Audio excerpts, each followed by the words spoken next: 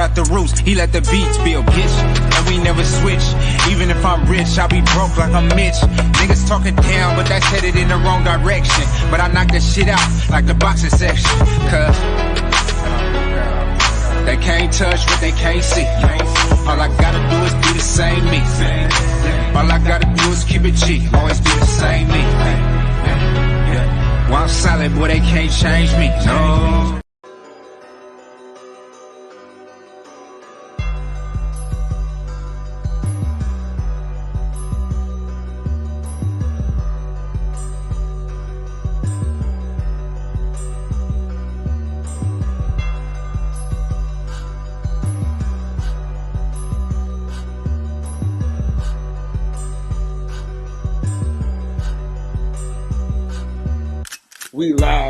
We live from the boxing section, you dusty ass niggas.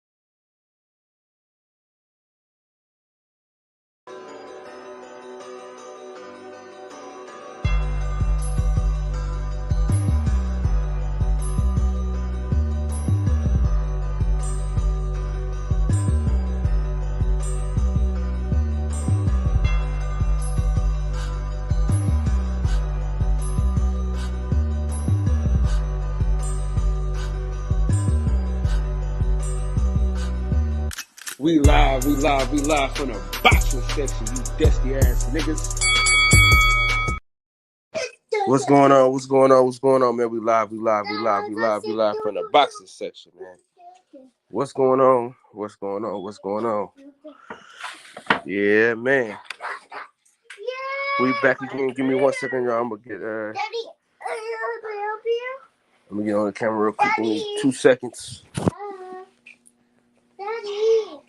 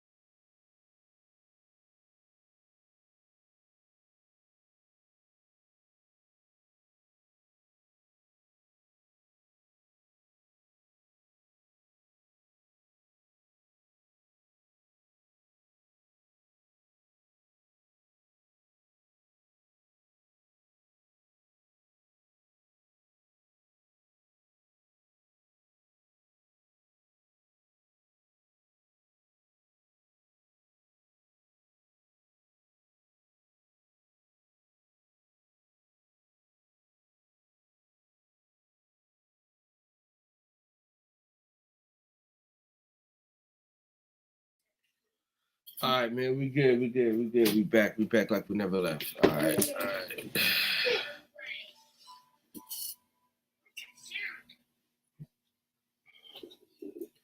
What's going on, everybody? What's going on, man? We live from the boxing section. All right. Yeah. Shout out to my boy Sheldon Moore in the building, man. Appreciate you for sliding through. Man, we having one of them hair days, man. Jesus.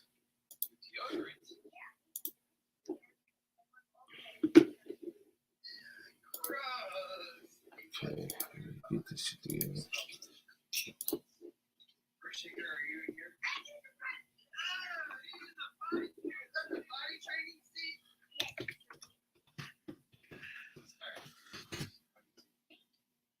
All right, so Joe Gruesome, he released a statement how he left the little homie on stuck. I need to try to find that real quick, and in that way, we go from there. But I do need to see this statement. Okay.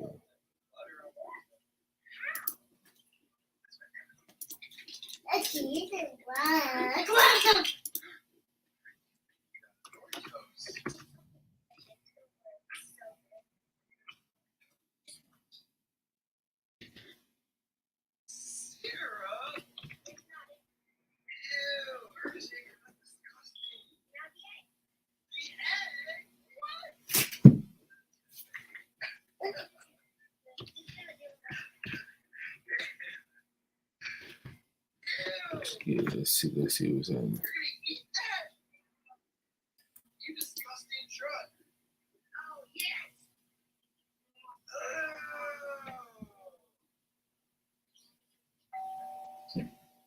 Let's see Joe Gruesome.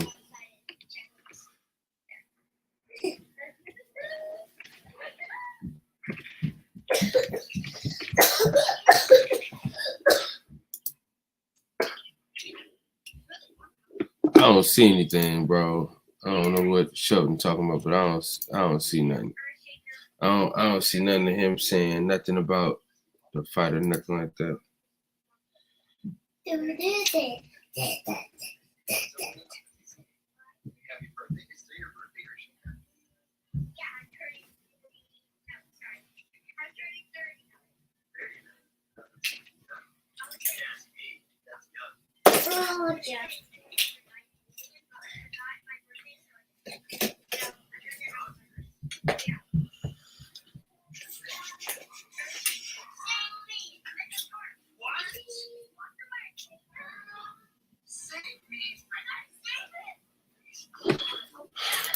All right.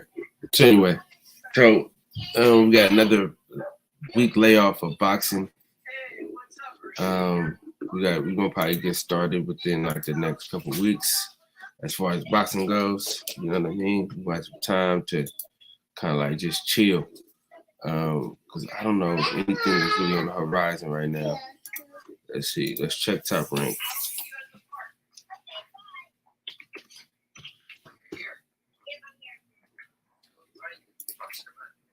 Stop.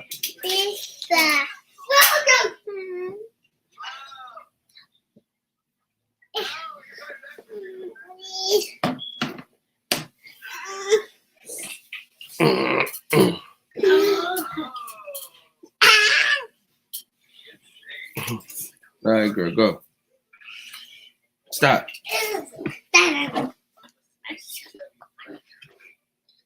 All right. So let me see check Top Rank. I know we got Devin Haney. Girl, what is you doing? I know we got Devin Haney coming up. I know we got a fight in Stockton coming up. We got Viva La Mexico in the building. Mexico. What's good? I got this unruly kid.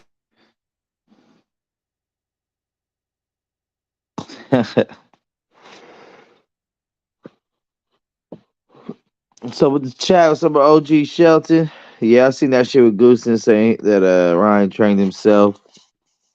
but it's bad.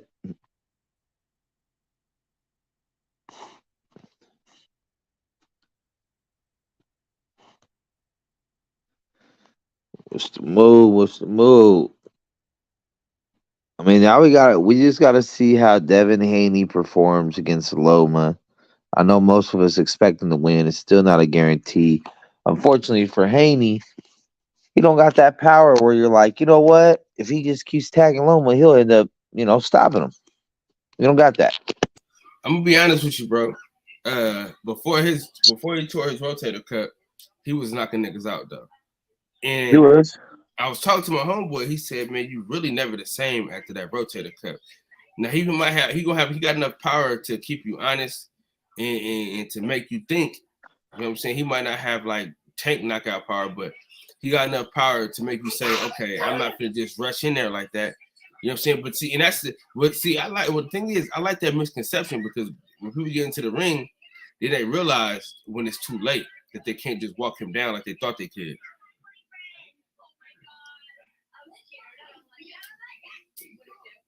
There you go. Here's the question though: does Loma have more stoppage power than Devin? Absolutely not, bro. Come on. I don't know, man. I don't know that. I mean, because Loma be dropping dudes, I don't know if it's a balance thing. Maybe you catch him with all balance type shit, but Loma do be dropping dudes, even though he's small. He don't be dropping nobody that we respect.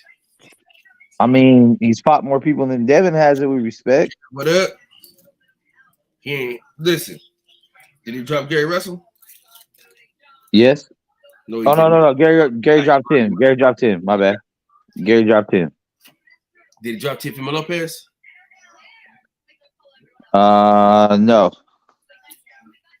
All right then.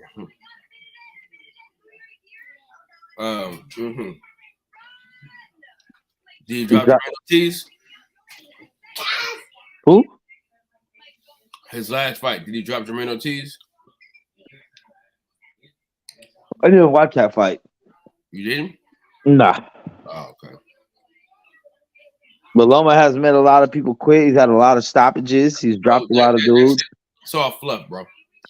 It's more than what Haney got. It's not. It's really not, though. It's really not.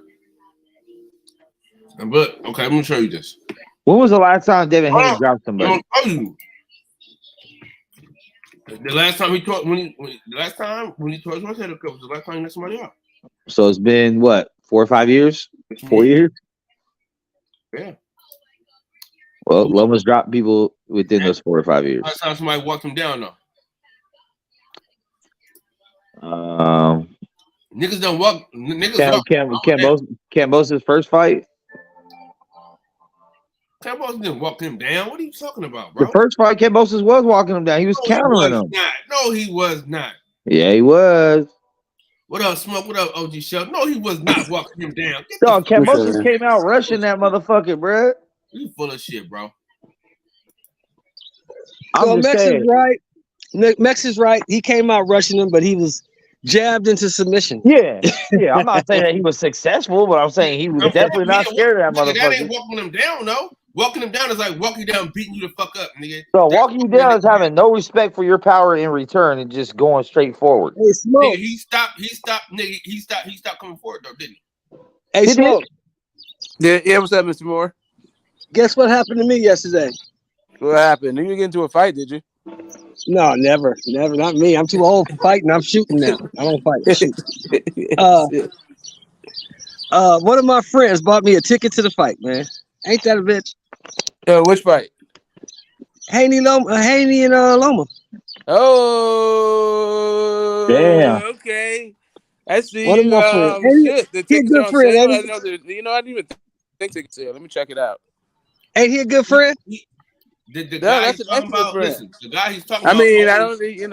Yeah. Hey, listen, Smoke. The guy he's talking about owes him his life anyway, so that ticket don't mean shit. I mean, the ticket's still cool, no matter what. Like, it doesn't stop at the ticket, does it? All right, so listen. And see, this is what happens. I want to say this. This is what happens when you do something. When you do stuff for people, when you look out for people, and you ain't really looking for nothing back. You're just doing it because they're good people. You know, that's what happens. Shit. That's excellent. This is the last time we got somebody down right here. Sounds like a tax write-off. So this is the last time you got somebody down. 2019, bro. It's 4 years ago. Yeah. But dog.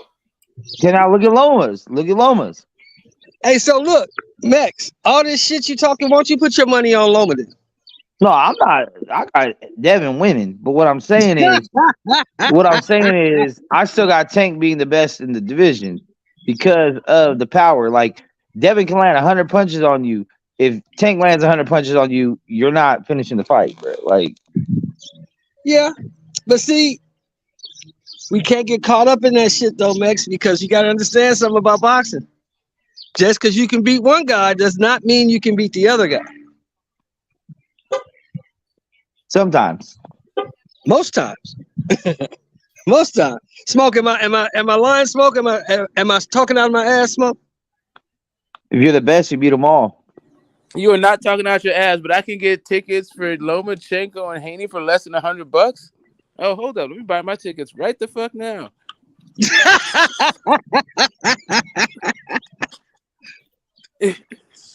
Man, I did want to go to that fucking fight, but I think it's too quick of a Vegas turnaround for me, man. I'll be good. Bro, it's not, bro. Bro, I'm going to Vegas next weekend. How much you spent the last time, cuz? Not that couple much. racks. Couple racks. How your racks looking in your savings? Man, I ain't working, so not good. Not good. Yeah, I get you. I hear you. It's only 20. And I'm going to Vegas. Away. I'm going to Vegas Cinco de Mayo weekend, so that's going to be another like probably 2,000, 3,000 right there. Yeah. And the fight's only 25 days. Go for this fight. And the fight's only 25 days away, so I get it, bro. I get it. And then Memorial Day weekend's a week after. You know what I'm saying? I'm just barbecuing at home for that. My daughter's graduating middle school, going to high school, and I'm going to festival. Yeah. Hey, man. It's time to get your sales up there, Max. Then you spent the whole weekend, bro. Cut it out. You said what? It's time to get your sales up there. You got to expand your empire, bro. Hey, you spend more money on that allegedly than anything else. Well, what happened? I spent more money. Yeah, I'm about to. So that what? started playing. Yeah, you need to allegedly. No, what I'm saying is you need to allegedly. Than you did anything else. On the midget, yeah. You need to allegedly invest in some more sellable items, if you know what I mean. Yeah. Yeah. I do. But then again, that comes with more risk. So, yeah, brother. That too. So you gotta figure something out, man. Gotta figure something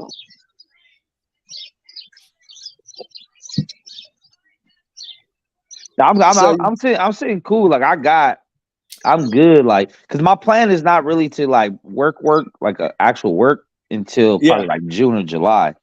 Like I'm doing events and shit. Like I'm probably gonna bartend in a wedding, like $1 million wedding. 20. You can't go because you got that trip that weekend. I mean, you got that event that weekend. Yeah. I'm bartending that wedding on the 20th. Oh, okay. I didn't lock it in though, because I told him, well, let me see what's up, because I was like, yeah, maybe I can go to fight, but I'll come back hurting from the fight. So I'll go to Tank and Devin in 2055 when it happens. Oh, listen though. You already had the Vegas experience already, right? No. Yeah, you have. You fucked a midget. That's the biggest Vegas experience. Listen. So listen what I'm saying though. We can do certain shit and keep it low. You know what I mean? Because instead of 10 strippers, you can only have 5. No, he was 2. But Max, when you go Cinco de Mayo weekend, you living it up. Then the next one can be business. We just strictly business. Nah, anytime I go to Vegas, I'm living it up, bro. I've only been once in my life. I still got a couple more things to do out there. You're going, dude. You're going a weekend, like 2 weeks before that. So you need to keep one business, bro. Every time I step out, it's business. Hey, Smokey. I'm Yeah, just what up? thinking like, Yep, what's Did up? you hear the statement Goosen put out today? No, I saw B Hop and I saw Oscars. Yeah, Goosen said that motherfucker trained himself, man. Oh, man, that was kind wow! of Is he obvious. also giving himself instructions in the corner? He said you can't. He said you can't train Ryan Garcia. You have to collaborate with him. Oh, it's not my fault. Did I do that? It's not my fault. Hey, listen, It's the CYO. Oh my God, dude. Hey, My to Goose's God, credit, though. dude. To Success Goose's has a credit. million fathers, and Hold on. and what? Listen, And failure is an orphan. Hold on, Mhm. listen. To Goose's credit, Ryan Garcia didn't look like a Goosen fighter, bro. Let's be honest, bro. He looked like what? He didn't look like no Joe Goosen fighter, bro. He didn't look like a fighter. Period. Huh? He didn't look like a fighter. Period. He looked terrible in there.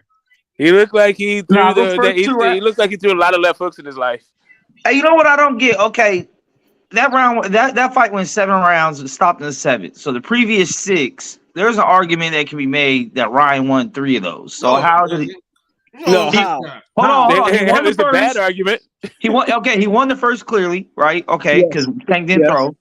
Yeah. He was winning the second. Obviously, he got dropped, so that nullifies that. But he was dominating the second. That's probably his best overall round before he got dropped. And then the 6th was But he like still a lost swing that round. round. So it's not The that si- round that the second he did not win. So it's not that round. So whichever. What's Well, the I other mean, round? there could still be an argument made that it was a 9-8 with the knockdown still. I mean, but you can't make the argument that he won the round.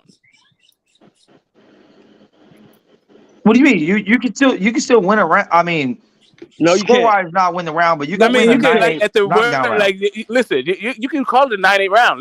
Let's say you call it a 9-8 round. You still would be Ryan Garcia losing that round. Yeah, but I'm talking about as far as like the point. Obviously, with the knockdown, changes everything, regardless. But what I'm saying is, like, he was doing very well the first 2 rounds, and then the 6th round was like a swing round. So out of 6 rounds, there's 3 that he has an argument like he did well in. So he had 3 rounds where he did. Okay, so did well. Okay, cool. So I'm in the first That's why round. it's a fight. Okay, hold up Go a ahead, second. Smoke. Go ahead, Smoke. Go ahead. The first round, throwing 2 more punches than Tank, who didn't throw any punches, isn't necessarily doing well, right? But I mean, cool, you can give him the round. The second round, he was doing well in, but he didn't win the round. Not even like a swing round. The 6th round, okay, you could say like maybe he won that round. Like did well in the round enough to, whatever. Like in a competitive round where Tank was throwing punches back. Yeah, so I'm saying out of the previous, I mean, the 7th is all over. So out of those previous 6, if he has a claim that in half of those he did good, then how could you say he just got mollywopped the whole time? I mean, obviously Tank was in control the whole time, regardless. But I mean, I have to say this, bro. I have to say this because I've said this a million times, and I guess you guys don't listen or don't comment when I say it, right? What the fuck does that matter in the grand scheme of things? It doesn't matter if he did well. There is no did well column in BoxRec. There is no I was almost there. I fought really, really good. None of that shit counts, bro. I mean, there kind of is in the He got his rankings. ass whooped, and he got knocked the fuck out with a liver shot. He didn't fight well. Yeah, His I mean, jab really, was lacking. what we're talking about is winning 2 out of 4 rounds, right? Yeah. If it only went 7, that means it completed 6 rounds, and it completed 6 rounds, he won 2 of them. If you were to be generous and give him the 6. His jab was lacking. His footwork was trash. He threw that lazy hook out there, got countered over the top. His defense is suspect. His chin stays in the air. He can't make adjustments. He's not very good, Mex. He's not. I don't know, bro. I think he still beats a lot of people in those nearby weights. And not any champion at 140 pounds. Like I was I saying, mean, like, I want to see Teofimo Rolly and don't look. Ryan Hey, Garcia fight. I think I wanna see Teofimo and Rolly Rolly fight. are there for the taking. Rolly and Ryan for the that 140 pound title he's about to pick up. Yep. Let's see it. Well, And here's the thing. Here's the thing, right? None of those fighters that you talk about him beating are going to be of any consequence in 6 months. Teofimo is about to get beat down and stopped by Taylor. Taylor going to stop him. Taylor's a dirty fighter, and Taylor's experienced, and Taylor's slick. Taylor gonna do shit to T.O. that nobody's ever done to him. Step on his feet, uppercut him, hit him on the clinch, hit him on the break, hit him low, rabbit punch him. He gonna beat T.O. the fuck up. Rolly's gonna probably beat this 40-year-old man he's fighting, but he may not, because Rolly's not very good either. So beating Rolly or beating the T.O. is not gonna mean much in 6 months. He's not beating Gary Antoine. He's not beating Regis. He's not beating Matias. He's not beating Ponce. Hey, he's not beating any of those guys. If this dude can get himself a belt, right?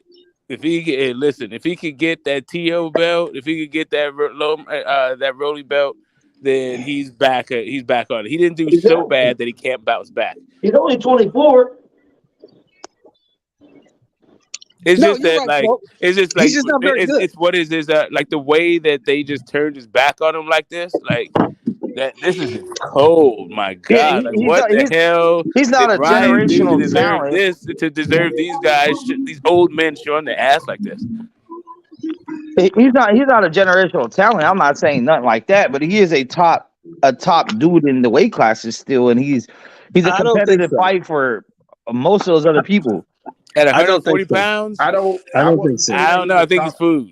I think maybe Rolly could get Rolly. until he fight more Barrios. I think he can get Rolly. I think he can get T.O. Yeah, maybe get T.O. I think he can get the last dude that T.O. fought, the Martin. But Yeah, that Sandro dude, Martin- Sandro Martin is that's not what getting I'm any saying. fucking belts. Sandro I'm talking Martin's about not we're talking about the a title holders. I'm talking about guys with the Yeah. belts, right? Like Guys he's not that beating are Josh comfortable. Taylor. He's not beating fucking Subriel Matias. He's not beating I mean, I Regis just- Prograis. I felt the same way about Josh Taylor as you because I actually really like Josh Taylor. Yeah. But after Josh Taylor's last fight, he does show some holes that can be exploited. So like no one's looking unbeatable in that weight division. It's not No, that's- unbeatable. It's we're not like saying that. we're talking about Ryan, not whether or We're not not they're saying unbeatable that. for each other. We're talking about Ryan beating them. There's some holes that can be exposed. You're absolutely right, but Ryan ain't the guy to do it. Yeah, exactly. Ryan's has way too many holes. For the holes that those guys have, like Ryan is not the guy to exploit them. That's A. And then his holes are way fucking bigger and more numerous than theirs. This motherfucker take got it hole one. after hole after hole after hole. Like, goddamn. Like, I mean, his right hand is nobody- absolute trash. The dude can nobody in only the land his world right hand saw that. as if he's standing on one fucking foot. There's no I- power to it. I'm just saying Why I you- don't think why that you there's much constantly out say there that? that Jack Catterall can do that Ryan Garcia can't do, bro. Yeah, I Jack don't know that Ryan Catterall Garcia will beat beats the Jack shit out of Catterall. Ryan Garcia. I need to see that Oh fight. shit! I need to see Damn, that fight. Jack Catterall will beat the shit out of Ryan Garcia. I don't know. I wasn't really impressed with Jack Catterall anyway. I don't know what y'all niggas watching. He'll fuck Me he'll either, fuck but I'm not T.O. impressed with He'll fuck Ryan him up. Garcia. He'll fuck Ryan up. He'll fuck Ryan. He might beat He not T.O. a mover Jack like Catterall that, will beat bro. T.O. The reason Like why- you Catterall have will to beat T.O. understand that Ryan has yet to face a 140 pounder yet. listen, He's got stopped by a 135 pounder. check it out though. You talking about reels like the junior middleweights? Well, you can't say that. I mean, sorry, because junior Tank welterweight. beat Barrios, It's nigga. and Tank Barrios- though, bro. Like Hold it's on. Tank. You can't say that because Mario Barrios lost it. He got knocked out by Tank, and Keith Yeah. Thurman couldn't put him away. So we can't say that. Yeah, that at 100. Listen Yeah, what I'm Keith saying, Thurman was bro. at a welterweight. They fought Tank. T fought Tank at 140 pounds. He just fought. That's what I'm saying. Right now, he just fought Tank at 140 pounds, but with the This is what catch weight. I'm saying, though. I'm saying, like, at this point, He he got- has yet to hold on, even listen, face though. he's yet to even face a real 140 This is what pounder. I'm saying, though, bro. It's the same thing as Mario Barrios, bro. Mario What's- Barrios got dropped by Tank and stopped at 140. Went up to 147. Yeah, that's fine. It had a I didn't say good- Tank hasn't faced a 140 pounder. I said Ryan Garcia hasn't Well- faced a 140 pounder. And Listen that's to Bro, that's listen what to I what I'm said. I telling you, think bro. Ryan I'm saying it's Ryan just should like fight Mario Barrios. Barrios. Ryan Say again? Ryan should fight Barrios has a fight. Hold on. Barrios Mario has a Barrios fight. faced a lot of 140 pounders, and he also faced a welterweight. He faced a 147 pounder Barrios who was has a a- hold on, champion, hold on, like a hold on. unified champion at one point. Like, at Hold on. welterweight.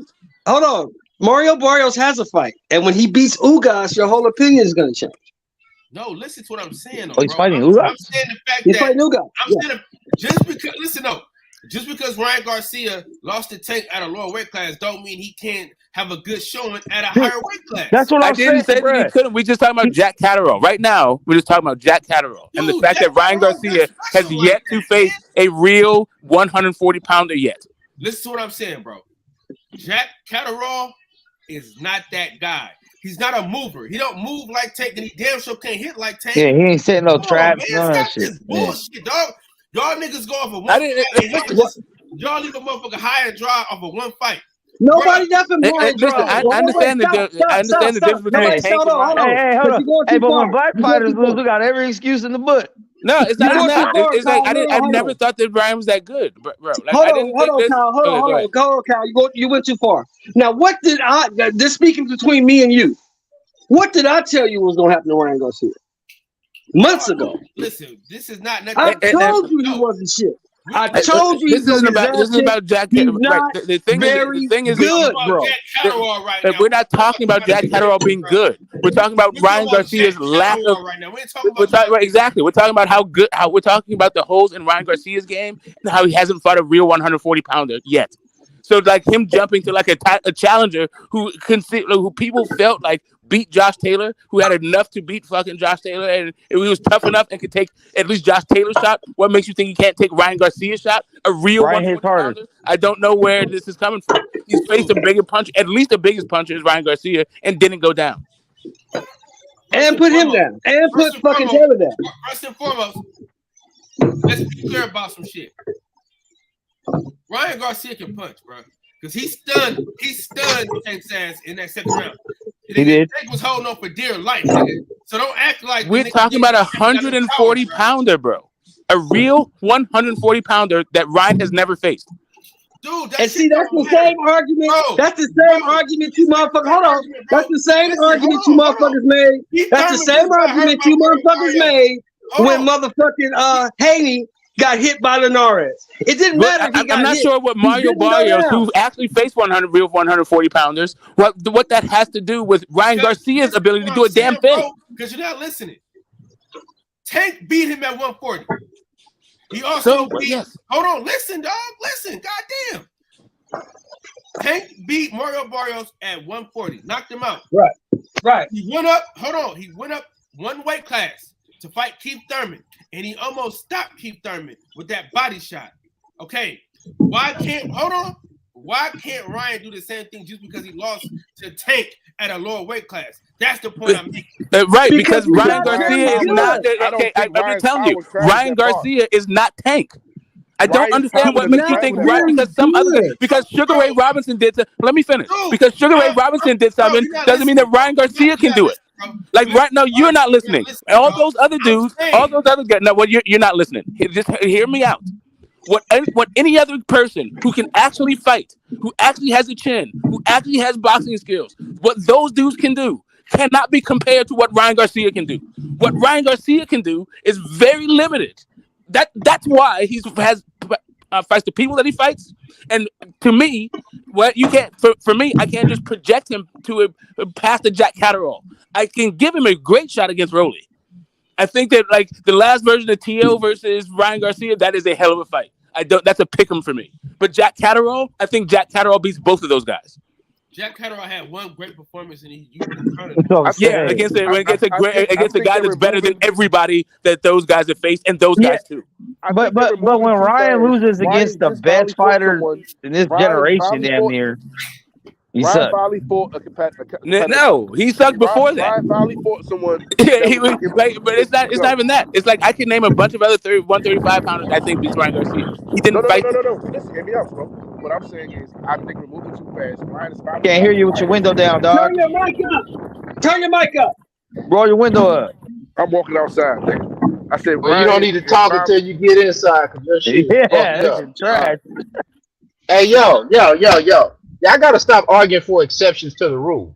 Y'all trying to make it sound like Ryan can do some shit that he ain't showing you he can do. Look, he hasn't even beat a champion at 135. Luke Campbell is the best fighter he beat. For y'all to think that he can beat Jack Catterall after Jack Catterall damn near beat Josh Taylor, who beat Jose Ramirez, right? Stop with the bullshit. Just because Ryan Garcia got fans don't mean he can fight. Ryan Garcia has too many lapses in defense and judgment, and they just told you he trained himself. So what does that mean? He doesn't take coaching well. He left Canelo and them. He doesn't take coaching well. You've probably seen the best you're going to see from him unless he changes his mind and attitude about fighting. And that's what I was trying to say. Let me show y'all Finally something. see him fight another. You ain't got to show me shit. I seen the fight the other night. I want to show y'all Jack Catterall though. I want to show y'all Jack Catterall. Jack Catterall damn near beat Josh Taylor, brother. Josh Taylor's a pound for pound fighter, bro. That's what I want to Jack Catterall can fight. Ryan finally fought somebody that can fight. Now he just got to show us where he's standing at. This is what happens now. Man, I bet you Jack Catterall will beat that boy ass. Boy, you crazy. I'm about to show you Jack Catterall. If we're talking about there was a narrative that goes around that says it takes a slow start. Y'all talking about who he These motherfuckers, something wrong with these motherfuckers getting this smoke. I don't know what's wrong with them. The idea, so there's this idea that Tank is a slow starter, right? But out of the first six, in the first half of the fight, though, bro, hold on. Look who he fought. Y'all bringing up Ryan Garcia's resume, right? Now let's bring up Jack Catterall's sorry ass resume, bro. Is Josh Taylor better than everybody that Ryan Garcia fought or not, brother? All 140 pounders. Hold on, Smoke. Is Josh Taylor better than everybody Ryan fought? Yes or no? Josh Taylor, who else? Josh Taylor is better They're all 140 pounders, right? So you saying Josh Taylor ain't better than if you put Tank Davis in the ring with that motherfucker, you gonna get ate alive. You crazy.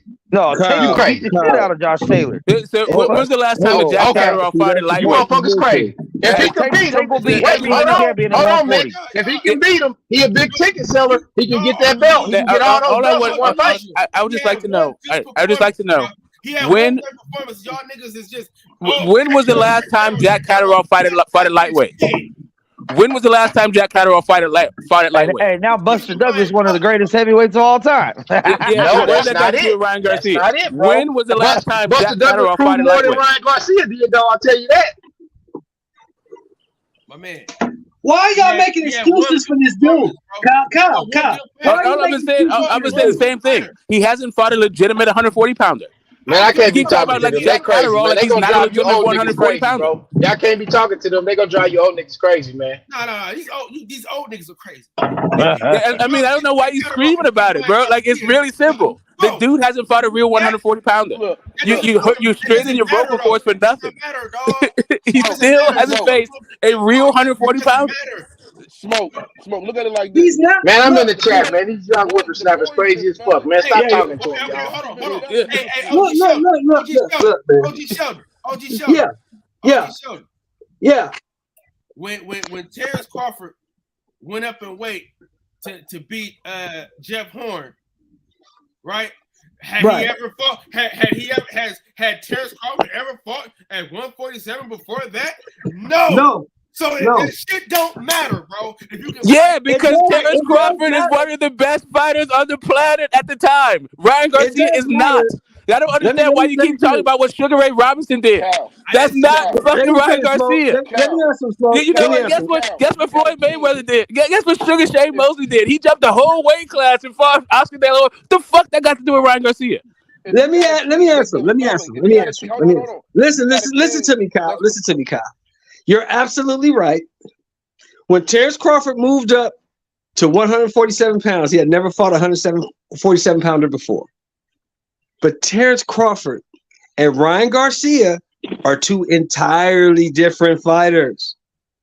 Ryan Garcia, no matter what you say, no matter how you try to shit on Catterall's resume or anybody else's resume, Ryan Garcia is not very good. But Shelton Moore, he never has been. He's never fought shit, and he's never beat shit. He's not good, bro.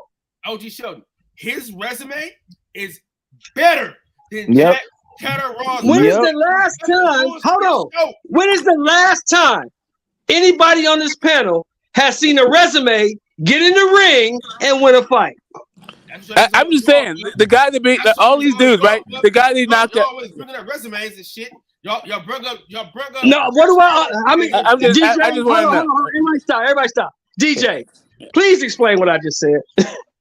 You won't. You can't. You won't. First of all, hello everyone. What's up, DJ?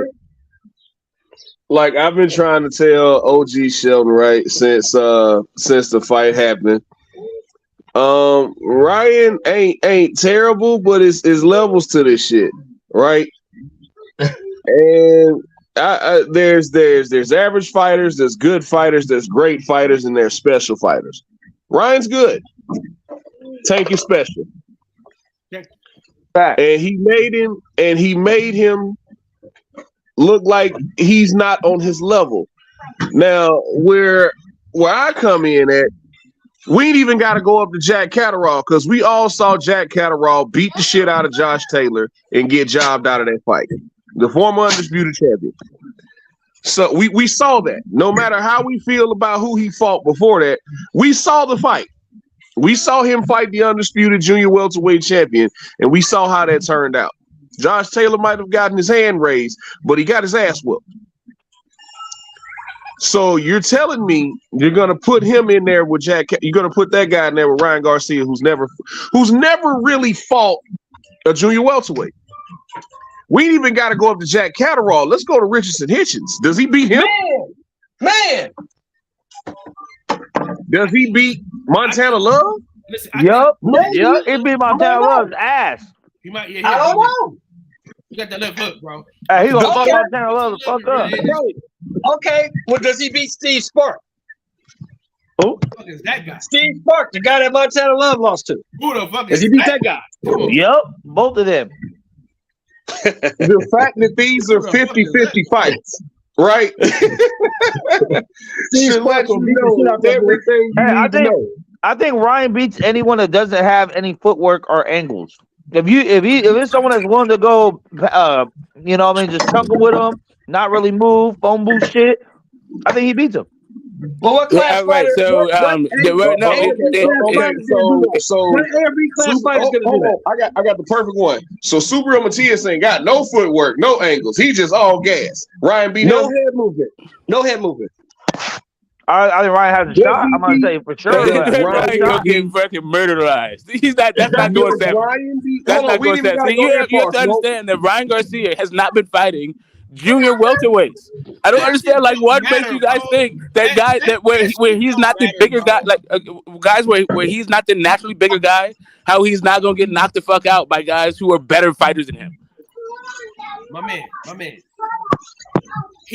Listen to me, dog. He's good enough to beat a lot of 140-pounders, bro. Yep. Sure he is. I said sure he is. I'm just saying. To me right now, the top of the top. Listen to what I'm saying. To me right now, there's only a few people that beat him at 140, bro. Regis Prograis, because Regis Prograis, that motherfucker's special. Richardson Hitchens is special. I don't know because Gary Antoine is hurt right now, so he out of commission right now. He could probably beat Rolly. He might be able to beat Josh Taylor. Who? Hold on. You forgot Subriel. I don't understand why you talking about the guy that's gonna punch a hole through it. I'm not saying he will. I said he might. He might can do it. He might be. No, you're talking about Josh Taylor, or we're talking about Subriel? I think he beat him too, though. If you ain't moving, if you can't. You said two guys. All right, cool. Right. So, what about guys that can just take a shot? Listen, because they've been in there with bigger punchers. Listen, if you can't move out the way of that left hook, like how Tank was able to move out the way of that left hook, bro, you're going to bed, bro. Because he caught Tank with that one, and Tank was holding on for dear life. That whole second round. Right, that's Tank. Do you understand? Do you not understand that Ryan Garcia? Okay, so do you think that Ryan Garcia hits harder than Jukumbayev? Do you think he hits harder than Jorge Ponce? He might. Do you think he might? He might not though, right? But dog, Ryan has dropped everybody but guys Tank. are taking those shots at the higher weight class. Ryan has dropped every single opponent but Tank. I got it. And every single one of those opponents were fought at lower than 135 pounds. All those guys were shit. All those guys were trash. And old and small. Nobody who could fight. They're old, little, and fucking not good. He's fought nobody that can fight, bro. Nobody.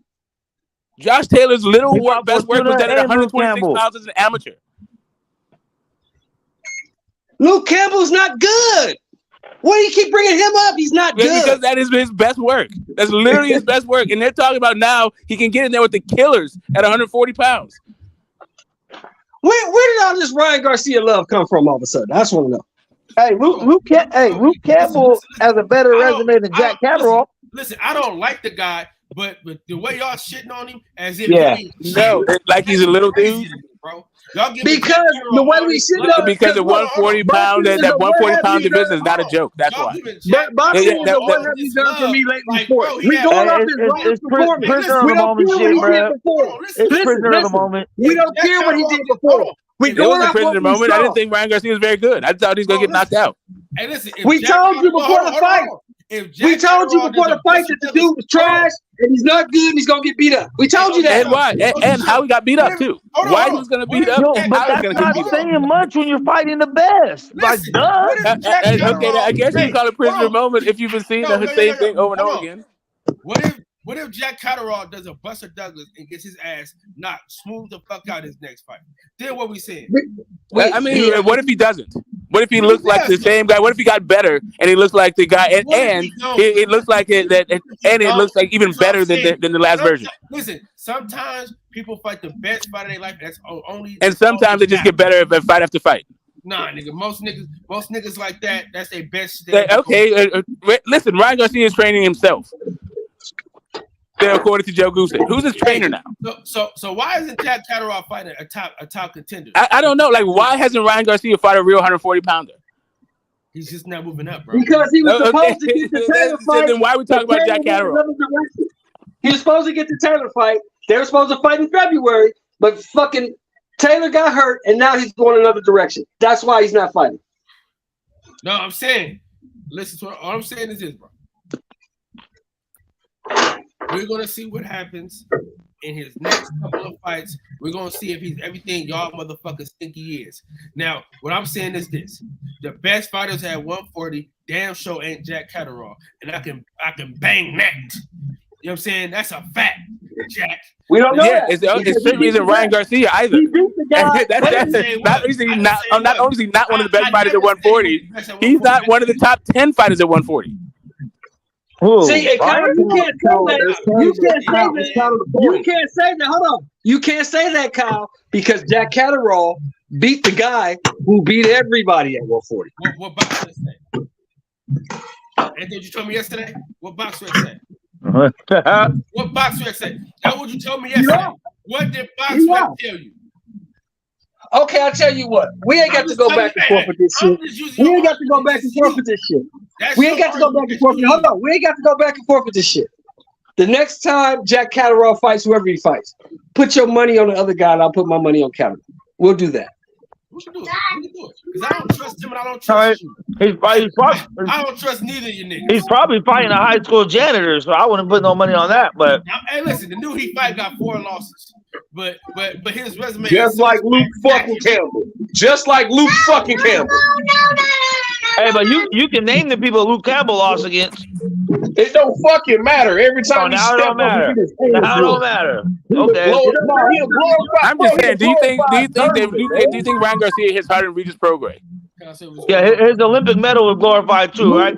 Luke Campbell is a glorified fucking journeyman, man. I wish people quit bringing him up, dog. I'm just saying that gold medal was at 126 pounds.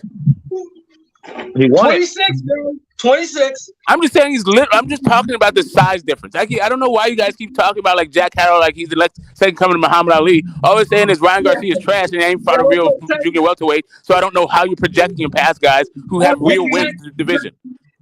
Y'all keep bringing up Jack Catterall because we know he doesn't beat the champions. He doesn't beat Josh Taylor. He doesn't beat Prograis, and he doesn't beat Subriel Matias. So you got to go down a level below that. So we're going down a level below that. So does he beat the Catteralls and the Arnold Barbosas and the guys like that? Does he beat them guys? Does he beat the Richardson Hitchens and the Arnold Barbosas and the Jack Catteralls and the Gary Antoine Russell?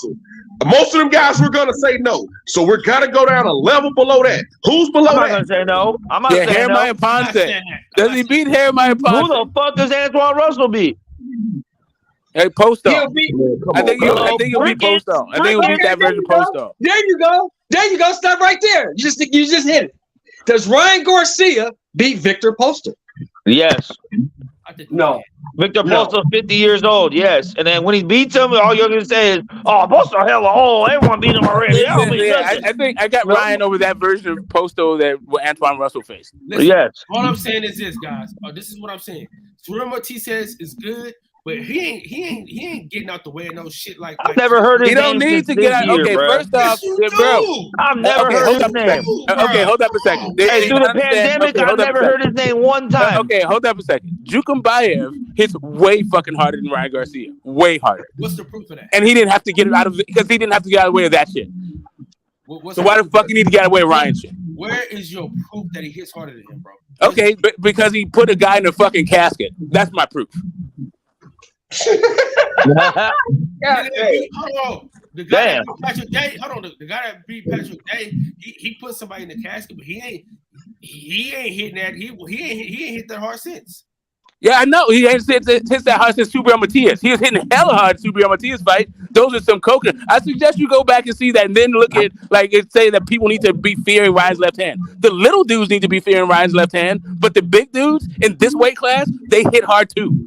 And they take shots from guys who've been hitting harder. There's no telling how hard Ryan's going to hit fully hydrated, though. Yeah, okay, I don't know why he was dehydrated in the Fortuna fight or the Emmanuel to-go fight. Don't take that away. They weren't catchweights in those fights. And let me point out the hypocrisy, though. When it comes to Devin Haney, everybody goes, oh, when he moves up to 140 and he's not draining himself, he's going to hit harder. We might see better. But when it's Ryan, he ain't got no power. He ain't going to beat nobody. He's got We've already seen him at 140. Do you not understand we've already seen Ryan Garcia fight twice at 140? What happened? We already seen Ryan Garcia fight twice at 140 with no catch weight, no rehydration clause. And what happened? Emmanuel to go and fucking Fortuna. One went the distance, one didn't. He fought 135. Hold on. So answer your question, man. He fought 135 pounds. He fought 135 pounds. Fortuna came up from 130. Where Fortuna came up from even smaller than that. And remember though, that weight was what it was because Fortuna couldn't make weight. I don't care who the point was. The point is they're at 140 pounds. You can't be like, oh, he came up at 130, but then he didn't make his own fucking weight. Okay, my point is we've seen it at 140 pounds with no catch weights and no rehydration. We've seen what he's cracking like. And he won both of them convincingly. He did, but that doesn't mean he's hitting hard than fucking Jukumbayev and Josh Taylor. No, I don't think he got Josh Taylor. I think Josh Taylor best in the division. Here's the thing. All I'm saying is Ryan can get a belt in that division. Ryan is not very good. Fucking Jorge Ponce. Stop trying to make this guy. Do you think Ryan could beat Jose Ramirez? No. Hell no. Hell no. I don't know. Hell no. I don't know. No. I think Josh Taylor hits harder than fucking. You think Ryan Garcia beats Richard Comey? Hell no. What? Hell Richard Comey has kind of cement feet. Richard Comey on his last legs, but he also has a rip. But I don't know. Richard Comey is also. I don't think he's that good, but he's also another 135 pounds. He don't beat Pedraza either. He don't beat Pedraza. That's what I'm saying. Like those kind of 140 pounders got their ass whooped. All those dudes had great success at 135 and 130 and all that shit. At 140, they didn't do shit. They was just getting their ass whooped from pillar to post. He don't beat Pedraza either, bro. He's not very good. I think he beats Pedraza. What did beat Linares? Maybe. What did Linares do at 140? He'll beat Pedraza. I don't think even though I think the guy's a certified fucking duck. I don't think he beats Jose Ramirez. He don't beat Ramirez. Nah. Ramirez beats his ass. I don't think Ron beats Jose Ramirez. Who did Ramirez fight last? Who did Ramirez fight last? I'm not even going for the name. I'm going for the guys that they fought last, right? Jeremiah Ponce. Like I don't think Ryan beats Jeremiah Ponce. I think he's getting knocked out by that guy. He don't beat him. He don't beat fucking Jose Cepeda, bro. He don't beat him. He don't beat Jose Cepeda. Nope. To me, it doesn't beat Jack Catterall. Nope. Does he beat Sandor Martin? Yep. Maybe. I don't know though. Sandor might do him the way he did to you. But Sandor Martin can move. Like you said, Sandor Martin can definitely move. That dude is not very good, man. I just don't understand why y'all can't see that. That dude is not very good. His footwork is trash. His defense is trash. He has one shot, the left hook, but he don't have the delivery system to get it there against tough guys. He's not very good, man. He's. I don't know what you guys see, bro.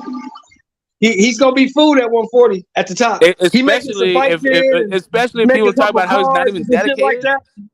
But the top guy at 140, he is fucking cannon fodder. You remember that word, Smoke? Cannon fodder? Yes, sir. Front line dudes. Front line, you just take the cannonballs. Just run face first into those cannonballs. But apparently, everybody is upset with the guy. Nobody likes him. Oscar told him, I wasn't ready to cash you out.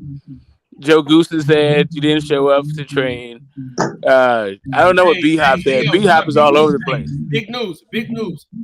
Huge fucking news. Big Baby, the real Big Baby Anderson is fighting Zane July 1st, nigga. We are. Oh, that's a good fight. Let's fucking get it. Where at? Guess wow. Guess what's on that card? Troy Eisen. So you know we in the building. Where at? Who Big Baby fighting?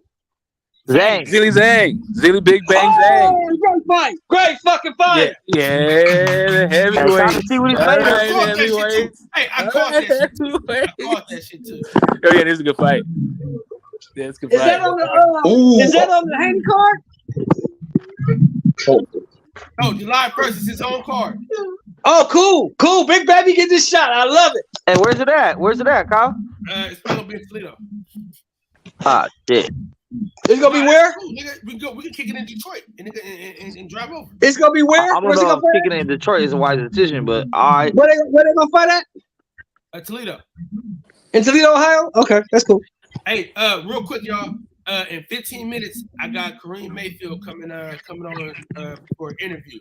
So if y'all want to this is what I want you to do on the interview. I want you to ask Kareem Mayfield how good Ryan Garcia is. Matter of fact, I'm gonna send him this looking scared. I just think it's crazy when you lose against one of the best fighters in boxing. All of a sudden, you're just the trashiest person. Who says he wasn't okay? I mean, one of the most popular guys in boxing. Oh no, it ain't my bad, y'all. It's not Zane. Hey, my fault. Who is it? Ryan Garcia. Someone we never heard of, probably like the rest of his fucking fights. Some other nigga. Somebody we ain't never heard of, like the rest of his fucking fights. But here's the thing, Max, to what you were saying.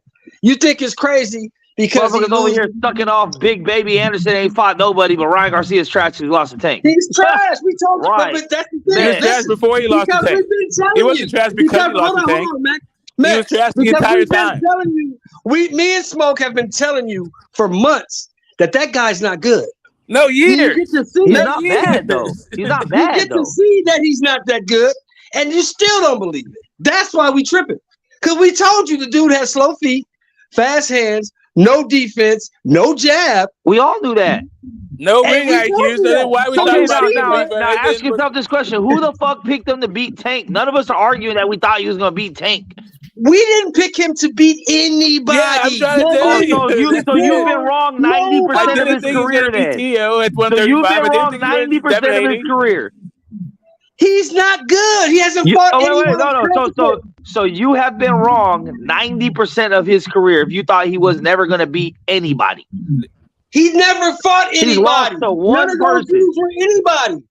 Fortuna is a same nobody. Person everyone else has lost to. Tago is a nobody. All these guys he fought are nobodies.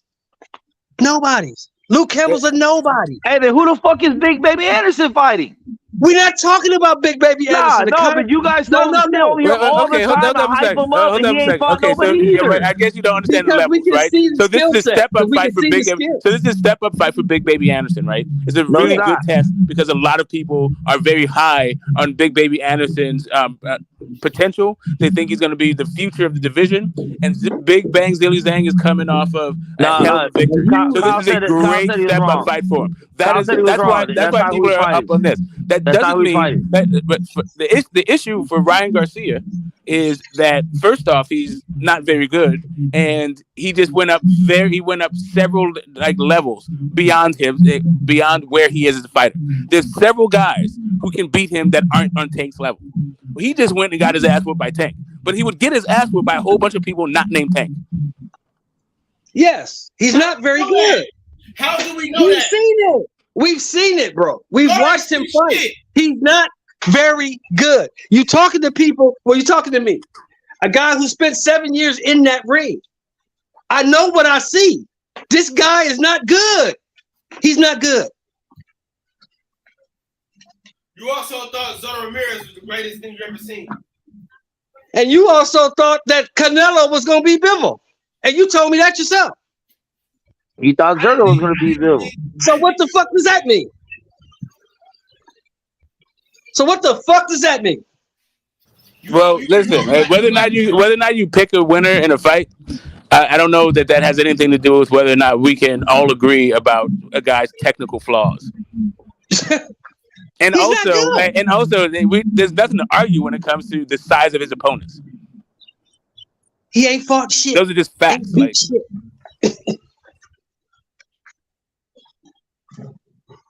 we'll see. He got a lot of years ahead of him, so we'll see exactly how he pans out. We saw, and we're gonna continue to see. All right, we're gonna remember this conversation. 40, when he moves up to 40, them dudes up there can fucking fight. Who? 40 is a weak division right now. They can definitely. I feel like they at least are cracking as hard as Ryan Garcia, if not in a lot of cases harder. And them dudes, according to Joe Goosen, go to the gym more than 3 days a week. Them dudes can fucking fight. So unless he has some miraculous turnaround and starts training every day and really gets serious, there are 2 dudes in that division that are above everyone else, and that's Prograis and Josh Taylor, and then everyone else is a level down from that. Everyone else a level down from that, and everyone else a level down from that will beat the shit out of Ryan Garcia. Every one of them. I can't wait to see every fucking one of them. I'm not impressed with a lot of people with 140 to say that. I'm not impressed with Ryan Garcia. I'm not saying I am either, but he's right in the mix. That's what I'm saying. They're 50-50 fights. No, they're not. No, they're not. Yeah, I don't see him as 50-50s. Not like I said, like the top 10. I can I got Catterall. I pick Catterall to win. I picked Josh Taylor to win. T.O. I think is a 50-50 fight, and I think Rolly. I might edge him against Rolly. That's like a 55-45. I think I got him beating Rolly. That's the guy with a belt who seems to have a belt. I think he can beat. But and maybe I guess the guy that Rolly's fighting. But yeah, Gary Antoine Russell. I wouldn't pick him in that fight. I wouldn't pick him against.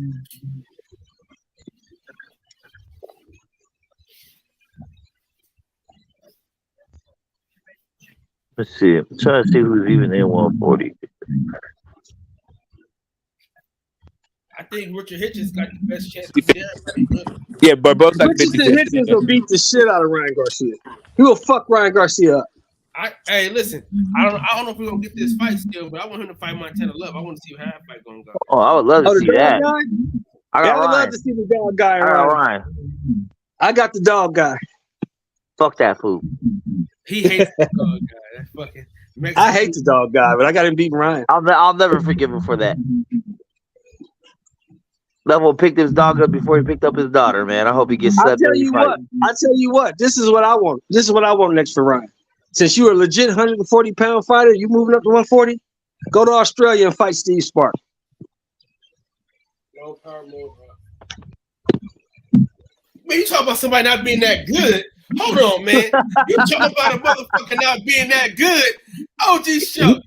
He ain't that good. Spark ain't that good. Bro. Let them two fight. Bro, you talking about Let them two fight. That good? Come on, guys. Let them two fight. I mean, he beat the shit out of Montana Love damn near every round. He fucked Montana Love up. You watched that fight. He beat the shit out of Montana Love. Did he not? He didn't beat the shit out of nobody, bro. He caught the nigga. Did he not? He beat the shit out that man. Stop this shit, man. He beat the shit out that man. And you picked Montana Love in that fight. And that man Spark came in there and beat the shit out that man. Everybody picked the nigga to beat him. And he got his ass kicked. Did he not? I don't know about all that, bro. You don't know about all that, huh? I don't know about that. Hey, DJ, he don't know about all that, DJ. You know, I don't know about all that.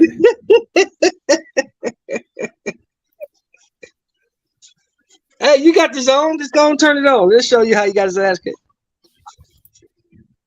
I'm not doing that. I'm just sitting back, eating, listening to y'all with the rigmarole. Now, I just asked one question, DJ. Did Steve Spark not beat the shit out of Montana Love? Yeah. He beat the shit out that man. He beat the shit out that man. But to quote you, Montana Love ain't that good. He ain't that good.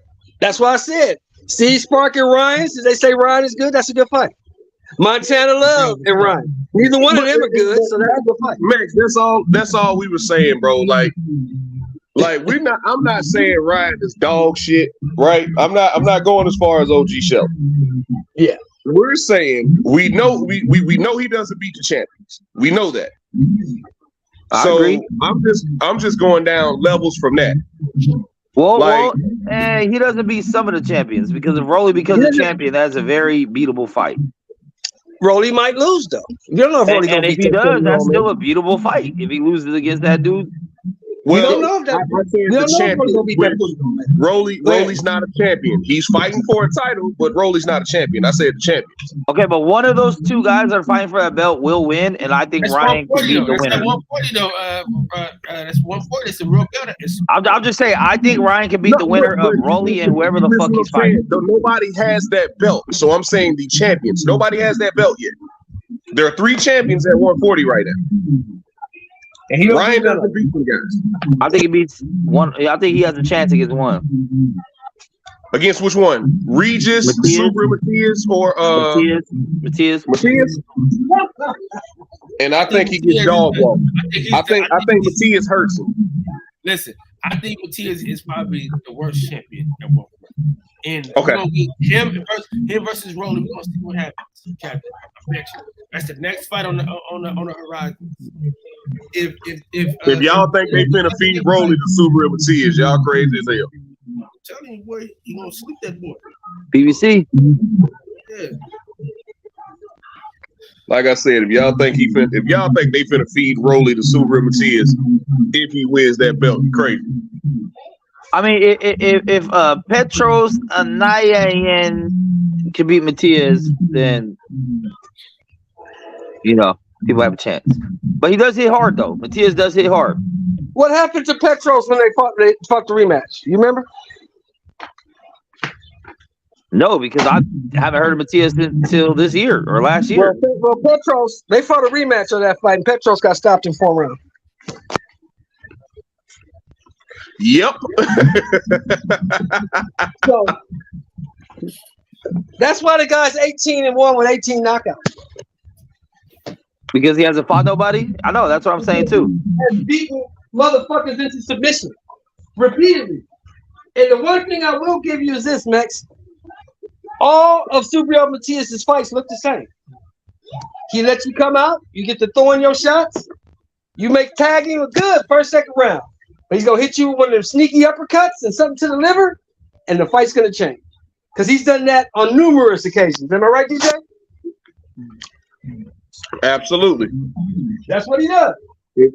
Like Hermes Ponce, who was undefeated. I think he was 29-0, right? Came out. He came out like gangstormers, right? Came out in that first round, couldn't get Matias out of there. Matias said, "All right, bet," and proceeded to beat the living shit out of him the next 4 rounds. So, like I said, I don't think Ryan beats Matias, Prograis, or Josh Taylor. You go down a level from that, because he beat the Catteralls and the Jose Ramirez's and the Arnold Barbosas. Yeah. He has a chance. That's why it becomes 50-50. Well, shit, you got a chance, Max. Not a very good one, but you got one. Hold on, it's a 50-50 fight with Jose Ramirez? Jose Ramirez has not looked that great nor fought top competition for a while since Josh Taylor. And he lost Josh Taylor. Richard Gomez. Bro, hold on. See? Hold on. Let me point it out. Let me point this out. When I talked about what? Yeah. No, but when I talked about Ryan fighting Richard Commey, hold on. When I started talking about Ryan fighting Richard Commey, all I heard was excuses. Richard Commey was actually 135 or moving up. He ain't looked like shit. He ain't been shit. But then when Ramirez beats him, he beat Richard Commey. Like, come on, bro. You didn't hear that from me. I told you Richard Commey beats Ryan Garcia. No. I still say no. He does. He beats him. Absolutely not. When was the last time Richard Commey beat anybody? Richard Commey ain't been the same since TL took his soul. Richard Commey will beat you out of Ryan Garcia. Okay, cool. So that's your opinion. You think a fight between Jose Ramirez and Ryan Garcia is a 50-50 fight. Cool. Yeah. I think especially by the time it happens, which probably wouldn't be toward beginning of next year. Because Ryan's not gonna jump in there with the top name right away. He's gonna get a little build-up, tune-up fight to have a viral knockout to say he's back. So that's probably gonna be the end of this year. So by the time he fights real competition, someone we know, probably won't be till the beginning of next year. I don't even think it'll be then, Max. I think it'll be the end of next year. That's a possibility. He might get two. They're gonna give him at least 2 or 3 fights to get reacclimated to the weight because Tank made his ass come back down to 135. I wish people could talk about that damn rehydration clause like Oscar, Floyd, Manny Pacquiao, Canelo, fucking Sugar Ray Leonard. Niggas been doing this shit since the beginning of time. And so but DJ, this one was different though because Tank himself Tank himself couldn't rehydrate. All those people you named, they were allowed to rehydrate as much as they want. Their opponent wasn't. On this one, they both weren't allowed. No, that's not true. That's not true. When you have a rehydration clause that applies to both fighters, what are you talking about? Not if you're the A side. No one-way rehydration clause. That Danny Jacobs shit was not a 2-way rehydration clause. No, it wasn't 2-way. It wasn't 2-way. Danny Jacobs just blew it off. He said, "I'll give you $1 million. I'm not doing that." Danny Jacobs just blew it off. He said, "I'll just pay you. I'm not doing none of that shit. I'll just pay you." All the years Canelo had guys weighing in at 155 for a middleweight fight, like nobody said shit. Nobody said dick. It was okay. But see, here's the thing. If you want to be technically sound, DJ, anything over 154 is middleweight. I got you. But when you tell somebody they can't weigh in at the full 160 limit, they got to come in at 155. And he had to come in at 155 too. So it's not a one way. He had to do it too. Yeah, just like Tank had to come in at 136 too. And he had to weigh in the next quarter too. That's why I'm with you, DJ. Stop talking about that shit. Because you want to hear fighters. I don't be wanting to hear shit about Ryan and his rehydration clause. Nobody brought up the point. If Ryan is such a 140 pounder, why is he trying so hard to fight a 135 pounder? And why is he dragging motherfuckers up to 140 from 135 to fight him? Thank you. Nobody brought that up, but everybody want to shit on this win for Tank. Rehydration clause. Well, if Ryan's so goddamn big, why don't he go up and fight Richardson Hitchens? I got no answer for that. Nobody gave me an answer. Yeah, you good? You a 40 pounder? Go fight. Fuck. Tank. Tank ain't even got a belt. Go fight. Regis Progress. He got a belt, a real one. Like, go fight Matias. He got a belt, a real one. Since you a big star, you can make any fight you want, right? I'm of the minority that actually counts regular belts because it has a mandatory. Yeah. He has to defend that belt, or it will get stripped from him. He's paying sanctioning fees on that belt when he defends that belt. Yeah. So, and that's good. And all that's fine. That's fine. But I'm just saying, the recognized guy at the 140 pound division. He just can't unify. That's it. Who's the recognized guy at 140, DJ? At 140? Yeah, who's the recognized guy? Is it Tank Davis? No. It's Taylor. It's fucking Matias. And it's fucking Progress. Hey, whenever Tank wants to move up, that's his division too. Well, he got to go fight him first. He ain't beat them dudes yet. You can't give him motherfucking credit for fights he ain't fought yet. Go beat him. If you that guy, now, we like the matchups. We like the matchups, but you know, we can't like it ain't no foregone conclusion Tank gonna beat Regis Progress now. Yeah, it is. Okay. Yeah, Josh Taylor can land those punches. Tank lands those. It's night. Okay, so look, if they Fair make enough. that fight, you put your money on Tank, right? Yep. All right, I got my money on Regis. We can do that. You can make it light on yourself. Bet We can whatever do that. you want. Yep. Bet whatever you want. I bet you 100 in food stamps. I don't have food stamps, so I can't pay you. All right, that's 50 cash. We good. Okay, good.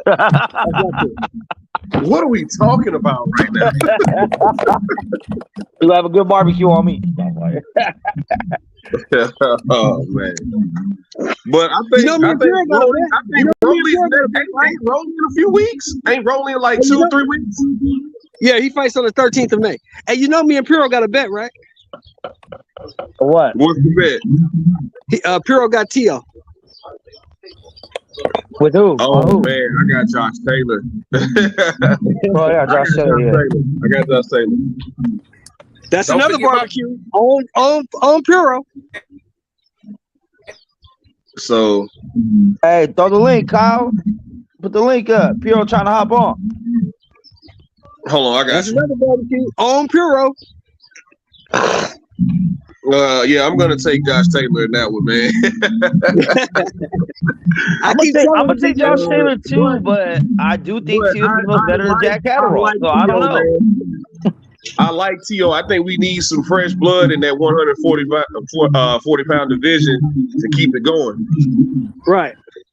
But I'm just saying, Josh Taylor's gonna do things to Tio that Tio's never seen before. But you also got to look at it like this. You also got to look at it like this, man. Tio been calling for that fight for about 2.5 years now. Yep. So I think that was part of the reason why he got his ass whooped with Kambosos. He was looking past him, already talking about Josh Taylor. His daddy was talking about partying and shit. So I think he was looking past Kambosos, and ended up getting his ass whooped. But he was looking past Kambosos to get to Josh Taylor. So I can't be mad at that. The man was trying to go undisputed at a higher weight class. Can't really be mad at that. But at the same time, man, it's like, you called for the thunder, now you got it. I mean, Tio just wasn't that good, bro. That's why Kambosos beat him, bro. The fall from grace, though, man. We got to see if Teofimo Lopez can ever bounce back, man. Because that fall from grace was a fall from grace, my boy. Yeah, he having some Anthony Joshua mental problems right now. He's just not that good, fellas. Yeah, Anthony Joshua's just finding out he wasn't ever that fucking good. So I'm trying to shout a little bit. He questioning his whole existence right now. That's a fact. So is Tio. He's in good position, bro. He's only got one loss. He didn't lose to Sandor. I think a win over Josh Taylor, we can easily say Tio's back. Yeah, and I got 50 for fun with Shelton, but I think he has a shot. But I mean, you got to favor Taylor, bro. He's a good fighter, bro. Yeah. I mean, Tio got a shot. Now this is gonna be a good fight. Man, if the Josh Taylor that beat Regis Prograis and Jose Ramirez shows up, man, it's a problem. This is gonna be a whole problem, man. I think the inactivity, man, I think that's gonna be a big factor, bro. Yeah, Josh Taylor ain't fought for a minute. Yeah, since February 22, right? February 22. Hey, can we say this though, bro? Although we might think Tio can win, but I think Josh Taylor was looking past Jack Catterall, bro. He was. You know what I'm saying? I didn't think so because he won. I thought he won, so he wasn't looking past. I thought he did too, but a lot of people say he lost. So it's because it was close. It was a close fight with a nobody. That's why. The Canelo Alvarez effect. He has close fights, and he has to rig the card somehow. Right. Kind of like Canelo. Some of the scorecards be crazy though. Some of the scorecards be crazy. That was a troll, bro. Yeah, but I mean, it was a troll, but it makes sense, bro. Because take Canelo out of it. Anybody that's a close fight, bro. If the fans are have any little uproar, bro, it's a rivalry, bro. Yeah. I mean, speaking of scoring though, what's up with that round 2 scoring from fucking Tank and Ryan? One of the judges had it a 10-10. How do you have a 10-10? Weird.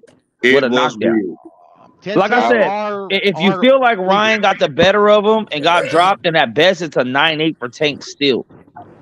Well, the thing is, it has to be it's a 10-point must system, so somebody's got to get 10 points. Somebody's got to get 10 points, which I hate the 10-point must system. Yeah, they discourage 10-10 scores. They discourage it, but they're allowed to give it if they really deem that there was no difference. But even in a 10-point must system, it's like, okay, it's a 10-8 round, right, for Tank in the favor of getting dropped. But if you feel like Ryan got it, then no one can get the 10. Ryan would just keep his 8 and Tank would have a 9 because you feel like Ryan won. Kind of like the Wilder Fury 12th round. Like, yeah, Fury got dropped, but if you feel like you won majority of the round, that could still be a 9-8. Hey, let me pull up the rules real quick because I don't remember. I was about to be like, no, but let me just pull up the rules to make sense, to make sure, because I don't remember actually how that works. Like if there's a knockdown and there's an even, I don't know. Let me check that out. Hey, all I remember, as long as I've been watching boxing, right? If your ass or your glove touched the canvas via a punch, it was automatically a 10-8, but the other fighter can work his way back to a 10-9. I didn't think the round was close enough to even warrant a 10-9. I felt like that was a 10-8 round. No, but I don't think you could gain an extra point after your knockdown. I think once you get knocked down, it's automatically 8 is the highest you can get in that round. But your opponent can get 9 instead of 10 if you outwork them. I believe. I don't know. I paid $100. Somebody's got to get 10. Course, it's so a 10-point must system. Somebody has to have 10 at the end of that round. Oh, you paid $100 for a scoring course? Yes, sir. By the WBC. Damn. Did they give you a little belt with it? I learned under the not certificate, but like you have to keep going with it if you want to become an actual judge. But since I don't want to become a judge whatsoever, I just wanted to know, like, for my own, like, just because I play boxing all the goddamn time. I hate sounding like an idiot, bro. So that's why I took it. Yeah. That's kind of Piro. That kind of sounds like the classes and shit that I would have had to take. I took 2 classes and say, you know what? I really don't want to do all this just to get cussed out. To be a high school football referee, right? Yeah, I hear you. I don't want to go through all this shit just to get cussed out. I got no interest, bro, in becoming. I don't have the patience with these people because I'm gonna say some shit back. No, exactly, right? Like, hey, what do you mean these people, DJ? These people, parents of high school football players. Okay. He obviously meant Asians, bro. He obviously meant Asians, bro. Yeah, I obviously meant Polynesian people. Okay. All right, let's see. Judge guide right here, bro. Judge guide. Yeah. So. All right, let's see.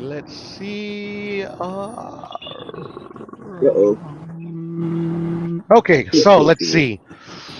Judges during, okay, so 10-10 rounds. The judge must score 10-10 if a tie is considered in a round because there is no clear conviction of awarding the round to one of the contestants. The judge will score a round 10-10 when a down boxer rises, then knocks down his opponent, and the rest of the round is more or less even. So literally for a 10-10 round to occur, according to the rules, Tank could drop him, but then Ryan would have to repay the favor. Ah, okay. Which it didn't happen, so they screwed up. Yeah, and since that didn't happen, wasn't that Dave Moretti who scored that a 10-10? I don't know. I can look it up. I think that was because anytime you see, like we've all been watching, but Piro, I know for sure, me and you and probably Kyle and Max, like we've been watching boxing long enough. We've seen enough of. Thank God they got her out the sport. Adelaide Bird.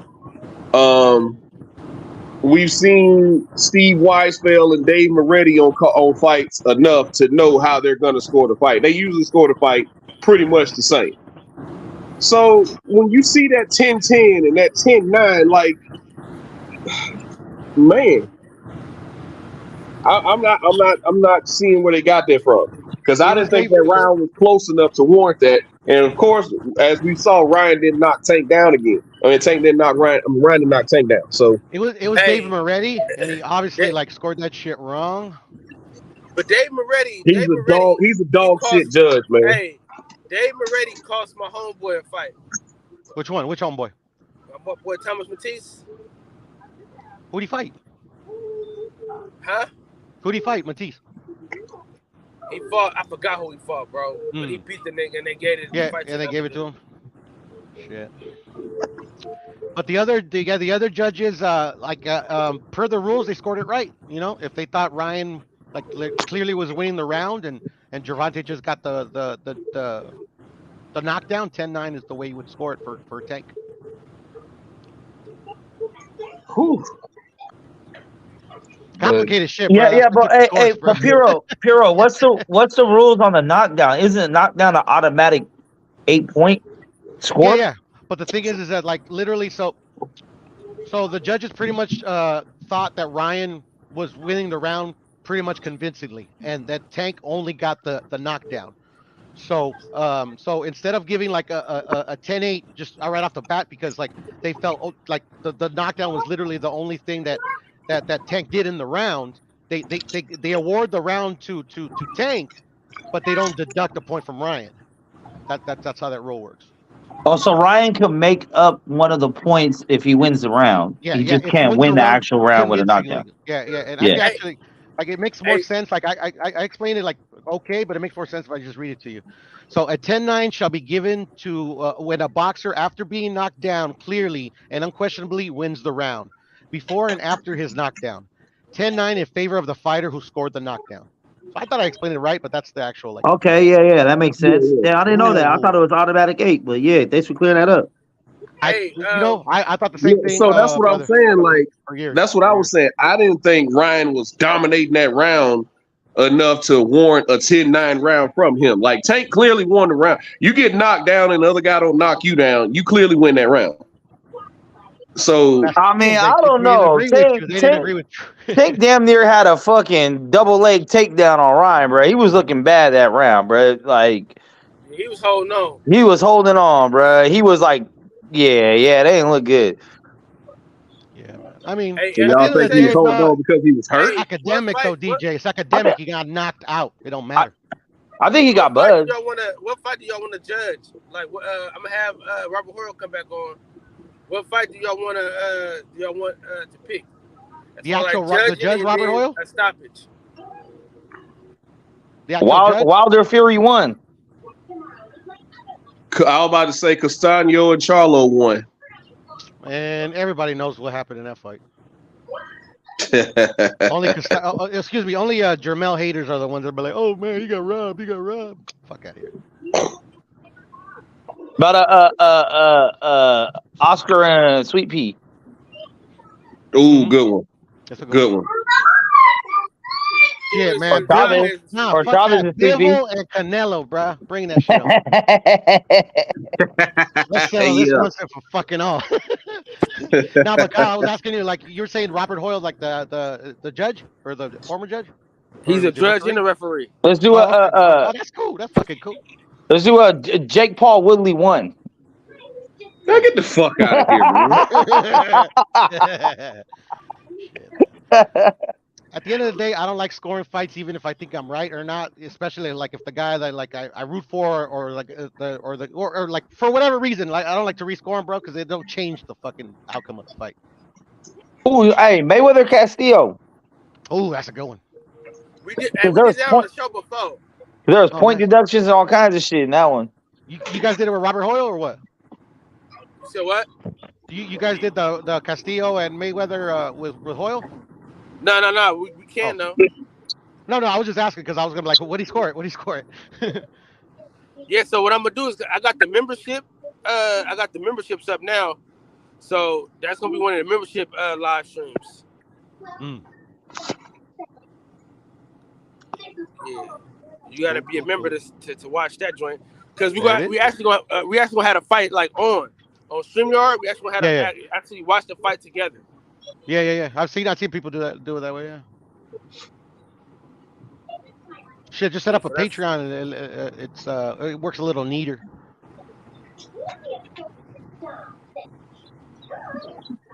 Oh man, bro, I got a motherfucking 14-year-old today, bro. I'm out here stressed. You an old ass man. Homie. Yeah. Homie. Old guy. Good on sword. What up, Shelton? What up? Whitaker What's up, versus young boy? Chavez, Whitaker versus Ramirez. Hey, I'm starting to see. Hey, man, yeah, we're not going to keep bringing up Sweet Pea getting robbed out here. And Sweet Pea been robbed a lot. Hey, We Chelsea, real not. quick. I'm gonna be at the Devin and Loma fight. I'll meet you there because How about one of my homeboys got me a ticket, bro. Cool. Yeah. The wife is gonna take me, so fuck it, let's roll. Oh, cool. Hey, Triple We'll be G out here. Canelo won. You know how we do it. Puro. We go hang, brother. Yeah, bro. Shit. You already know At her. least I'm gonna call it like I see it. I know you're gonna call it like you said. We gonna be arguing. Hey, Kyle, That's like who are we you arguing talking about about? Big we- Baby's about to fight next. Oh, shit. Who's calling? No, he's not man, finna some fight that other guy. nigga, man. I thought it was. He's I not thought finna it fight was, that guy, Big man. Zane. But it Man, was somebody you else. know Big Baby ain't fighting nobody good no time soon. When he does find a name that will be old and over the hill. He might fight Luis Ortiz when he turns 106 so he can have him on his resume. You already had I wouldn't even support that fight, bro. I wouldn't even support that fight. Big Baby gonna kill that dude. Which fight? I didn't hear. I cut off. Hey, really though, who else does Top Rank even have at heavyweight to line him up with? They don't have Luis Ortiz. I know that. Yeah, they don't. I'm trying to think because I think all the top heavyweights are PBC or Matchroom. Nah, that's not true. So Who then does Big Top Baby's Rank not gonna have? fight nobody then. Who does Top Rank have? F.A. Ajagba. They had a job book. Oh, there you go. Frank Warren fighters. Perfect. They got that. Hey, Kyle, don't they got that Italian dude who just got beat by Johnny Rice? Yeah, but that ain't gonna help. Wait, don't they have Frankie Sanchez? They got Frankie Sanchez is PBC. PBC. Oh, okay. Yeah. So I like F.A. Ajagba. That's the only guy they got. Bring it on. That's really all they got. And if Frank beat him, and Frank beat the dog shit out of him, Big Baby gonna stop it. But they can't fight. They got the same trainers, I think. Man, come on. Why they can't fight? Why they can't fight? They can fight. They got the same trainers. Zapata Progress fought. Zapata Progress fought. Nah, they gotta fight. They can fight. They can They fight. got the same trainer, dog. They can still fight. Trainer got to fight. Pick one, and somebody else train the other guy. They can still fight. Exactly. I mean, like, Or, like, you literally, know- like Shelton was at the fight. Like, Jose Zapata, Regis Prograis got the same trainer. They fought. Do they? Yeah, got the same trainer. Yes, sir. He just rolled with Regis that night. He was even smart. I think he's a shit trainer, to be honest, Shelton. Yeah. I do. I mean, Regis is just that good, you know. Like fucking. I mean, I think Yeah, he yeah, like yeah. make him pretty decent. But like, bruh, Zerto, Zapata, come on. Yeah. Anyways, that's just me. Here's the thing, man. You can go back in history. Guess who Jimmy Ellis's trainer was? Jimmy Ellis's trainer was Angelo Dundee. Angelo Dundee. Which was Muhammad Ali's trainer and Sugar Ray Leonard's trainer. And they fought, didn't they? Didn't Jimmy Ellis and Ali fight? They did. So that same trainer shit don't mean nothing. Yeah, nah. It shouldn't. Like a brother, okay. A brother, all right. But come on, the same trainer. Let's go. That's why I was never mad at Vlad, bro. Because Vlad and Vitaly told you, I'm not fighting my brother. I'm not. And they fought plenty of times sparring. They always Just talk like about it. Keyshawn and Shakur said they're not gonna ever fight each other. So Jesus, man, you hate to hear that shit. Now that they homies, but that's different. Because Sugar Ray and Thomas Hearns was homies. That didn't mean nothing. Right? I mean, like, if it's your homie, you gonna try to make him some money? Shit. Some homie. Thomas Hearns and Marvin Hagler was cool. Sugar Ray and Marvin Hagler was never friends. Hagler didn't like that nigga. Latino and Estrada are literally like best men at their wedding, and they fought 3 times. Yeah. Let's go. Exactly. So come on, man. That shit don't mean nothing. yeah, but I was out in when I saw Keyshawn out in Vegas, I was like, yeah. I was like, so you're not gonna fight Shakur? He was like, nah, that's my brother. He was like, yeah, people hate when we say that, but that's my brother. I'm never fighting him. He's like, I cool, guarantee whatever. he's gonna say everybody's ducking him. No, I guarantee you. But I tell you what, I'll be honest with you, DJ. I'm gonna be honest with you, DJ. When they both get to that stage and the money is right, them niggas gonna fight. They gonna fight. Make that money right. They gonna fight. Hey, we got a very special guest in the building, man. We got one of the best boxers to ever come out of the city. A legendary Bay Area figure. He's been in the ring with great fighters. He was supposed to have a Mayweather fight, but it fell through. But when you talk about Bay Area boxing, you gotta bring this guy up, man. He was Sean Porter before Sean Porter. He had the Sean Porter style before Sean Porter had that style.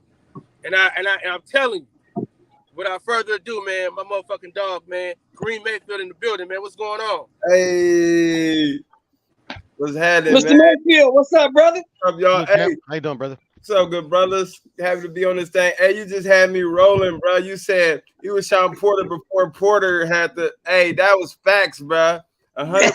Hey, quick story. Let me tell you when he started adapting it more to hard hitter style. I mean, because in the amateurs, I seen him fight in the amateurs. He was more just the explosive in and out guy. He wasn't doing what I call a bully. At the Manny Pacquiao camp, him and I was both getting him ready, Manny Pacquiao ready for Sugar Shane Mosley, and he sparred him or what have you, and then I sparred him after, and he just seen I did a tremendous job with being in his chest with the bully shit. And literally about 3 days later, his dad was yelling out the same type of calls that my coach Ben was yelling out, like saying when we was like, "Do you see this shit?" Like, you know what I mean? And as he started progressing, you start seeing his style. Literally after the Pacquiao camp, he started doing like getting in motherfuckers' chest. You know what I mean? But that shit just had me rolling. It's funny that you pointed that out because motherfuckers don't know that. I don't be putting that out there like that. Like, man, the nigga really adapt a lot of my style, bro. You know what I mean? Because he wasn't pit bullying like how, you know what I mean, early on in his career. So what you saying, Kareem? So what you saying is that Kenny Porter swagger jacked you? Absolutely. My coach Ben Batista will attest to that. They came 2 days later with the same, and they started doing better with that. They seen that style was, you know, actually was conducive to his style. So shit, I mean, style fake fights, and he absolutely started to see all this shit, this bully shit work against a lot of these boxers. You know what I mean? These boxers, these niggas that like to stay pretty, these niggas that like to what I call fencing. You feel me? Yeah. Breaking it down. So you heard the old saying, right, Kareem? Imitation is the best form of flattery, right? No, absolutely, it's true. It's funny you said that because he actually it's a interview on when we both were in camp, and he just gives a lot of shouts out to me, you know, during that interview. I don't believe it was with Ellie Setback, but he was just like, man, this guy's explosive. He all in Manny Pacquiao's chest, like giving me props. So I mean, like you said, though, it's flattery, though. I understood. Yeah, so let me ask you this, brother. Let me ask you this. So you can help. Hold on real quick, because go ahead. Because when he first started boxing, he just went to the gym and just started fighting. Right. And that's kind of how he fought. And they was like, well, shit, we ain't gonna change nothing. No. So that's how we know. Let him do what he do. Let him do what he do. Keep in mind, I started at 20 years old, bro. I started. Right. I literally didn't have no amateur fights. I mean, I was fighting on the block in the hood. We had to bring out the gloves and shit like that. But I was like 19, just starting 20. I didn't turn pro until like 26 or something, 25, 26. So yeah, man, I literally, you know, I didn't have a background in the you know, all the accolades he had as an amateur. So let me ask you this, brother, so you can help my brother Kyle out, because we've been going back and forth on this shit all morning. Man. Help my man out. Give me your assessment of what you saw in that kid Saturday night. And the kid as in Ryan Garcia? Yes. What is your assessment of that kid? My assessment was, my honest assessment is that I mean, he didn't look nervous. I'm sure he was. I mean, every fighter got a little jitters, you know what I mean, a little you know, butterflies or what have you. But yeah, I mean, I commend him for out the gate trying to just press Tank. But to be honest, so, I mean, who's to say, you know, unless you get hit with a shot like that. But I would have liked to have seen him get up, though, to attempt to get up. You know, it's a fight of this magnitude. You know, just show the fans that you attempt. Even if you attempted and grabbed them or something and hell, I would have liked to have seen that. You know what I mean? And you know, I mean, then again, you know, maybe that wouldn't have been a good idea because going out on this throne You know, it's people say that you fight to see another day, but going out on your throne, sometimes shit, things may not work out so well. But what I'm talking about his skill set, the things you saw from him in his previous fights leading up to this fight. What do you think of the kid? Because I don't think he's very good. His skill set, to be honest, I didn't see much out of it. I didn't see more. And I was comparing him to some of the other opponents he fought, and he was looking sweet. He was doing a whole lot of good shit, but he didn't take that many chances with Tank. Besides when he pressed, you know what I mean? Like, but you got to know how to press. You can't just press Tank like that without no head movement, without no. You know what I mean? No full without your hands up, you know, tight guard and the whole shit. But yeah, man, he didn't. Yeah, to be honest, like he didn't. I was expecting to show a little bit more athleticism. Those are big facts. I was gonna tell you, champ. I think I've only seen you once, and I was at StubHub. Who landed the better body shot, you or Tank? Hey, shit, mine's finished him. So, he couldn't get. He was laid down. He laid down for mine. Hey, but I can't say this though. This was definitely, you know, at an elite level, you don't see fighters going down to the body. So, you know, I commend Tank on that. You know, you definitely don't see fighters go down the body. I don't know if people notice that much, but at an elite level, people don't really go down to the body much. You know, you don't see people getting taken out like that. And shit, he got taken out. I ain't a body shot. Yeah, I hear you. That's something that I see that's very underrated in Tank. I mean, like he pretty much stopped Barrios with that body shot as well. Mm-hmm. Yeah, and Barrios is a beast. I was in camp with Barrios. Not for particularly that fight, but I helped him get ready for a couple of fights though. But yeah, to stop Barrios like that, you know, I know Barrios has been in there with some monsters. You know what I mean? And I know that just even being in the Andre Ward camp inside that gym, you know, Virgil Hunter is letting him go against, you know, middleweight, super middleweight sometime, you know. So, you know, of course it's different when you're fighting smaller gloves, but again, I've seen him in there with some beef. So, you know, shouts out to Tank for being able to chop the tree down. I got Barrios beating Ugas. I don't think I'm far off base. What you got? Oh, that's a fight coming up? Yes, sir. Oh, shit, that's a good one. I actually helped Ugas get ready for I helped him get ready. They called me for Porter. It's crazy. They called me for Porter. I went down there when he had fought and did pretty good against Ugas. I like his style, I like his body shots and shit. But that's what Ugas do. He goes to the body pretty significantly good, you know. So that's one thing I think I'd tell Barrios to beware of. Yeah, all respect to Ugas, but I've never like held him at the like the high levels of like you know, compared to like Bud or Errol. But you know, he's a great fighter. You know, I respect all the fighters, but yeah, I mean, I think Barrios beats him. That's definitely gonna be an explosive fight, though. Yeah, I just don't think at 38 Ugas is the same guy that fought Porter, and he's definitely not the same guy that fought Spence after that beatdown he took. Oh, he gonna fight him at 38? He's 38 years old. Yeah, he's like 37, 38. Oh, 38. I'm wait. Oh, no, yeah, 38. I mean, and you know, after, like you said, Spence kind of definitely put a nice little beating down on him though. So, you know, chronologically, you know, that shit don't be so well when you're taking punches like that, you know what I mean? And your face is all been. I don't know if his orbital bone was broken or anything like that, but I know his shit was broken. Yeah, he was bad. Broke some ribs too. Spence broke some ribs. Damn. It was ugly. Right. That's why I got Barrios just beat, because Barrios is a good fighter, man. Barrios is actually nasty up in there. He definitely is. Got a nice height on him. Jab. Yeah. Pretty accurate. The whole nine.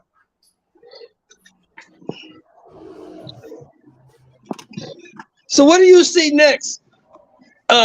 Speaking on this kid Garcia, what do you see next for him? What do you think he needs to do now? Besides count all that money he made. Right. And what was the purse? What was the purse? Do you know? They was talking, you know how the YouTube daddies do it. They was talking 8 to 10 for both of them. So plus the back end. Okay, got you. So to answer your question, like he said, move up to 140. He got some nice little height on him already. So the power, the power really doesn't diminish. But for one, he definitely need to go back to the drawing board and start picking up that damn right hand to his face. I mean, everybody thinks that that's crazy. He got hit with that shot. People seen that every time he threw that left hook that he, stands by. They seen that hand drops, and he literally looked like he got hit with that. But that first knockdown was from that hand being down. Bam! It got snuffed. So to answer your question, move to 140. Try to see what that division look like. Y'all. Before I came on, I heard y'all was mentioning most of my guy name out there overseas. It starts with a P. Pettis. What's the brother name out there in overseas in England? 140. Josh Taylor. Pounder. Taylor. Taylor. Oh, Catterall. No, Oh, it starts with the P. Oh, Victor Postal. Postal. No, he's Ukrainian. It's PE something. PED. The light skinned brother. He got long hair. He was on pet. He was on pets. PE. Puello. Alberto Puello. Alberto. No, you talking about Ponce? Let me find it right quick. Jeremiah Ponce, the guy that Subriel Matias just beat down? No, it ain't him. It's the dude that he was. He said he's English, Broner. right? He was gonna fight Broner recently. They have thrown his name in there. What's his name? But yeah, it's a lot of killers at 140 though. I'm saying that to say it's a lot of killers at 140 though. You know what I mean? That weight class. I mean, I don't know if it's stacked as the 135 weight class, but it definitely has some hitters down there. Yeah, that was the argument we was having because I saw what I saw. You know what I'm talking about? And I've seen that from Brian for his past couple fights. He fighting lower level competition. He looks great, but when you put him in there with dudes that can actually fight and take a shot, it's gonna be different. I don't see him beating a Gary Antoine, a Postal. I don't see him beating a Catterall. I don't see him beating Puello. I don't see him beating definitely not the Taylors and the Ramirez's and those guys. I mean, who do you see him beating up there? Were you talking about Lipinets? I'm sorry, champ. No, I'm gonna find right now. Okay. No, but yeah, like you said though, it is, and that's another thing though. As far as Garcia though, he definitely can box pretty good, but I don't know. It seems like somebody that got some dog in him can definitely walk him down. You know what I mean? Right. Yeah. So yeah, it definitely seems like they can walk him down though. Do you believe in a fighter can literally lay an egg, go into a fight maybe overconfident or for whatever reason and just not fight like the correct fight? I'm sorry, repeat that. Do you believe a fighter can lay an egg in a fight? Like Ryan, the fight could have gotten too big for him. He literally thought that Tank in his head was not that good and he could just go in there willy-nilly and just take him out. I mean, because I just bring that up because Teofimo Lopez, he's very young, just like Ryan against what's his name, Kambosos, which I thought he should have beat rather easily. Right. He made it very, very difficult just by going in there willy-nilly. Lomachenko, when he fought Teo, put his hand in his pockets for 7 rounds. I mean, I'm just that's why I was asking. Do you think that's an actual factor? Yeah, no, and I mean, as far as though, I definitely see that being a factor in some of those, definitely the place that you mentioned. But as far as Ryan Garcia, no, because when somebody has a high, knockout ratios is that high, the percentages, it's like I don't give a fuck who they fought. It's still like this guy can punch. So ultimately, seeing him at the top of that, being on a world-class level like that, I don't see him really taking it for granted as if, this guy is not going to be as hard as I think. Not to mention, you've never, myself, I don't think I've ever seen Tank in trouble. I think maybe Gamboa caught him with something pretty decent, but I don't think I've ever seen Tank in trouble like that, though. Have any of you guys? I don't think I've ever seen Tank hurt, but that's just my opinion. I've never seen Tank. I've never actually seen Tank in a 50-50 fight, to be honest. I've never seen Tank in a fight. I thought he was going to lose. He was hurting that. He was hurting that second round though. He was hurt because he was holding on a lot. He was second round. He was holding on. That's but what fighter don't get hurt? Can you attest to that, Kareem? What fighter don't get hurt? No, that's true. That's absolutely true. And I mean, I've never been knocked down in a fight, but I definitely could say, out of the 25 fights that I had, I definitely have been stunned, like, oh shit, got to gather myself while I'm in there. So, it happens, you know what I mean? But the question is, how can you recoup and recover? So, yeah, I mean, he was obviously able to recover and got his marbles back and shit, came back with power after that second round and shit. And that must have made him mad because he got hurt. That's the round he knocked him down in. So, question for you to talk about. I just want to mention the guy I was speaking about was Regis. Oh, Regis Prograis. Now he from here. He from Rougarou. You talking about Rougarou, the WBC champion? Overseas, bro. Nah. He from Louisiana. What? Okay. Yeah, Rougarou was fighting overseas. He was fighting with Pro Bellum over there in Saudi Arabia. You're right. Yeah, he was doing that. Okay. That's what. Rougarou is the man, man. I don't see nobody. Me personally, I don't see nobody at 140 beating that dude right now. That dude is he a monster, bro. He's strong too. Yeah. What you were saying though, cuz, before I interrupted? Yeah, no, let me. I want to talk about some Bay Area shit, right? We know that Andre Ward has more accolades, right? You know what I mean? But I think that you're more revered than Andre Ward. I think people look for you more than we look for Andre Ward. I know Andre Ward is like the biggest thing to come out of the Bay Area, but I think that with you it's different. Why do you think everybody gravitates towards you more than Andre Ward? That's an awesome question. I've actually heard somebody say that in the past. But I believe it's because for one, I'm from the Bay and I just showed all Bay in me. You know what I mean? Just the music I came out to. The dance I did after my victories, and just always throwing up the Bay and representing the Bay, to the fullest. And, so, and then not only that, shouts out to Andre Ward for all that he's done for the Bay Area boxing and boxing ultimately just in its entirety. But as far as though, being more of a people's champ, people person, I believe that was me, and, I don't know how much community service work that he does for the people, what have you, but I know how much I do. So I'm out in the streets. I'm out, pumping, stomping my feet on the pavement, doing all I can do to, help out the youngsters and, being in the streets and, just for the most part, trying to, help out in some capacity opposed to, just not financially, but actually putting my, my energy out there, my sweat equity. So I think that's probably the difference. You know what I mean? Like I said, represent the Bay, represent the city tough, holding it on my back, you know what I mean? And I don't think, Andre kind of just was a little bit more reserved than me. And that kind of, is the reason why I feel like the Bay, really is more supportive of me. Yeah, because you gotta remember Andre Ward kind of went corporate, once he got up there, he had to start doing things different. He didn't really mention the Bay as much. Right. Whereas you rep the Bay every day, all day. Right. And you're more accessible to Bay Area people. That's probably why they gravitate to you more. That's very, very good point. As you said, more accessible. And, I don't know. I know he's, he's up there and what have you. Is this, I don't know. As you said, is accessible. You can catch me at the local fights. You can catch me at the amateur fights. You know what I mean? You can catch me doing things like that. And I guess, people haven't seen Andre Ward's face out there. And, to each his own, though, but he was definitely not like I've never seen him at not one party or nothing like that or what have you, which is, I mean, that's a testament to what he's done. But I mean, just not even like, clubbing or anything, but like the guy doesn't go out at all, unless it's some major, boxing event or something like that, but he doesn't go out at all. So, he's not accessible. And like you said, the people is probably wondering like, where's Waldo?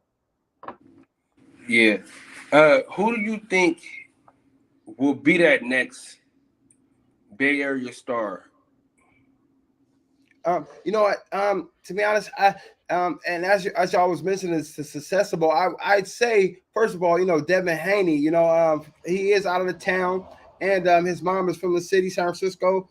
And, I think that he definitely has an opportunity to do that. Again, going back to what you were saying, I feel like he definitely needs to become a little bit more accessible to the people, just so, the Bay can back him, have his full backing. You know what I mean? I was able to travel to Australia to see him fight to go win all those titles. And he had a decent amount of support that people that flew down there. Keep in mind, people had to go down there with they shop papers and everything. But he had a decent amount of support, But I'm thinking though, if he was more accessible, he would have had a bigger crowd to fly out there with him. But again, he's doing what he could do, what he needs to do for the Bay Area. And shouts out to Devin Haney. I can speak to that too. So I'm from Richmond, California. And what's up, bro? And growing up, matter of fact, Kareem, what's your relation to Ronsky?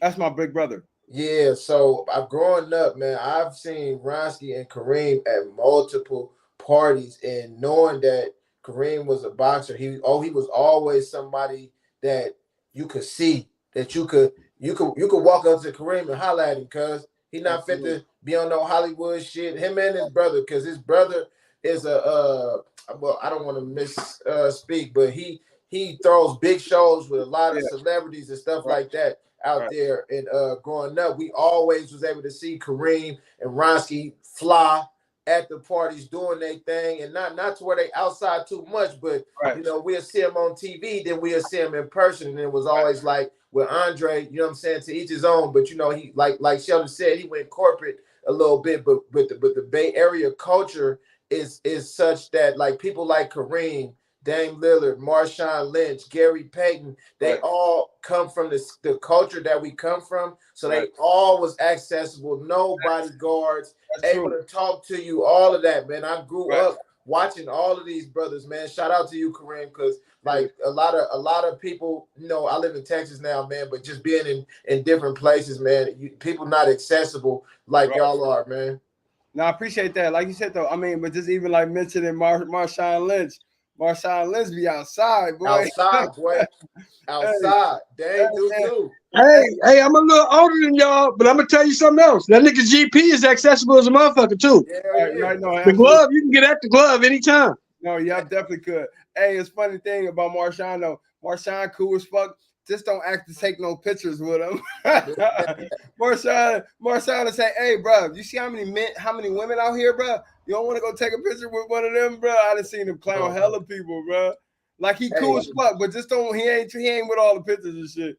Hey, the Bay coach is so cold, man. When Draymond Green got his name out there, like you'll catch him outside, bro. Like he adapted to the culture, and now he like one of us. You will catch him outside or in the club too, man.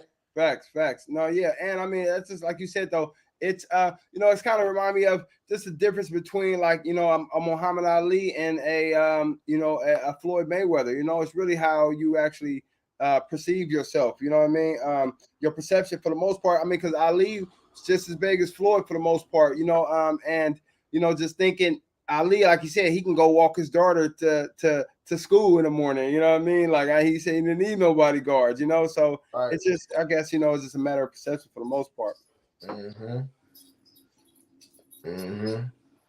And like I was saying earlier, just being a younger nigga, like on the club scene early and shit, just seeing you, your brother, y'all niggas was fly, bro, pulling up his shit. You feel me? Right. You know what I mean? Pulling up his shit, all of the females and shit, old niggas, all that, bro. And that made it. See, and that's something that I want to speak on a little bit too, because you got the gangster culture and then you got the fly nigga culture in the Bay, like the player culture. Y'all represented the players, man. Right. You know what I mean? Get you some money, talk to a female, be fly, man. You know what I'm saying? I ain't never seen you into it with nobody, bro. Right. I ain't never seen y'all about to get on some niggas and none of that type of shit. Man, I appreciate all love, that, bro. That's important because I mean nowadays, the people that these youngsters look up to is all the niggas that's on some what I call bum shit. You feel me? It's bum shit because ultimately, like, where is the shit gonna lead you? You feel me? Dead in jail or coked out, drugged out or something. You know what I mean? And I mean now looking, back to all the cats that was with the shit nowadays, back then, bro, on everything I love, bro, you can go to Tenderloin, them niggas is down there, bro. Them niggas hanging out on opioids, nigga, or nigga, some of them niggas is homeless, some niggas then lost their mind, and of course some niggas have been murdered, and of course some niggas is dead. So the niggas that's one thing I'm always teaching to the youngsters, like the niggas that's and when you in high school and middle school, I'm like, man, the ones that's trying to be lit, they ain't gonna be shit later on. The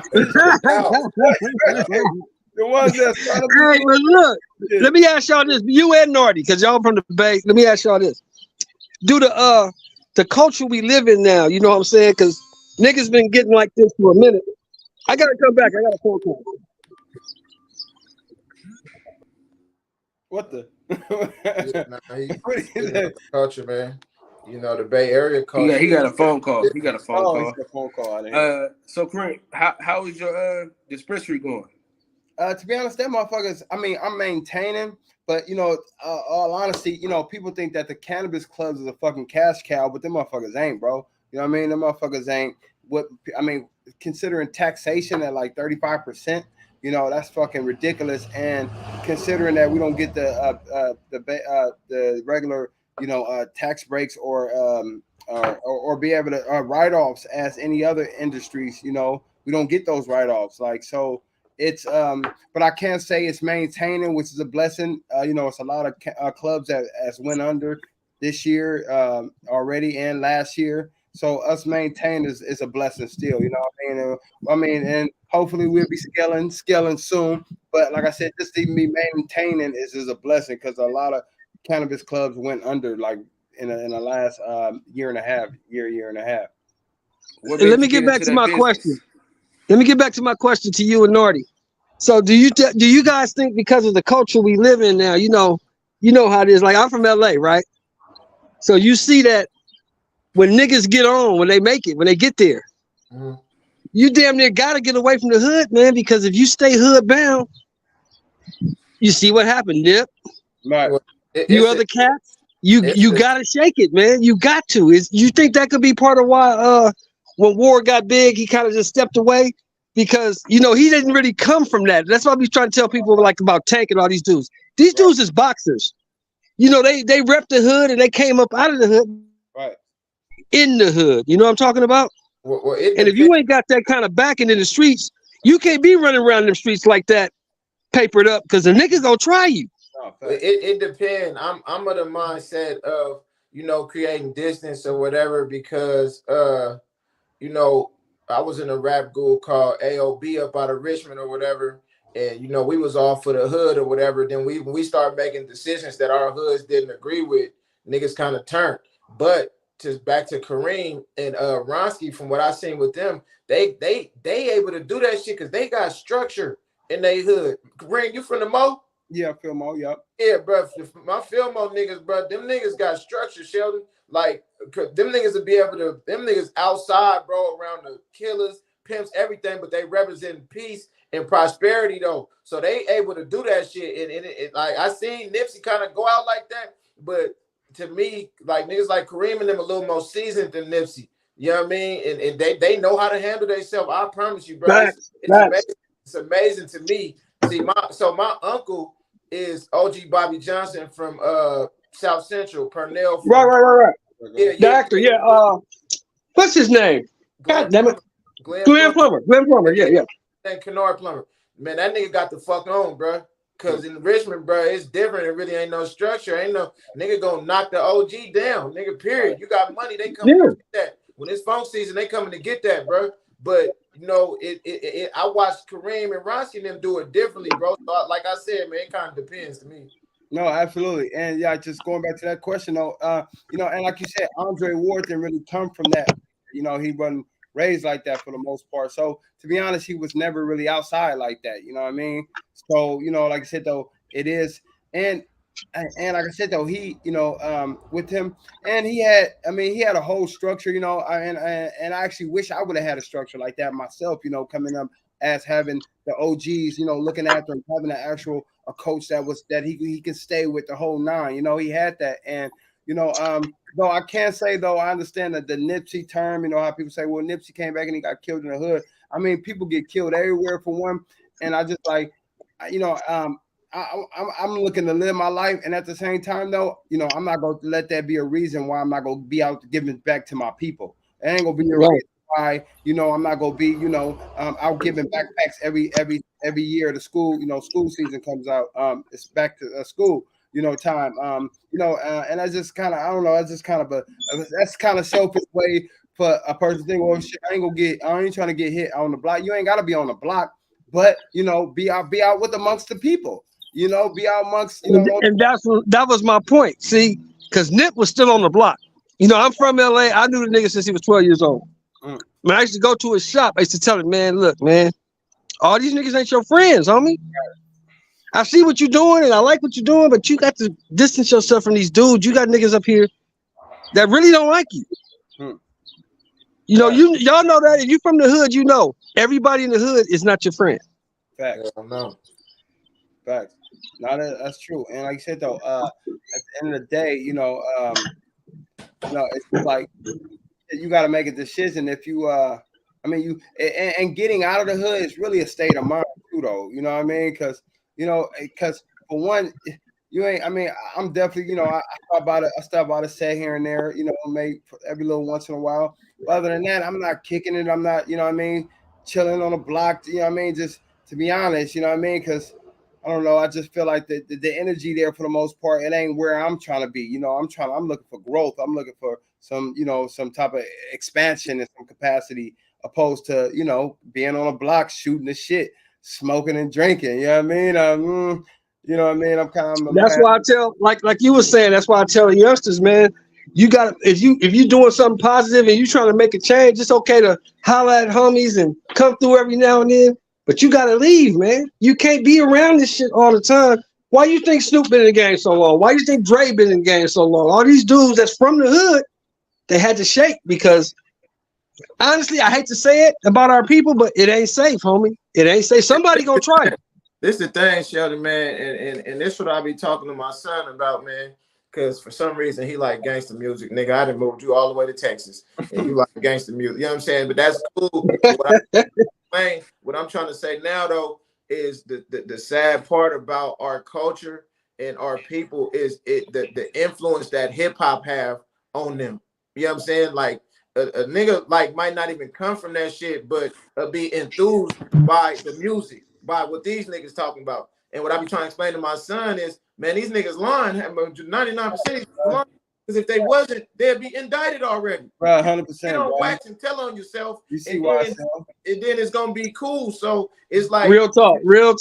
So the rappers, they gonna tell nigga, you gotta be in the hood. I'm anchored down and all of this. You know what I mean? The whole time, nigga ain't been in jail, ain't been shot, nothing, bro. When you really from the trenches, bro, like I say, man, I always let y'all know I've been shot on 3 different occasions, bro. I'm really from the rich, man. I'm from the south side of the Globe Town, man. And real hood niggas trying to get away from it. These niggas trying to get into it. Right. You know what I'm saying? So it's like, but the music, the shit that they pump out there is gonna tell you, niggas don't know music is hypnotizing, man. And the music gonna tell you, nigga, you gotta be from old block of nigga 60th and all of that, or you ain't shit.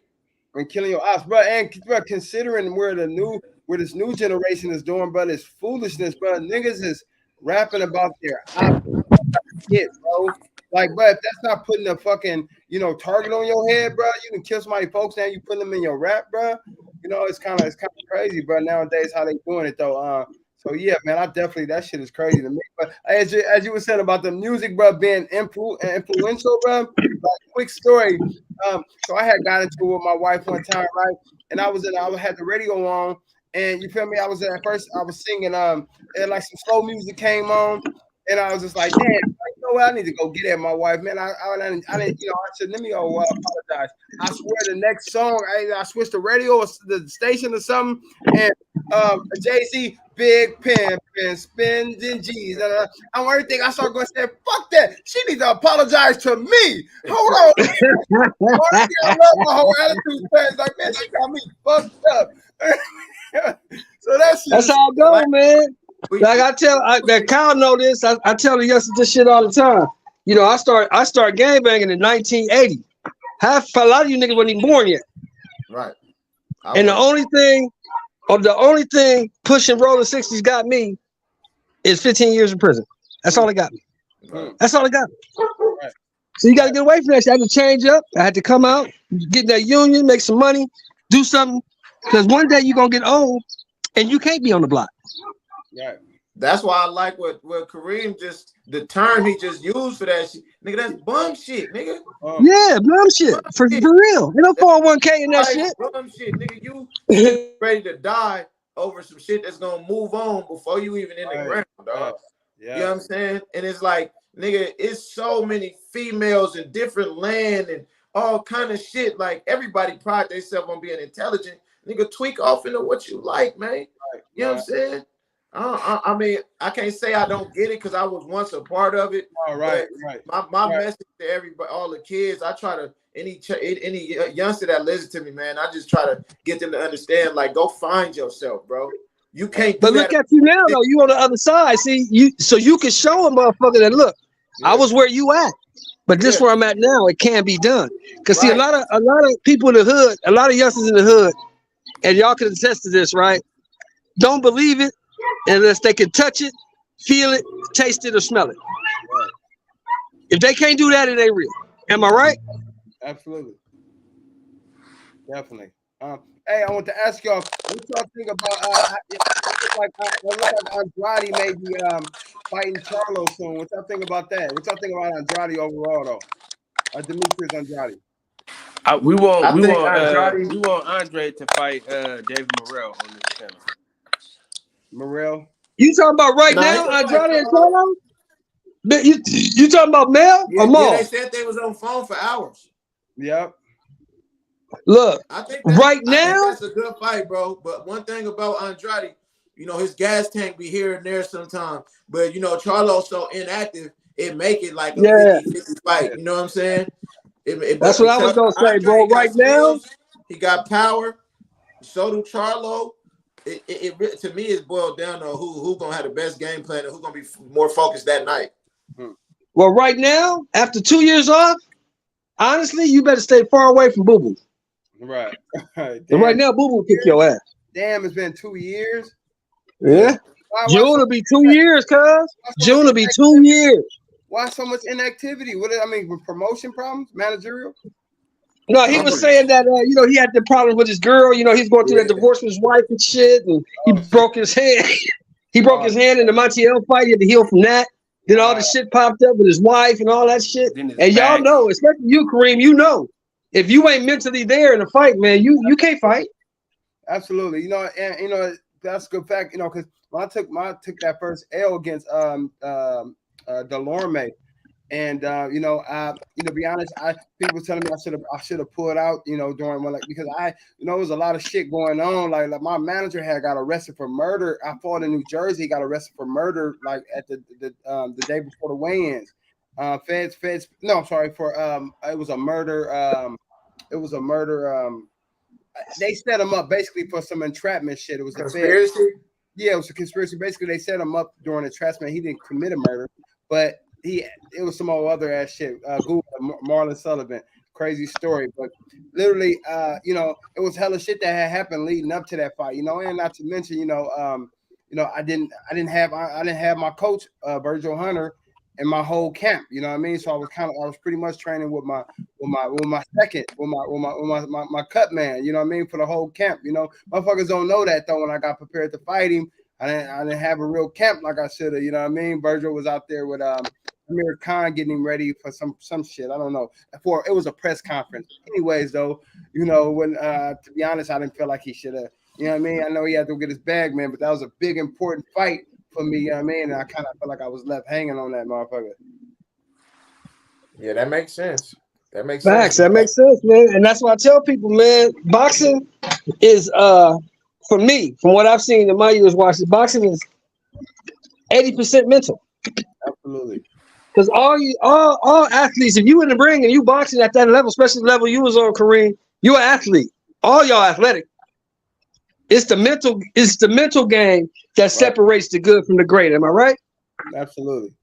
And bro, what was ugly? First of all, during that fight in particular, you know, the motherfuckers had said so they had got a call and people was like, bro, they got you on news. I'm like, yeah, nigga, I'm finna be fighting on HBO. I know I'm on news. They're like, no, not for that. They got you on the news with Henry Chu, the shrimp boy. You know, that was that Asian mafia nigga that was in city. And I just actually happened to take a picture with him at this event, and they go connect, bro. It was crazy. Right before the fight during the weigh-ins. Wow, so you thinking about all that shit, bro? Not only that, nigga. Why did somebody send me a video? Like, why? What are you doing, nigga? Why did motherfucker say, bro? Go watch. You will find the video at the weigh-ins.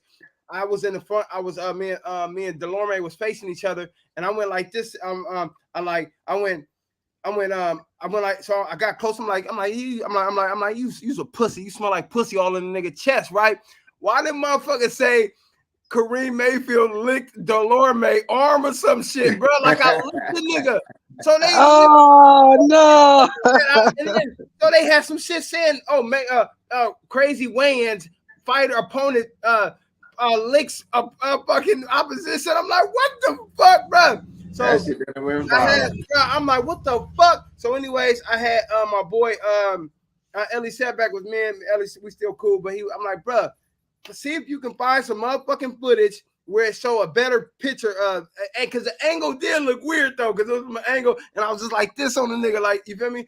And he found something, so that was a good look. Shout out to Ellie Setback for that. You know what I mean? Showing them, man, they gotta do no weird ass shit like that. What kind of stereotypic is that? Yeah, that's funny. So yeah, bro. So my people's like, man, I suggest you pull out. I'm like, man, I can't pull out this fight right now. They're like, man, you got a lot on your mind. I'm like, a nigga that's in the from where motherfucker came up from, you don't be thinking about no stress like that. You know what I mean? Even though it could be on your mind, you like, nigga, we finna get this in.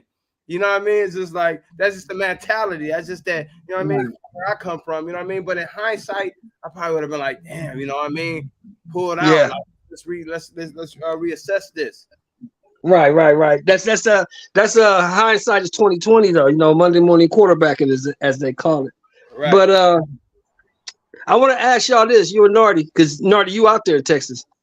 Yeah. What do you think about this nigga Charlo, man? As far as not the shit he been going through lately, but all the shit like with Benavidez, you calling this nigga out, saying you gonna beat his ass. Then when the nigga say, "Cool, let's fight," well, I'll fight at 160. Did you see what happened this weekend? No, what happened? I saw him and his brother sit together, which shocked me. No, so him and Benavidez made up and hugged it out and everything this weekend. So now let me ask both of y'all. Do you think that's just because Charlo is finally growing up now? I don't know. He did a live, but he was with Errol Spence. He seemed pretty drunk, man. But he always been the one that was cool. It was always Mel that was with the ruckus. You know what I'm saying? Oh, hell yeah. Hey, Mel was definitely always with the ruckus. I was in camp. That's when I was fucking with Jay Prince and them. And him and I sparred him. And then like me and him almost fought inside the ring. Like we was fighting, but like, you feel me? I was in his chest. Niggas don't be, when you ain't used to that type of shit, it's like, hold on, back up. Nigga, with the pit bull shit. And he was like, nigga, he's like, something. He's like, nigga, he's like, get off me, nigga. Or something. I'm like, nigga, or something. He's like, get off me, bitch. I'm like, nigga, ain't no bitches in here. Like, nigga, we almost like, and he's like, what? Then nigga, the coach had to come and like, oh, y'all stop that. Then we got it in again, though. But nevertheless, we ended up shaking hands after. But he was definitely one more. The other one is less more humbler, I guess.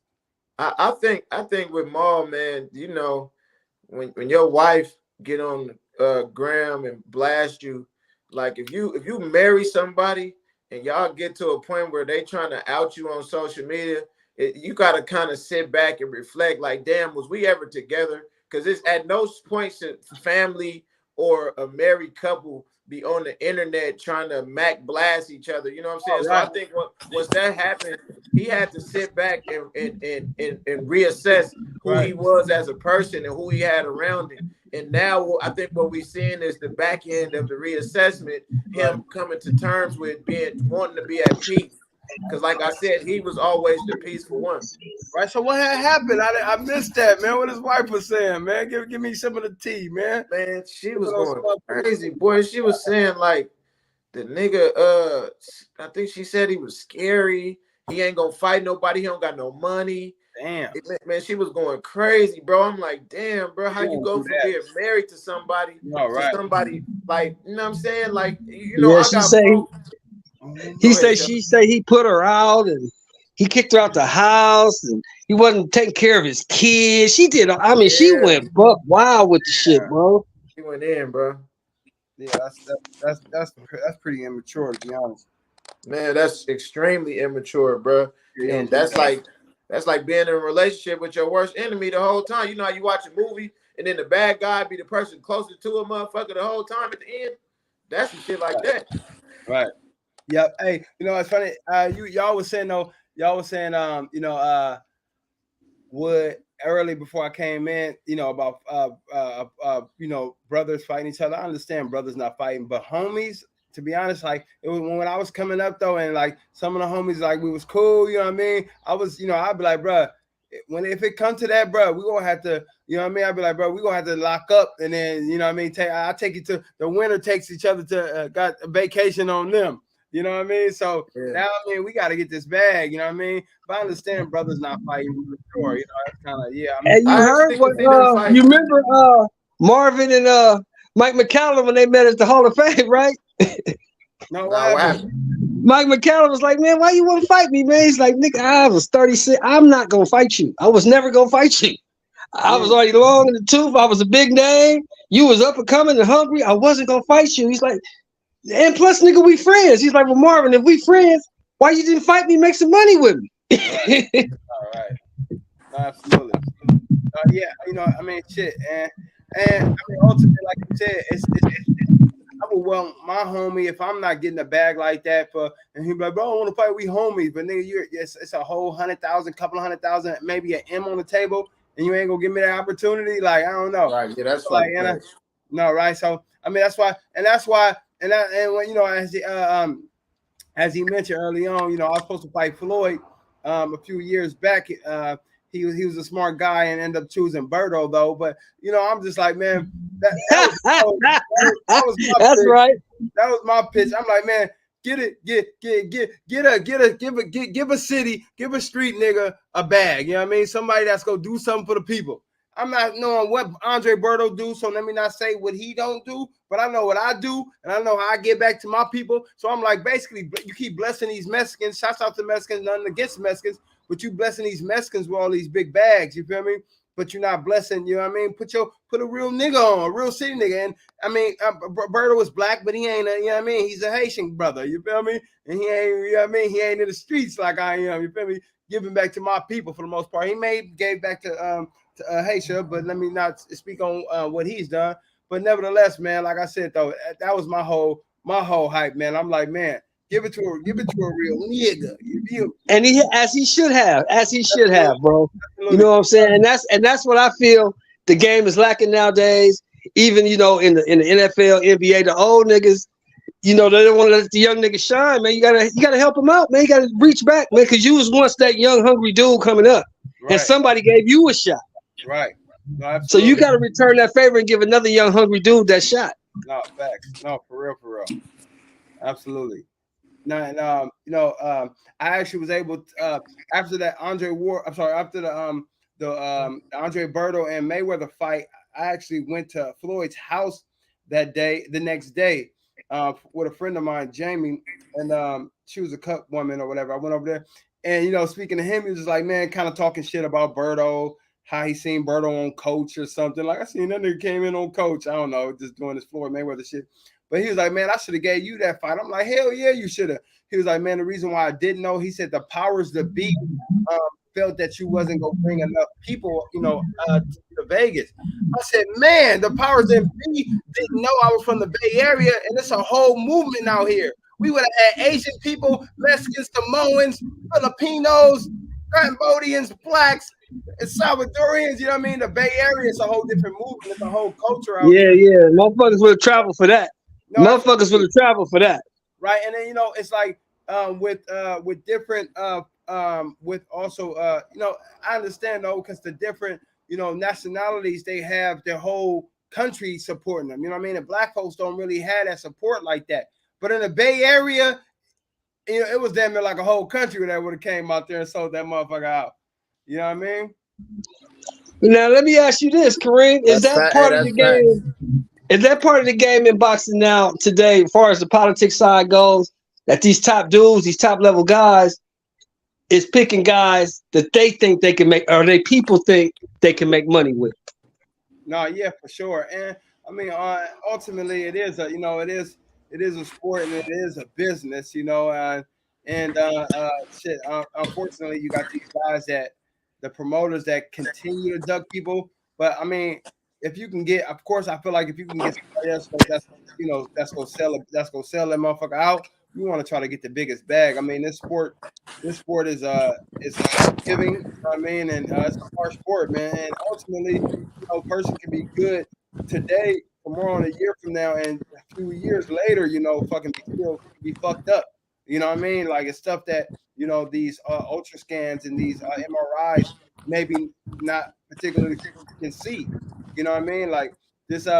I hate to go back to a Rocky movie, but to a fictional movie. But Rocky had said in the movie, he was just like, man, I got some stuff fucked up, messed up in my brain that these doctors can't fix. You know what I mean? Like that shit is real. You know what I mean? I can't say for myself though. Fortunately though, shouts out to in Las Vegas. They got the Cleveland Brain Clinic. Y'all heard of that? It's in Las Vegas. Yeah, I heard of it. Yep. So they do these tests or whatever, just to kind of check on fighters, basically health and mental health and everything. And actually, I've been going to that for like the last maybe 8 years. And it's actually like they actually pay you to go out there and they give you like a free MRI. They give you like these cognitive tests, motor skill tests, balance tests, memory tests, and like I said, I'm happy to say that I've been acing on my tests and actually doing better every other year, man. So that's a good look. And I just go on a strength that it's a free testing. They cash me out, and I always want to check on my health for the most part.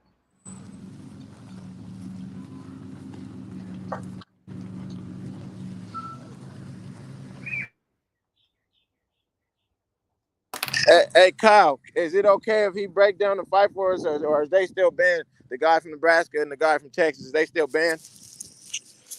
I mean, no, they're not banned, bro. I just don't talk about them as much as I could because everybody just kind of use them for clout. But yeah, we can break it down, though. It's all good. So, Kareem, me and Sheldon have opposite views of the fight from the champion, between the champion from Nebraska and the champion from Dallas. I wanted to know your pick and get a breakdown of the fight if you can. I'm sorry, which fighters are you referring to? So we can't even say their names on here. We're gonna get timed out, boy. I'll say it. We talking about Errol Spence Jr. and Terrence Bud Crawford. Whoa, shit! They cut him off like that? I told you. That's how we get in. No, no, go ahead. Okay, yeah. So to answer your question, I like Spence. I definitely like Spence. He's a beast. The only thing I see the difference though is I seen in Bud is that I seen a little bit more dog in Bud. I seen Bud where Bud get hurt. Bud get not hurt. I'm sorry. I seen Bud get hit. And watch any fight when Bud get hit, he's coming back for 2-3 more shots after he get hit. Any fight he get hit, you know what I mean? It can be to his detriment. It could possibly be to his detriment later on. You know what I mean? I don't see nobody that can beat him. But when he get hit, he turned into a pit bull. Like it felt like if you want to turn it up, he's really going to turn it up. And I actually hadn't seen that with Spence. I've seen Spence, I seen Ugas kind of, even though it looked like a sort of a trip, but he was kind of got hit with a punch, and Ugas kind of give it to him, and he'll kind of just weather the storm and figure his way back, out. But with Crawford, you hit Crawford, he's coming back, double-fold, tenfold for the most part, to get his back. So it's like if you try to step it up on him, he's gonna step it up on you. So to answer your question, man, I see Crawford coming up with the victory. Damn, that was deep, bro. And I know Sheldon is over there happy than the motherfucker. No. It's just like I told you, Nordy, because we've talked multiple times. I've just seen Crawford win in different ways. Yeah, I seen him win off the back foot. I seen him win coming forward. I seen him win boxing. I seen him win brawling. I've seen Errol Spence all of his fights, and I've seen Errol Spence fight one way all the time. And I don't think that one way is enough to beat a guy like Crawford. And considering that he switches up very well from southpaw to orthodox, you know, considering that, I'm not sure it don't matter. But who has the highest knockout ratio? It's damn near the same. Crawford. Well, you got Spence at 28-0 with 22, and you got Crawford at 39-0 with 30 knockouts. So it's about the same. Oh shit! But that Crawford, that boy is up there. Do y'all say by far that Spence fought the tougher fighters? No. No. I don't think so. On paper by name, but not when he fought him. You're welcome. I think they fought the same level of competition, to be honest. Because I don't think much of Danny Garcia. I damn sure didn't think Mikey had a shot at all. Right. You know, and you can go back to Ocampo and Chris Algieri. Them dudes ain't world beaters. Right. No, Ugas is decent, but he's not no hell of a fighter like that. I mean, you know, Bud ain't really had the competition at 47. I mean, I think Porter is probably the one common opponent, or Porter and Brook, and you see what Bud did to both of them. So, I don't know. I just think Bud is a better fighter, in my opinion. Yeah, but will he be the better fighter when he's 45 by the time they actually fight? Right. They've been stalling this dude out for 5 years, hoping that he's showing some type of weakness or some flaw in his, you know what I mean? Spence don't fight undefeated fighters. Max, little ass Mikey. Don't start this, Max. Please I'm just don't saying, start bro. this BS, man. It's not just Spence. So let me take his name out of it because people get emotional when you mention the name. There's a lot of fighters in the game that won't fight fighters until they see him lose at least once, so they have a game plan on how to beat him. That's true. It's not just Spence. There's a lot of fighters like that. Don't act like Earl Spence. Well, see, I mean, I think we got a preview of that. He was never calling Bud out. He was scared to say Bud's name. He wasn't even allowed. He ain't never been. Well, actually, I think we got a preview of Al that. Heyman is not allowed. Hey, just like they didn't let Tank get any Devin Haney questions in the ring, bro. They're not gonna. No, they're not allowed to. I think we got a preview of that Saturday night, though, fellas, because one of the biggest mistakes Garcia made was following that man around the ring. Am I right? When he got dropped, he was following that nigga around. Yep. I just told Q, don't follow this dude, because you follow this dude, you're going to run into a shot. And that's what happened. If you fighting Crawford with that pressure style, you trying to come forward, Crawford going to walk your ass into something. He either going to catch you in between your shot, or he going to catch you with a shot that you don't see coming. Am I right? Yeah, or you going to stand there and fight your ass. You ain't finna keep backing. Yeah.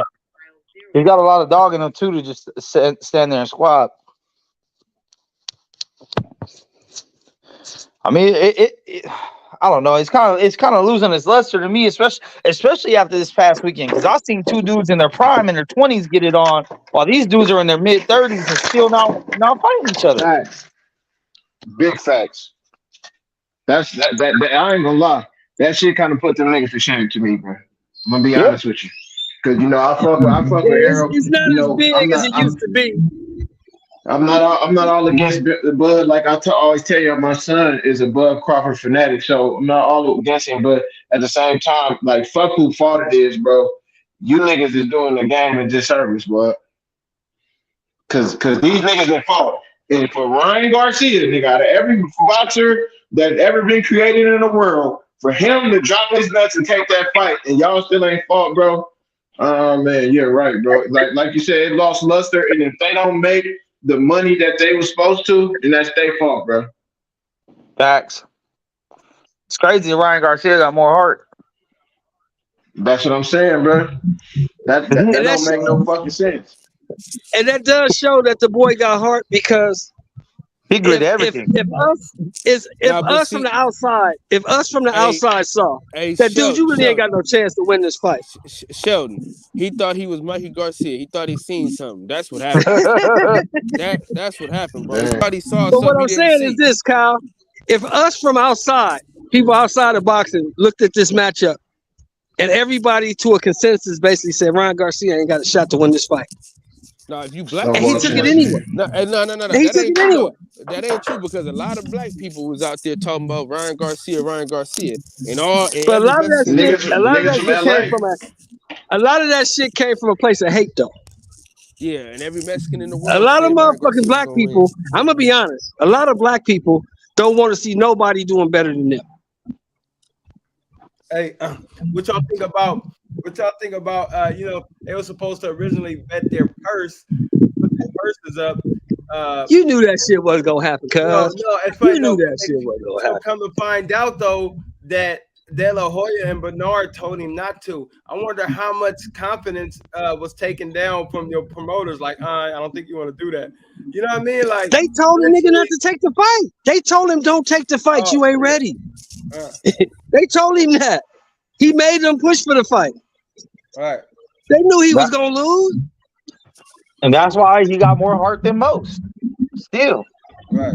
He went up against the world to try to prove this shit. So I can respect anybody, you know what I mean? Put them things together and see what he got.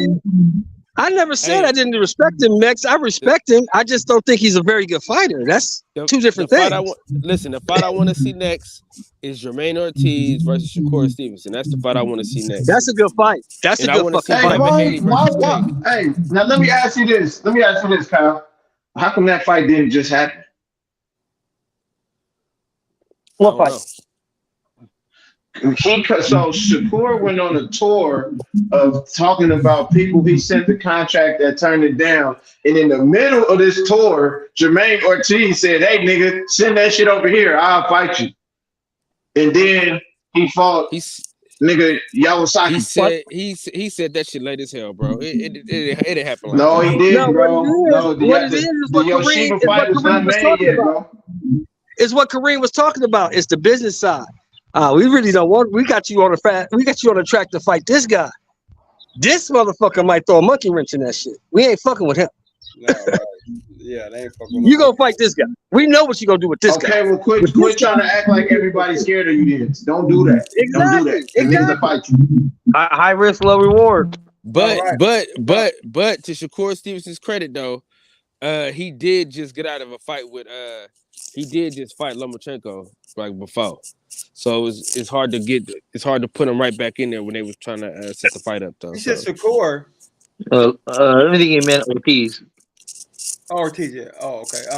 I was gonna say though, and you know, you said about fighters being scared to fight. To be honest, I don't know. I mean, I'm sure some fighters are maybe have a little fear of fighters, but for the most part, it's their handlers or managers. Because I was supposed to fight Broner.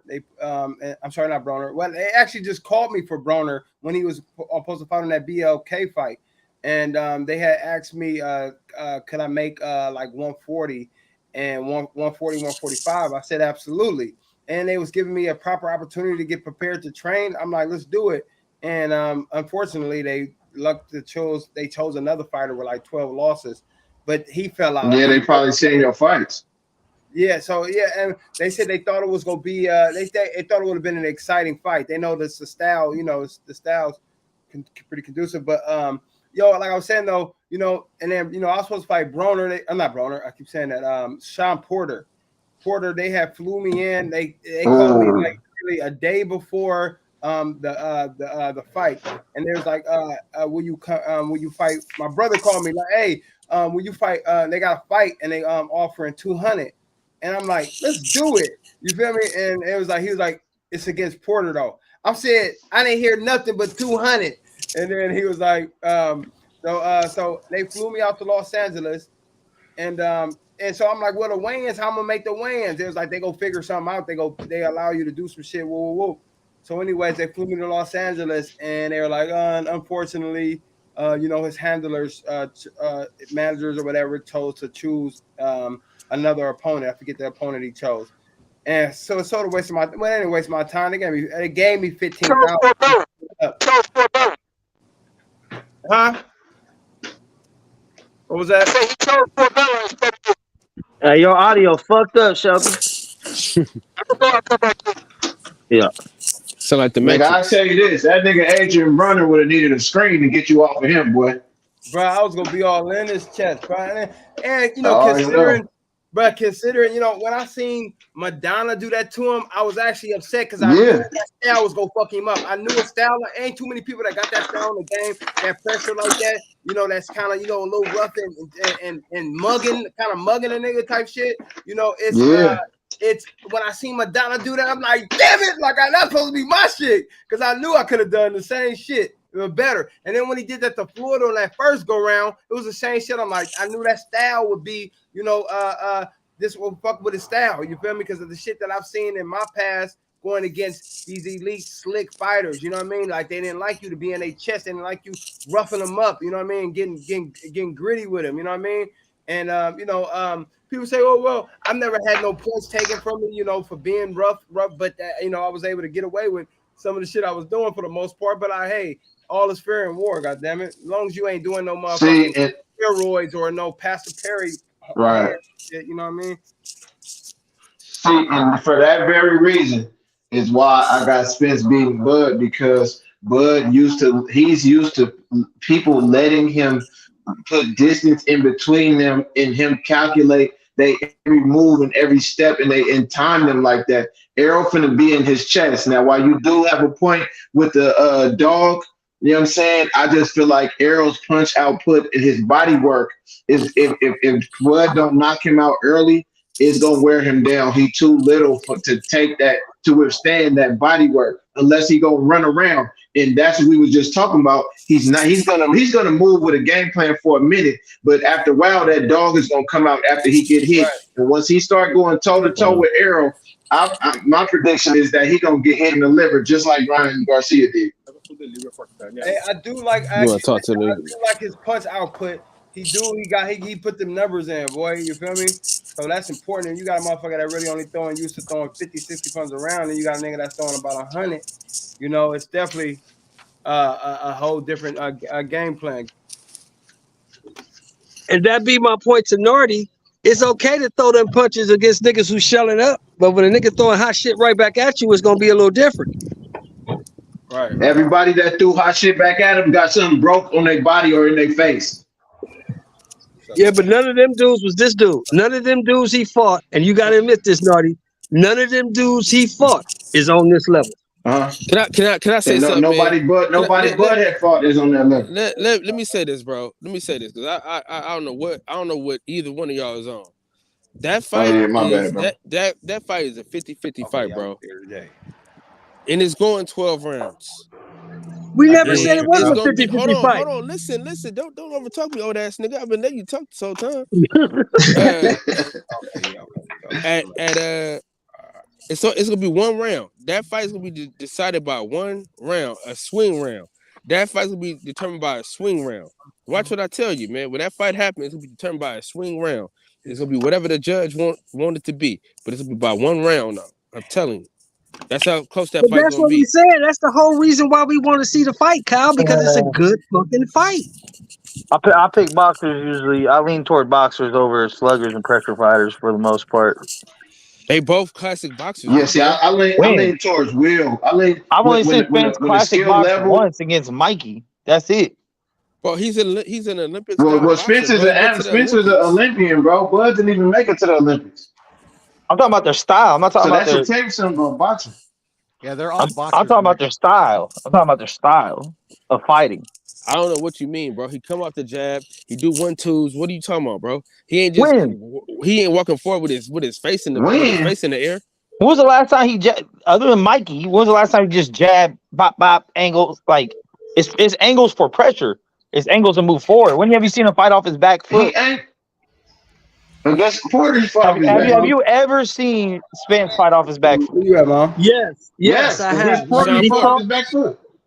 But you got to put it in context, and Kareem can motherfucking probably echo this. He fought Porter off the back foot because he had to, not because he wanted to. I agree with that, Sheldon. I agree with that.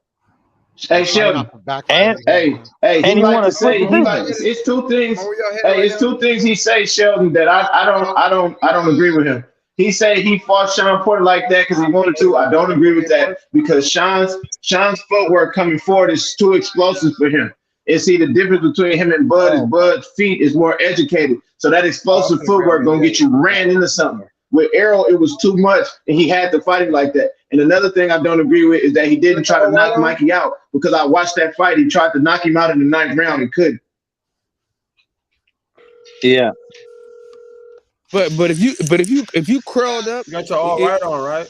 if you curled up and everybody Just make it sure.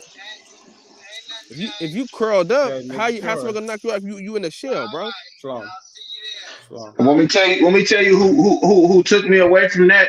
I watched Monster Inoue fight a nigga who came in there to survive in his last fight. He still knocked his ass out. Broke him down. You got to go to the body. Those hands will come down.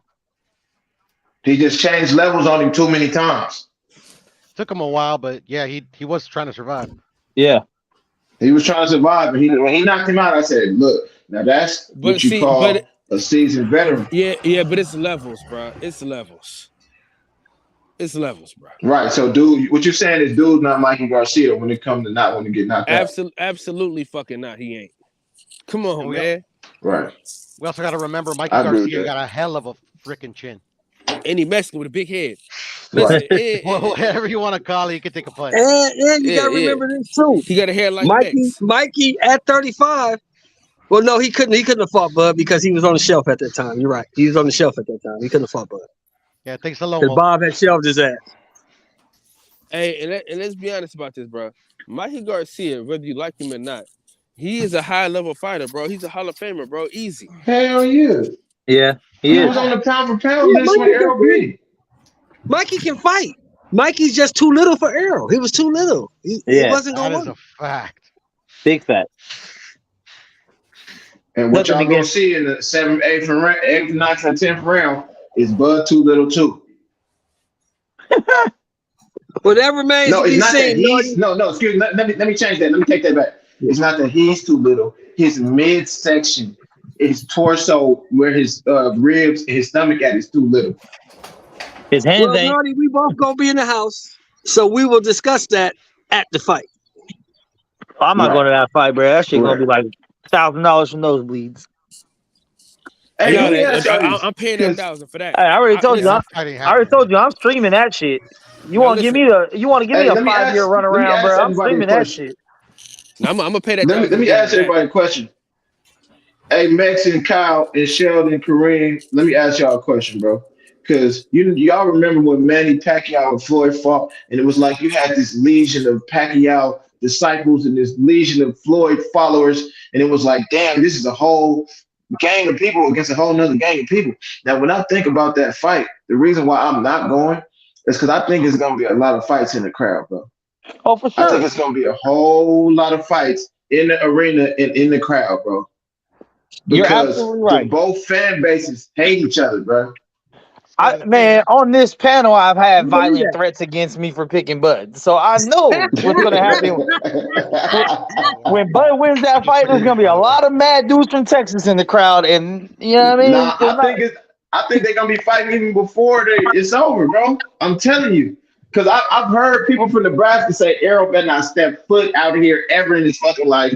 I've seen them gang up on Crawford when he went to the Danny Garcia fight, and motherfuckers will be like, "Oh, why he didn't go to Errol fight and shit, nigga?" Because last time, nigga, they barely made it out of there. Yeah. Oh, they was gonna make it out. Oh, I agree. It's gonna be some shit going down in the crowd. It's gonna be some shit in the streets in Vegas. If they fight in Vegas, it's gonna be some shit wherever they fight. I mean, usually when you get a Motherfuckers lot don't of like each people other. of color in a certain space, you know. Introduce some weed and some alcohol into the mix, it's gonna be crazy. Oh yeah, but I'm going anyway. I believe that, Shelton. I believe that. Yeah, but I'm going anyway because I'm going to see the fight. I'm just Hey, going we to see gotta the fight. remember this is the era of cap. Like literally, there's gonna be very few people that are really about that. So like, if you're really about that, you probably get into a fight. If not, they ain't no gonna fight. Right. And who's coming? But I'm Who's going, coming? you know me, Puro. Who's coming? You know to, we've been to Vegas fights with your together. boy? We've been to fights together. I'm old, so Yeah, I'm old too. You're I not try to getting find no fight. myself. You're not getting no fight out of me, but you None. will get something. Yeah, right. You know, You don't get no jump fight on out the of me. homies is what you'll get. Yeah, you will get something though. Leave me alone. Let this old nigga watch the fight. Yeah, I'm just gonna be petty about it. I'm definitely streaming that shit. They're not getting my fucking money. You know Hey, what I'm saying? hey, who's trying to go to Atlanta on the 27th of May? For what? Who fighting? Hell no. My boy Who Pop. fighting? My boy Pop, Javon. That's Memorial Day. He came on the show That's plenty of Memorial Day times. weekend, bro. Hell no. Bro, I'm going with you on the 20th. I'm damn sure not coming back on the 27th. Nigga. no, I said Atlanta on the 27th. I'm definitely going to that. Yeah, I'm just gonna be coming back from Vegas on the 20th, 21st. I'm not going to Atlanta on the 27th, bro. That's too quick a turnaround. I nigga got a little money, but I ain't got money like that. I'm gonna go to Atlanta one day, just not anytime soon. It's nice down there, bro. That fucking Kyle will tell you that fucking Barrios Take shit was lit, wasn't it, Kyle? It was crazy. I heard it's That pretty shit cool was out lit. there. My buddies have been there when they went for they follow the Raiders around and shit. You know, they go to cities where Oh, they never played been. they played the Falcons, yeah. Yeah. And I got cousins that moved out there like I don't know 15 years ago, so they say it's cool. So I want to go one day. Oh, it's live now, Puro. It's live. Yeah, you'll like it. You'll definitely like it. Yeah, one day, man. I definitely gotta hit the strip club out there. Oh, but no, you got to get there before them motherfuckers from out of town get there. Me and Kyle, when we tried to go, Kyle, it was $20 at the door when we first was gonna go, and we went after the fight. Tell them what the price was, Kyle. What's about the $80? No, the 150 at Magic City. No, you remember it cost $80 to park. Yeah, $80. God damn. Yeah. Better off just going to fucking Great America or we some left shit. the arena, and where we fucked up at is we went back to the room to change and have a couple drinks. By the time we got to Magic City, nigga, they wanted $150 at the door. Now listen up. Me and my boy Shelton, we went to Allure. Now listen, me and Shelton was talking all this shit, man. Oh man, these bitches ain't getting no money from us. We ain't throwing no goddamn money. Nigga, I went to the ATM about 4 times, boy. Hey, you talk about asses and titties in that motherfucker? You talk about asses and titties in that motherfucker. Man, look at here. And you can touch Hey, it. I'm gonna catch y'all on the back end. I gotta go get the kids, man. Yes, sir. All right, hey, naughty, man. It was fucking great to have you on the fucking show today, man. We missed you around this motherfucker, man. Oh yeah, man. I appreciate that, man. I Nardi, miss you y'all in the too. Bay? I just been You in the Bay? I'm in Dallas. No, I'm in Dallas. Oh, what's up, man? We crashed at your house for that Diaz and Paul fight or what? Come on. Let's get it. You know, y'all more than welcome. Come on. All I need is a blanket. You talking about Diaz and that boy Paul? Jake Paul, yep. Dallas. Anybody going to see that shit? Man, whenever any of y'all out here, man, y'all call me, bro. I'm pulling up for sure. Hey, listen, Roger that. Man, we in Vegas May 20th. I'm trying to convince Mex to come with me, but I can't do it. He can do it. You an alleged drug dealer. You can make. No, that. I'm not, bro. Stop saying that shit online, bro. I said alleged, man. I said alleged. I'm retired from the game, man. I'm just a father with a kid, just making it through the day, man. Max be selling that scante, bruh. Hell nah, man. I just came here to sell good vibes. That's funny shit. Never. Hey, man, this phone is finna die, man. Give me a second. Man, you know, StreamYard kill your Hey, battery. to bring up another part of Saturday. So, why do you guys feel like Devin Haney's name was not mentioned in any of the post fight?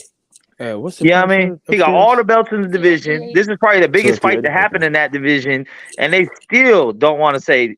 Like, PBC got a motherfucking track record of never saying non-PBC fighters' names during fucking post-fight interviews. So 0380. Because Tank is not corny like these fighters that be calling out names and not fighting them, bruh. That's why I like that. That's literally why I'm a Tank fan, because he don't do that dumb corny shit. Because the reason why it happened, Max, you answered your own question. Why would the PBC publicize or give shine to a top ranked fighter? It makes no sense for them. Because Haney is not. I mean, Haney's a top ranked fighter for now. The Yeah, possibility he only got one more fight with him. That's what I'm saying. Everyone knows he's a free agent. He might go to PBC and find a 2-fight, 3-fight deal. Them. But he's still signed to them, and they know he got a fight coming up, and they're not trying to give that dude no publicity on their platform. Why you think when Ugas and Errol fought, Bud was not mentioned at all? Good, he dropped off. Just fucking capping. I mean, am I lying, Puro? Nah, I mean, like that's like I wasn't capping about like I was capping about with Mexico would drop it off, but I'm not capping about like Tank. Like that's literally like why I became a Tank fan, bro. Because like he literally like he don't be doing this dumb corny call out shit. Like at this moment, like if Tank wanted to call him out, say I didn't mind it. Like he doesn't know what Devin's situation is going to be. Like, is he going to re-sign a top rank? Is he going to go back to being a free agent? Like, if he knew if he's going to go back to a free agent, he could have been like, okay, if he beats Lomachenko, well, then let's get it on, you know, because then that'll be one less hurdle. But, like, since he doesn't know if he's going to re-sign with anybody or stay by himself, why even mention his name, especially when he has a fight time? And here's the thing. Why would it Tank and Ryan, no matter how much you dislike or like either one, these motherfuckers just did 30+ million at the gate. Facts. At the gate. Why the fuck does Tank need to call anybody out?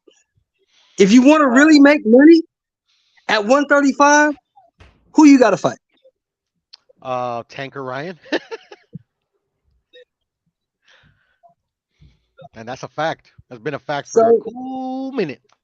So, I mean, there's no reason for Tank to call anybody out, bro. He's the top dog. Not a one. Yeah. He's the top dog. He's the money man. He is the top dog. He's the money man, and I think he's the most skilled at that division. Now, I don't know if he's going to beat Haney. I don't know if he's going to beat Shakur. But I know as far as the money goes, he is the top guy. He's the guy you want. If Devin gets back to like fighting the way like I've seen him fight, you know, before that Linares scare or whatever it is, you know, mental block, whatever the hell it is, where he doesn't throw combinations, I could see an outside shot he beats Tank. Not this one shot at a time thing. It ain't gonna work. I mean, Ryan tried that one shot at a time thing and didn't work. But Shakur, like Tank murders him. It's not even competitive. I don't go for that, but you know, everybody got their own opinion. I think Shakur Stevenson at 135 is a problem for anybody. I think Devin beats him very easily. Not knock him out or anything like that, like a Tank would, but like I think just by all the capping that they're doing about like potentially fighting each other, like yeah, okay, that fight's not gonna happen.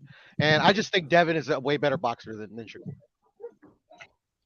Well, the beauty of boxing is, Puro, is we gonna definitely probably get to find out. We gonna see, because Bob already told you what his intentions are. You win this fight, you fighting him next. And I love when the fighters prove me wrong, because I've been proven wrong by many fighters all the time. You know, because at the end of the day, they got to get into the ring to prove me wrong. So once they do that, I give them like they got my respect already. But you know, I will actually give them their credit for like beating whoever they beat. Yeah, I say that all the time, Puro. It don't matter what we think. We gotta have our opinions and all. That's fine. Bottom line is we ain't taking no punches. So, like I always bring this up, and I always bring this up because it makes sense. I didn't think Canelo. I thought Canelo was gonna get knocked out by Triple G in the first fight. I was proven wrong, and I thought Kovalev was gonna knock out Canelo in the fight they had. I was proven wrong. Fighters have proven me wrong many times throughout the years, because most of the time, like I believe what I see, but when they're going like when they do stuff that's like literally like that's like out of the norm, like a Mikey. I was rooting for Mikey hardcore, but I knew that was a very slim chance that was gonna happen. You know, Mikey. Yeah, it was the size. Unfortunately. Yeah, it was the size and it was the size for me. He was just too big of a puncher, too big of a guy. Mm-hmm. I didn't think Mikey could stop him. And the only chance I gave Mikey to win that fight, he had to knock Errol out. And I just didn't see that happen. I mean, that's the outside shot I gave him, and I know Mikey was really good, so I was like, okay, that 10%, fuck it. You know, I've seen like worse odds, you know. Right. But at the end of the day, like literally, like what Canelo, what Duran, what Henry Armstrong, what any of these small fighters moving up more than one weight class, that's very, very rare. So the odds are low for a reason, right? There's weight classes for a reason, bro. Right. It is what it is. Yeah, that's what we were saying in this recent fight we had. I'm like, you moving up to 75 to fight this guy? This guy been up there for 5 years, reigning as champion, spent his whole career up there. You think you just gonna come up there and walk? Nah, this ain't no 36-year-old guy. Who you talking about? This guy's young, this guy's big.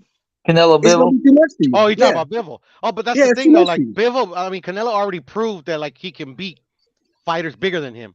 I mean, like, was it a guarantee that he was gonna win? No, hell no. Like, this is in his prime champion 175, but he's done it before. So that's why I knew that, like, literally, okay, this to me, he's still the best pound for pound boxer in the sport. But obviously, he had a chance to lose because Bivol's undefeated for a reason. You know, beating some very good fighters. But like I didn't think like a lot of people like, oh my god, like, well, most people thought Canelo was gonna win. Other than you, Shelton, obviously, you said from day one, Bivol was gonna get him, and Bivol got him. But most people thought Canelo. Yeah, I thought Canelo was gonna walk through him. I didn't think he was gonna walk through him. I didn't think that at all. But I thought he was gonna win. Like I got sick, but I literally slept through that fight. Actually, that fight, I'm gonna be honest, man, I've said this before. That fight did not interest me one bit. Because you thought it was a foregone conclusion, correct? No, I just didn't. Well, kind of yes and no. The thing was is that like literally, a guy with his little amount of fights versus Canelo that's been there, done that. I just didn't. It's just, to be honest, like there wasn't really anybody I wanted to see Canelo in there with anymore. Like literally, the Bivol fight sparked like my interest in Canelo's career a little bit more, because I'm like, who's gonna beat this guy with these guys don't fight enough. You know, Right, Bivol beat him. right. And that's the reason I want the Bivol rematch, win, lose, or draw. Because like literally, like, okay, all right, okay, you finally got beat in a long ass time. Let's see if you can do what I know is burning in you. I know if he had a chance, he'd fight Floyd again, win, lose, or draw. But now he actually has a chance to avenge his loss. He's got He it. does. He's He got does. to do it. For He his own does. personal pride, he's got to do it. Now the thing is, you know, like what sold me was the first interview Bivol did after they announced the fight. They was asking him about Canelo. He said, "I don't know what you guys see in this guy. You think this guy is Superman?" He said, "He's another fighter. He's a fighter, but he's small. So I don't know why you guys think that he's going to come to my division and beat me. I don't see it." I was like, "Oh, okay. This guy." Shelton, Yeah. that's the thing. After he fought him, he changed his tune. I said, "This guy, yeah, okay. This guy is serious. He's not intimidated by Canelo." And then you got to look at the fact this guy was 235-15 as an amateur. He's 18-0 as a professional, been the champion for 5 years. He wasn't intimidated. He wasn't worried about this dude. It's like, I'm gonna fight this dude. I'm gonna beat him. And why would he be intimidated at the end of the day? Like literally, Canelo is a shrimp. But then you get in there in the ring with him and be like, God damn, the shrimp can fight. Yeah. You know? No, be honest. I'm being honest. Bivol never said he fuck couldn't that fight. Bivol rematch, man. Give Benavidez his fucking title shot, bro. Like, stop bullshitting, bro. Bro, he like literally does everything to get around Canelo title shot. No, Canelo does everything. Like all the interviews. All right, Max, you gotta look at the reality, Max. Right now, he can't get a title shot because he got 2 fights lined up. He got the Andrade fight lined up, and he got the fucking Morrell fight lined up. And He got 2 fights. PBC, bro. Like literally, you want a Canelo fight? But Benavidez. Those are his next 2 fights. They already signed. He's been the mandatory for that title for how many years already? He's never been the mandatory. That's what you don't understand, bro. That's not how it Wasn't works. this a title eliminator he just fought? Yes. No, Yes, it it was was. for the interim title. That means Oh, it's for the interim title. Yeah. he gave up his position to force that fight. Not saying that they can't force it, but now the WBC has to find it in their heart to give Benavidez that mandatory shot. That ain't happening. Well, like I said, Benavidez already got 2 fights lined up, so it ain't happening this year anyway. He already got 2 fights lined up. He got fucking Morrell and he got Boo Boo lined up. So what's he gonna do? He's just gonna win all. He's gonna be undisputed interim champ. He gonna win all the other. What he's gonna do is what Canelo said they should do a year ago, if you remember. fight each other, and then I'll fight the winner. But he don't have that requirement for no one else he fights. What are you talking about, bro? He did not tell John Ryder to go fight everyone else first. He didn't tell Plant to fight everyone else first. He didn't tell fucking Yildirim to go fight everyone else first. He only said that. Do you not remember that John Ryder was contractually obligated in the contract? The zone contract is obligated. The fights were Bivol, Triple G, and John Ryder. That's in the contract. I thought it was just a 2. No, it was a 3-fight deal. And it's $165 million. It's actually a 2-fight deal, but at the end of the day, none of us know what it really is because none of us seen a contract. None of us in the contract. I could believe it's 3. I could believe it's 2. But at the end of the day, bro, David Benavidez could have fought John Ryder. Got him out of there. You know, he ain't even in that position no more. David Benavidez could have fought Caleb Plant. Literally, when Billy Joe and Canelo were going at it, Caleb Plant and David Benavidez could have got it on. And if David wins, which he probably would have won, who would have been for undisputed? I wonder. I fucking wonder. But here's the thing. Here's the thing you got to look at too, Max. If the fight wasn't contractually obligated, right? If it wasn't in the 3-fight deal, then why the fuck is the fight happening on the zone? John Ryder's not the A side. Nope. It's happening on the zone because the fight was contractually obligated. That's part of the deal. Yeah, I feel that. Yeah. And at the end of the day, bro, like David Benavidez got what he wanted, bro. All the capping that his dad did has got a buzz and people telling him that he needs to fight David. So, but David, you know, doesn't call his own shots. Like Samson tells him what to do. Al tells him what to do.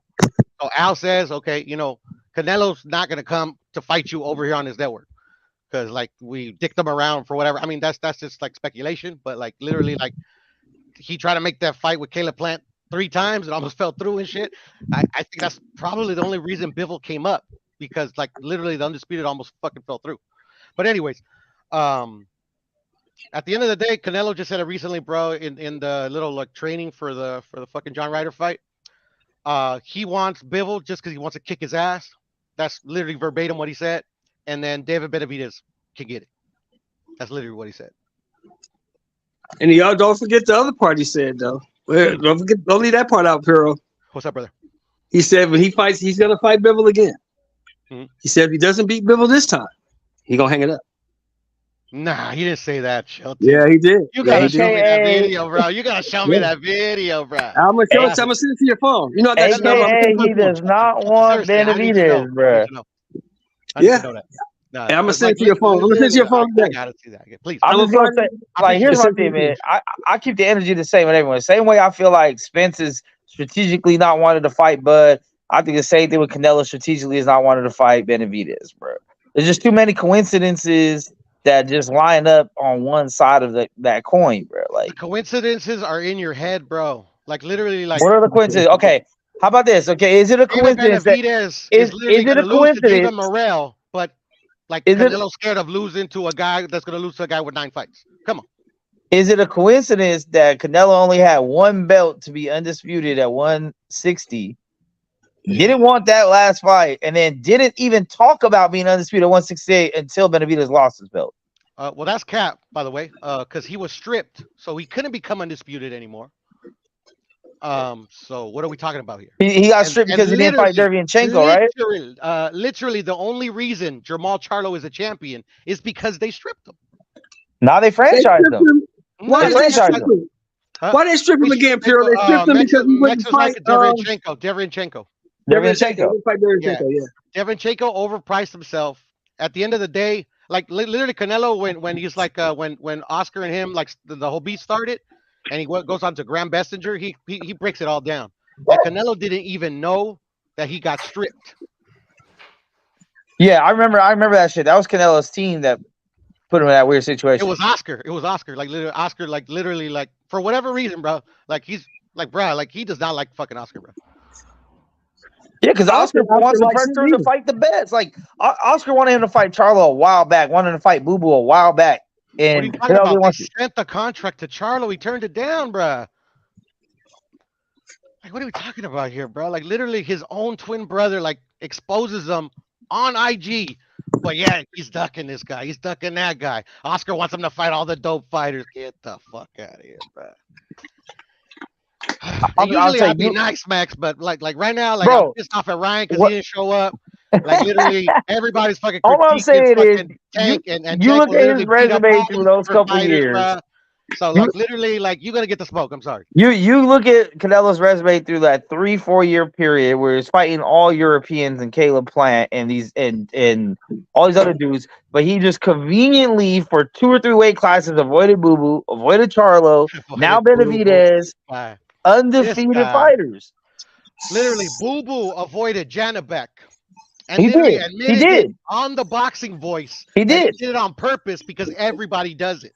Yeah, he did. But he still comes, and obviously you're watching his videos or you're watching the videos of him saying that Canelo's been ducking him this whole time when he's literally telling you that that's all bullshit.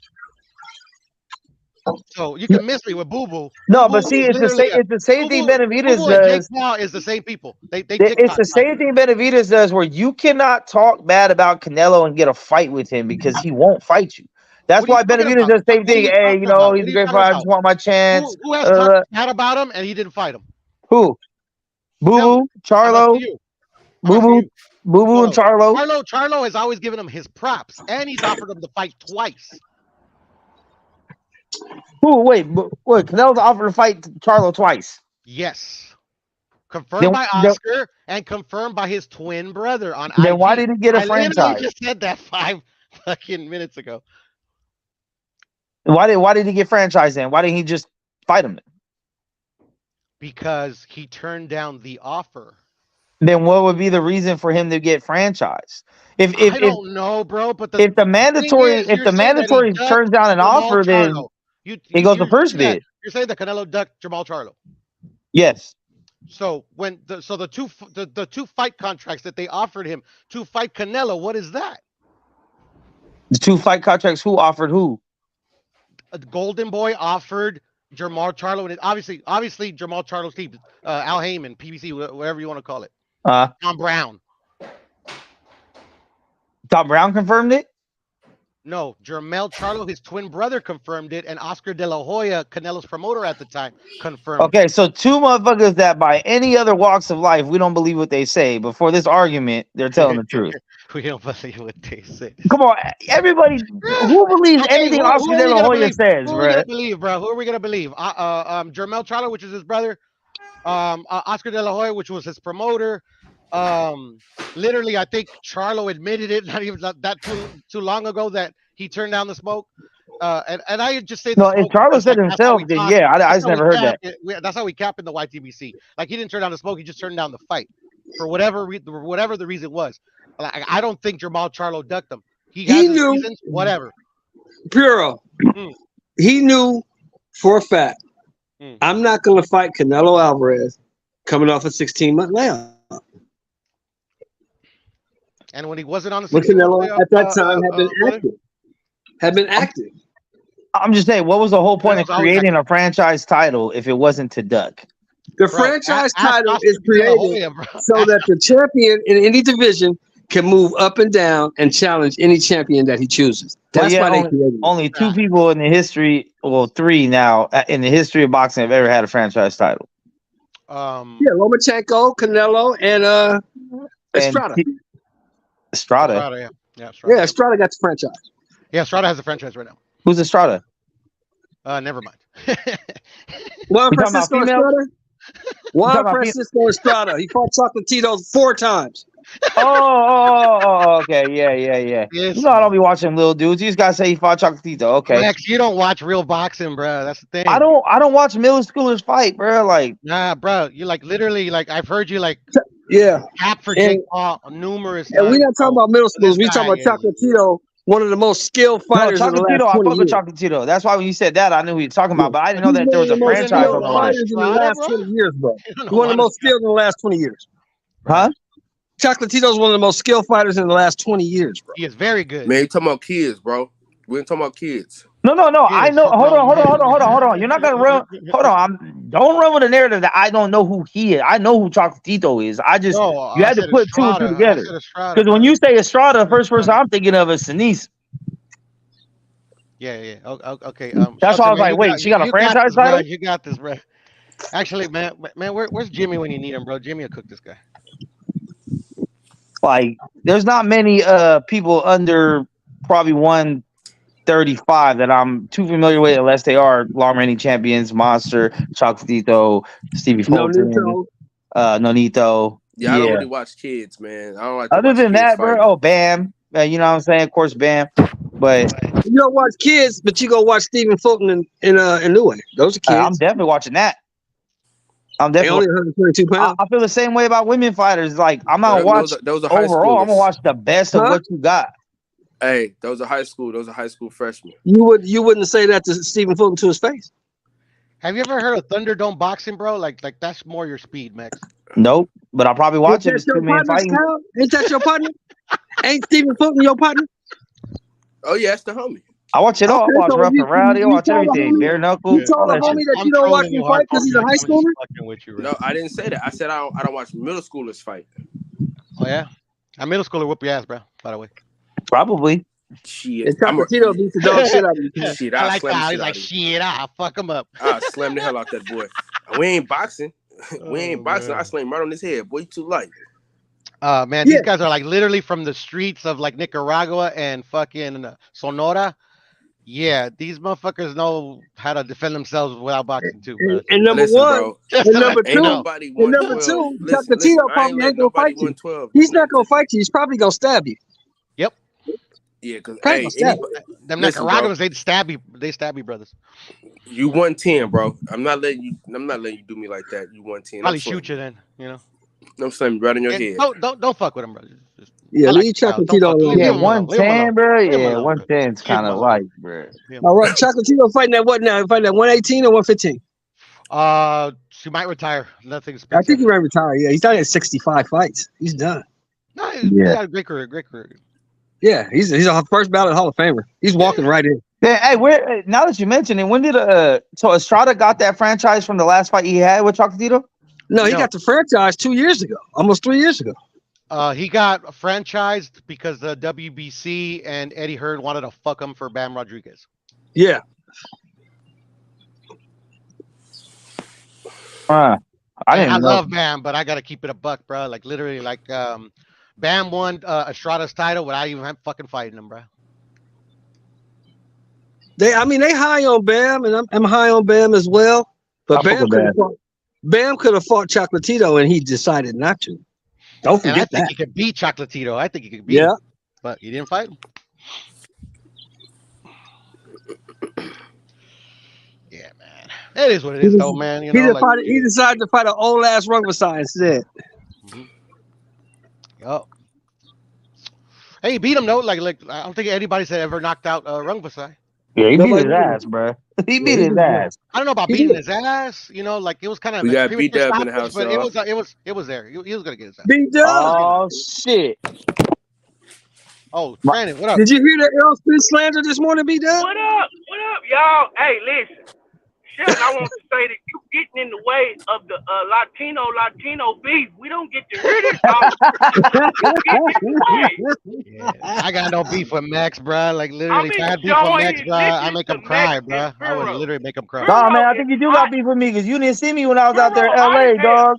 Pharaoh mad, and I'm enjoying it. Pharaoh, I love you, but I'm enjoying the shit out of this. Hey, Pierre gonna be mad anytime a Garcia go down. You was there. No, I'm hold on. not mad that Hold Garcia on. went down, bro. How I'm mad you that he didn't didn't see show Puro? up. How you didn't see Puro when I was fucking with Puro all night at that That's what I'm motherfucking saying. program spot? Pierre's the How you didn't only see Puro? person I didn't see out there in LA. Bro, Shelton Puro, wasn't we literally met together the the whole homie night, Puro? Raider. He fucking met the other homies. I saw fucking Freddie there. I saw Kyle. Who else I see? I seen everybody over there. Wasn't we hanging all night, Puro? Yeah. We was hanging all night. Yeah, but Shelby, even inside, I saw you for like 10, 15 minutes. You went back to your seats.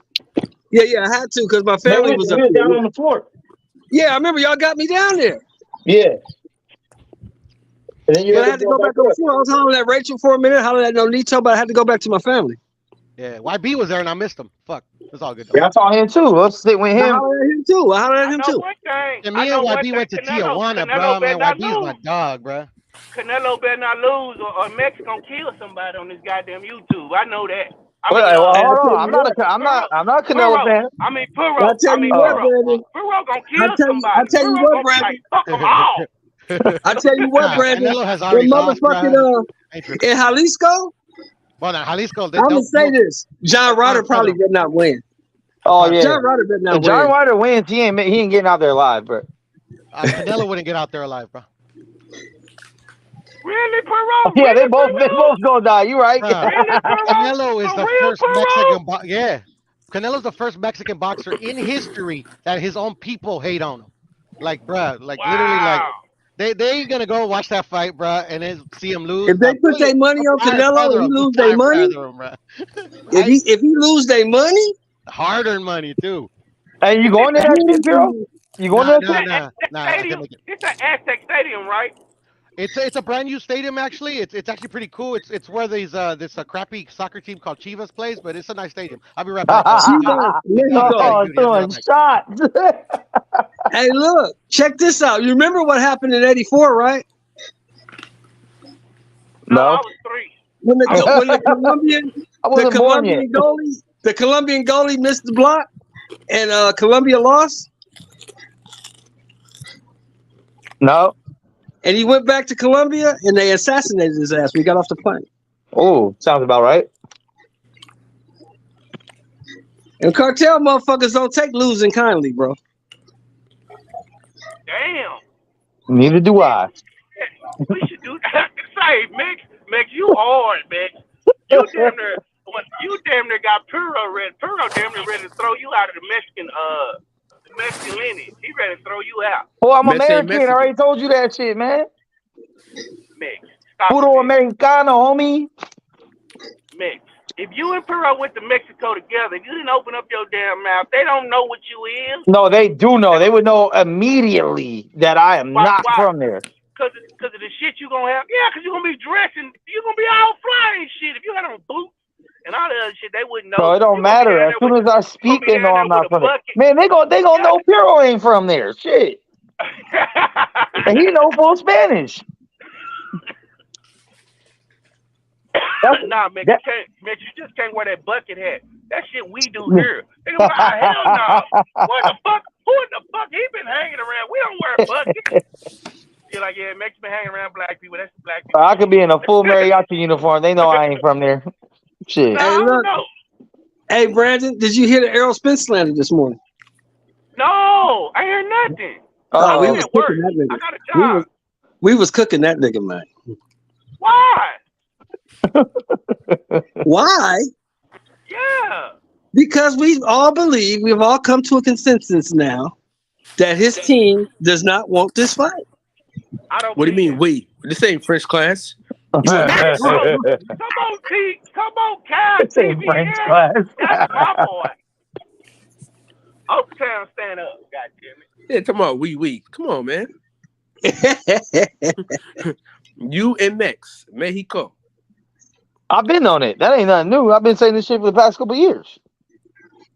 Yeah, No, I but he get said Mexico. we like me. No, Mex have really been riding for Terrence Crawford, and now he's starting to realize that Bud don't want to do shit. Bud want to fight over the hill fighter and make a big ass payday. I mean, Bud definitely want to get a check sometime this year without having to wait on someone else to get a check. So I mean, I'm not mad at that, but I'm just saying if one side's clearly the A side, it does all the negotiating and setting contracts out, and they're not doing it, and they haven't. And one fighter clearly said, "Hold on, let me do this other stuff first before I fight you." I mean, I just don't see any time. I just don't see anywhere else in the history of fighting that people let that shit slide when someone says, "Hey, run my fade." Like, "Oh, hold on, real quick. Let me go do this." And I get back. I'm gonna tell you something, Max. This is my first.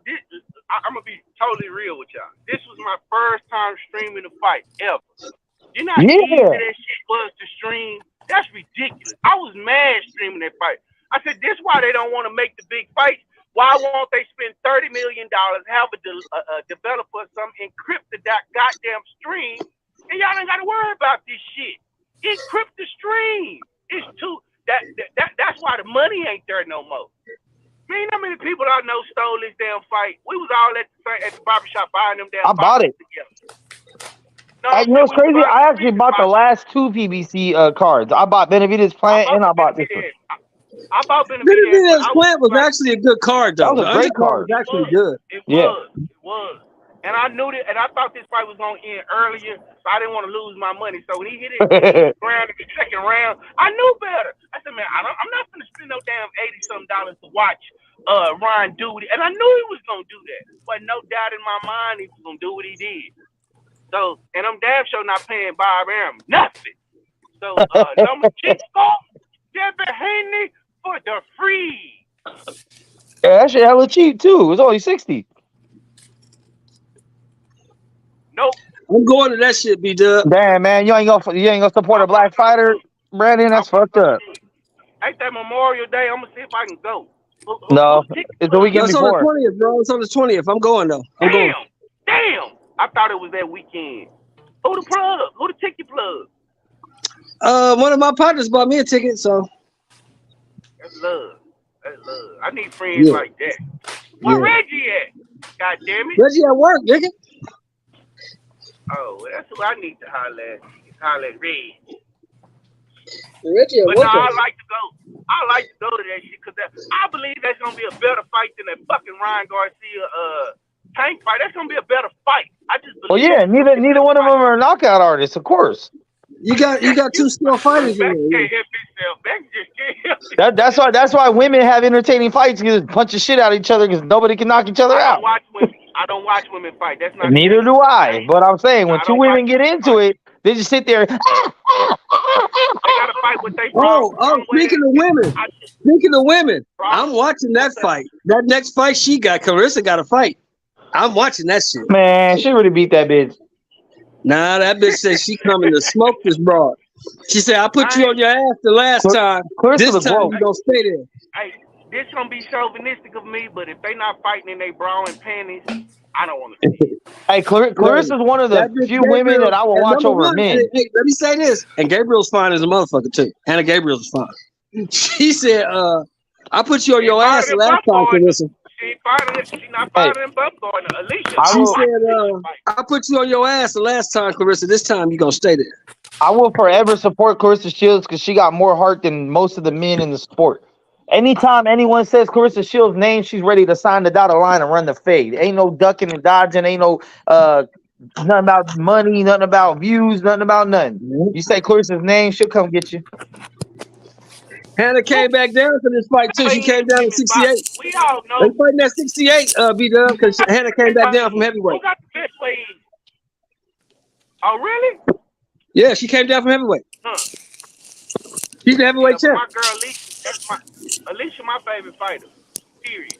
Alicia Baumgartner? Yeah, she's fine as fuck. That's my She favorite fight too. Man, and she know it. The thing about it is she know it and she know how to market it without being slutty. I like it. Yeah. It ain't She can slutty. fight too. And she can fight. And she can fight.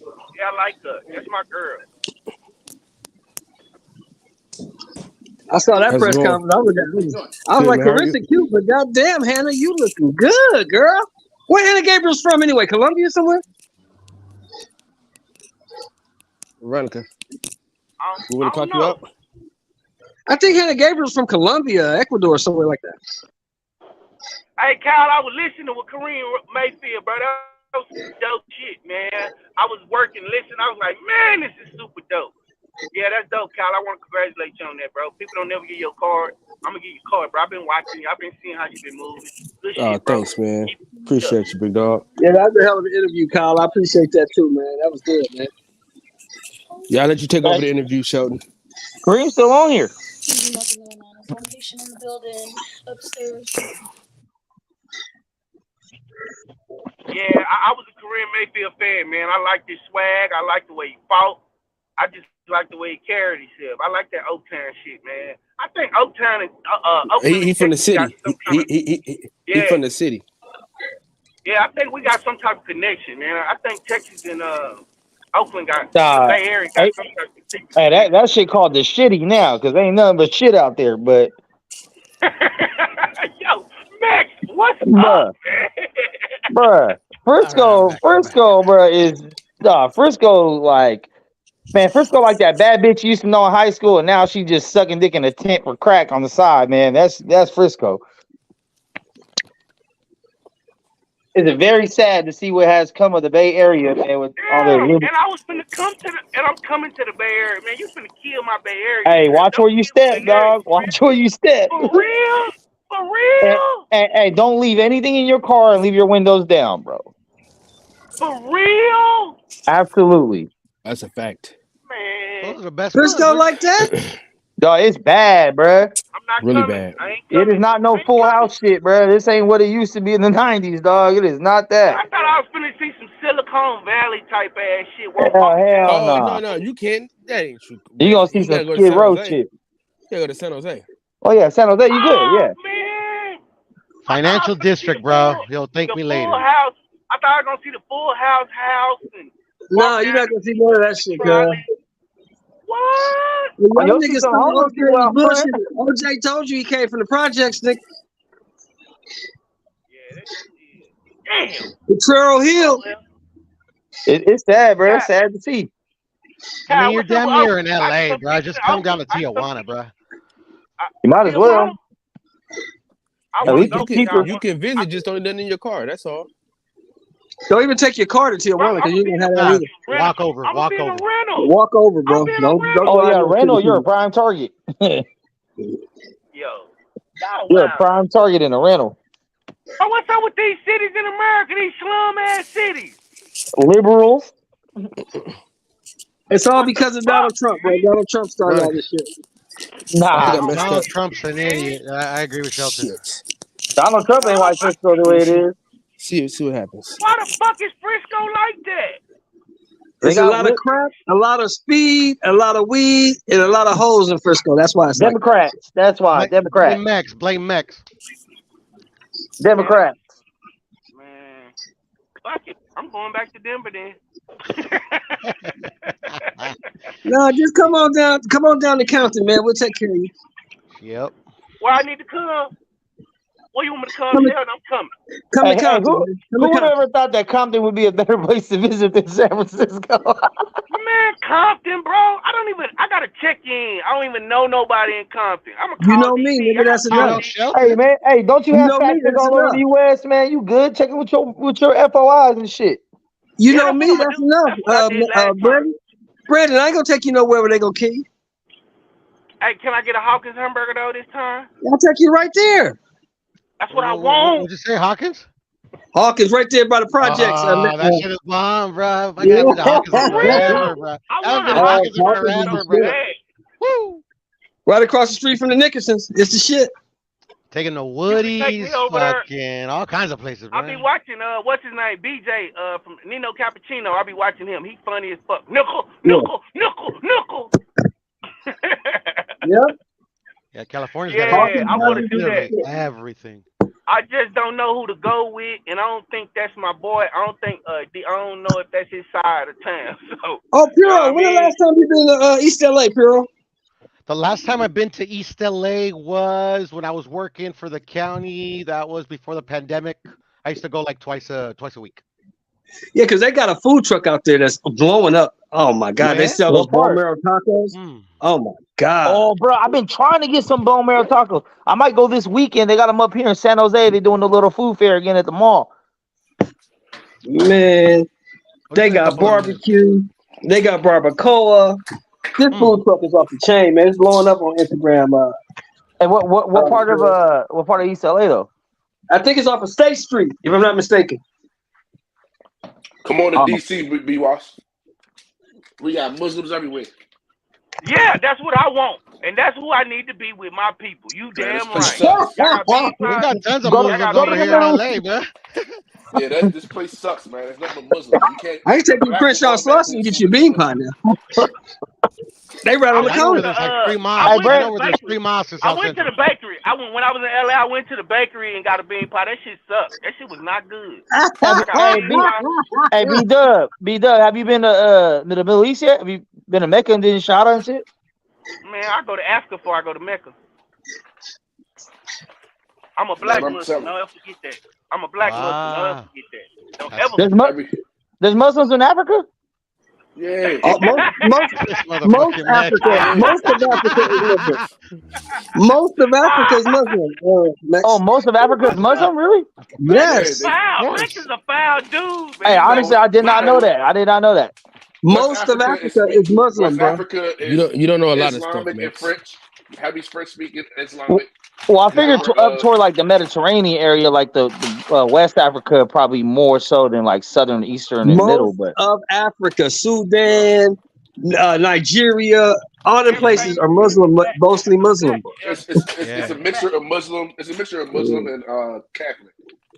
The Christians came over here to these continents, bro, and converted. Hey, Combo, you gonna take care of me though? If I'm in DC, I want the real DC go experience, bro. Oh He yeah, the police, he got you. Everything. He the police, he man. got you. I ain't trying to be around the Muslims all day, man. Hey, the man, police, he got you. Hey, Combo. I need you to get on the phone, bro. I need you to call Gary, man. Tell me y'all need to fight down there, man. That nigga ain't doing shit right now. Man, he been training his brothers. They ain't fighting nobody either. So what's the problem? Yeah, right. What's Gary Antoine doing, I'm bro? too sick for the argument. Man. Get your foot Ain't no on my neck, argument. man. Niggas ain't doing shit right now. Niggas been out the ring too long, man. The heavier one was been trying to get a fight. He was supposed to get Postal. That's why he was waiting. That's why he can't. That's why he didn't. He just beat Postal. Why you want to fight him again? Not Postal. After Postal, he was supposed to get He was supposed to get a shot, but he a title eliminator. But He got that hurt shit though. fell through. No, He got an injury. I heard he had an injury though. I hate to break it to y'all, but Gary done fucked up the whole Russell clan with Al Heyman, bro. Al Heyman's got it out for him. Yeah. Hey, that's the price you pay for being a man. Right? That's true. But unfortunately, like he controlled, like literally, he had Gary on the shelf for like what, 2 years? You see what happened with AB? Facts.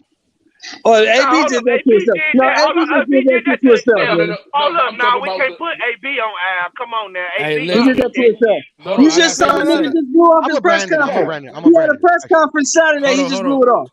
That nigga ABA shit, man. I got something to say. So, as an AB apologist, I am no longer apologizing for Adrian Bronner. Yeah, it's about fucking time, dog. That boy didn't even show his own press conference.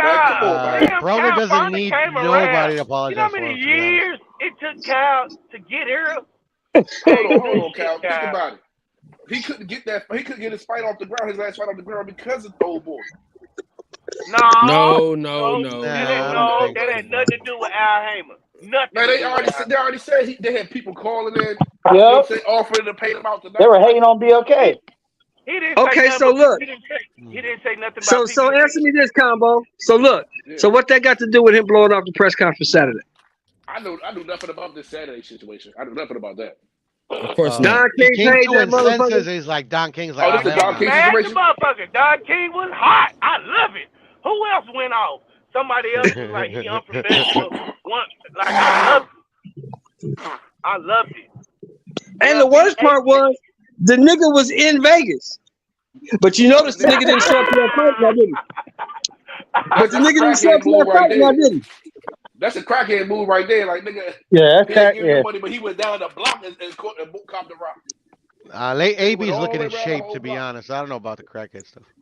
That nigga didn't show up to that fight. How you think you lost the weight, girl?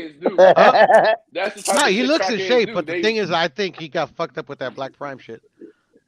No, Black Prime? Think about it. BLK. That doesn't sound right. It's not Black That had nothing to do, Piro, with Don King paying him to come to a press conference and he don't show It up. has And he a in the lot city. to do with his Shelton, bro. Like literally, Yeah, he you know, looks bad. man. He looks bad in a company that we all knew is a one fight deal, man. Listen, I'm not AB. gonna let you. Hold on, Shelton. I gotta say this. I'm not gonna let you talk about BLK Prime like that when it wasn't their fault. It was Adrian Bronner not wanting to fight nobody in it his was their latter fault, years. bro. No, it wasn't. No, it wasn't. What does How much on the BLK bet? stand for? What does BLK stand for? Don't matter what it stands for. Yeah, But I'm gonna tell you this though. building legendary kings. That means I Hey, know man. more about that company than you do, and it wasn't on AB. Bouncing checks. Piro, Yes, sir. you are hilarious, Piro. I'm just saying, bro. I do my homework, bro, and I'm an AB apologist. And at the end of the day, to me, AB don't need to apologize because he fought everybody. Did he lose some of his big fights? Yeah, but he fought them all. No, but see, we talking about him right now. We talking about how he not showing up to press conferences, bro. Yeah, he's coming off of obviously a drug addiction. Like he's barely getting off his feet. He went to a company that probably he thought was like, oh hell yeah, 10 million for like fights that like who's gonna pay him 10 million? He should have ran. He should have ran the other way, bro. But Piro, he went in and fight Blair Cobb, bro. Come on. Yeah, he wouldn't even fight. He wouldn't fight Rolly. Blair Cobb. He wouldn't even fight Rolly, bro. He'll kill Rolly, bro. He'll kill Rolly. They ain't gonna give Rolly the fucking AB, bro. They had the money for him. They wanted that fight. I'm sure they had the money for him, but the thing is like okay, like Rolly losing AB is gonna make him look bad. You know, it's just gonna make Rolly look bad. Rolly mouth and AB mouth is man. No, it'll sell. They're definitely gonna sell, bro. We're paying purely for the Rolly's press gonna lose. The best part of the fight. Rolly's gonna lose to this 40-year-old man, y'all. Yeah, so? He is. I thought he was actually fighting the other dude. Oh, he's fighting this guy. He's gonna lose. We could put some money up, Sheldon, if you want to. I'm not putting no money up on no 40-year-old. You just said you gonna beat him. Or Rolly. That'd be like me. That would have been like me putting some money up on goddamn Anthony Terrell. Rolly reminds me of Orlando I'll Brown. put money on Jake Paul and shit, bro. It's just suicide. Yeah. No, I'm putting money on Diaz. I don't put no money on old dudes, man. No, I don't put no money on no one but Mayweather anyway. He's back old dudes need to get out the way, bro. Mayweather and John Jones are the only people I can trust. So I waited a few days to gloat. No one has yet to come and say, "Combo, you was right when you said that it was going to be day to his body." Say what now? You were right, bro. I said it. Good shit. I said Tank's gonna take him out to the body, and everybody said I was Oh crazy. yeah, you was right about that. Nobody said you was crazy. What are you talking about? I'm gonna send you the biggest cookie I can find. Combo, man. You deserve it. Bro, you be making up stuff sometimes. Y'all argued against me. Nobody argued that. I actually remember Combo because I think I was talking about that, bro. I don't remember criticizing you, but I do remember you calling that. Yeah, they ain't gonna say nothing about that because they not gonna tell me I was right, but I told them that Brian was trash. Now Ryan gotta be trash, bro. He always been trash. I don't think Ryan is trash, so Tank literally just beat a trash fighter, bro. Tank beat a trash fighter. You know who's trash is Zerto. Zerto is trash. If Ryan's trash, then Zerto's trash. Thank you. How about that? They're both trash. Get him, Max. We don't know if Tank's trash. They're both trash. They're both trash. Man, don't change the fact that Ryan's trash. Yeah. I don't think Ryan is legendary, but I think he's a solid fighter. He's gatekeeper status. We don't know yet. We don't. That's He can't be a gatekeeper because he's never been behind the gate, man. Because they haven't fought each other. They gotta stake it out. On money. Like, he just lost to the best 135 pounder, bro. Come on. Hey, that's what I'm saying. He lost against the best in the division, bro. Like, that don't make you anything less than. Best in the division. That's the problem. Stop that. Everyone jumping to conclusions. The skills he displayed showed me that he can't fight though. The skills he displayed showed me that he ain't shit. But out of that generation, hey, go back to the Bay, man. You must be in Richmond or Fillmore somewhere, man. Your Wi-Fi fucking up. Drive back to home, man.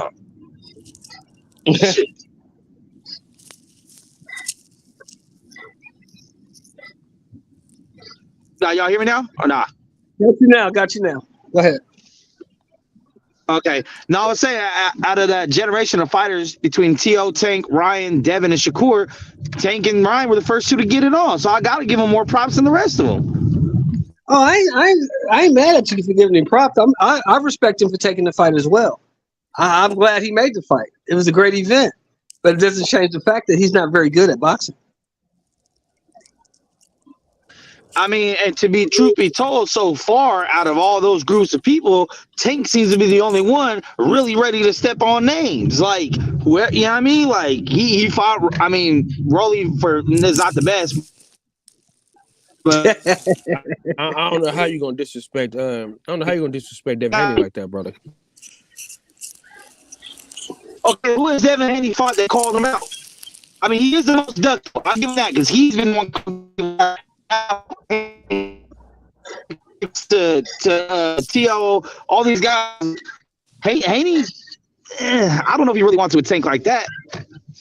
Lomachenko called him We'll out. see He though, fighting because him. he's the ace. I mean, yeah, Is that not Lomachenko cool, been man? ducking him. Like he wanted to fight Loma a long time ago. But Lomachenko called him out, and he's fighting him. Correct? Yeah. Okay. No, I fuck with that too because he's been trying to fight Loma. Loma been ducking. Devin Haney's a little more of an interesting matter because I do feel like Devin Haney is at least one of the top 3 most duck fighters in boxing. So is he more ducked than Luis Ortiz? They're young class. What's your name, sir? And I'll say more duck than Ortiz. I mean, I think he's up there, but I don't think Boo was being ducked no They more. say He's kinda everybody old was and ducking whatever Luis now. Ortiz. I don't know why, but they say everybody was ducking Luis Ortiz. I still don't see why they was ducking him. They ain't that good. For me, I just don't see the number of heavyweights or could be because the heavyweight such a weak division. So what? 3 people duck you know what I mean? Like you go by my resume. I mean, there's a hell of names attached to him. I mean, he called out Robert Easter when he like in his 4th. Is there a name going back that he's been calling out? And once again, high reward shit. Nobody takes those fights.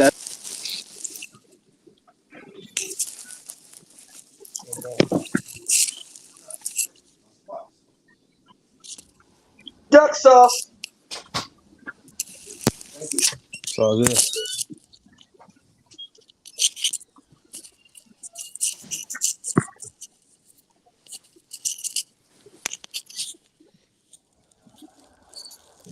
What the hell?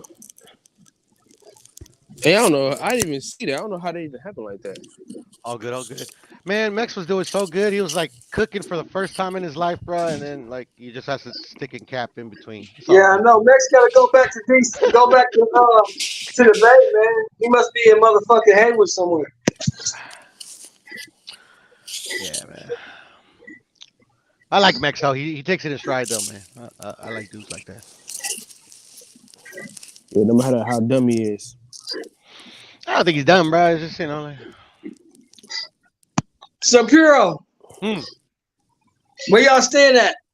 I haven't booked the room yet, but I'm looking at that as we speak. I want shit. I don't have a lot of money to spend, and I don't think I have any free rooms for that weekend.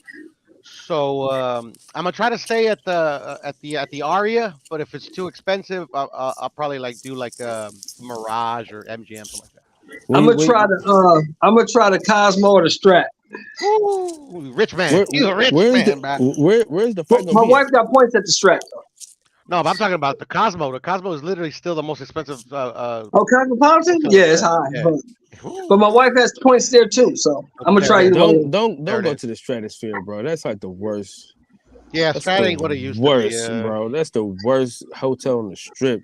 Did you hear what I said, Kyle? Free points, bro. Free points. I don't care. I don't care about that.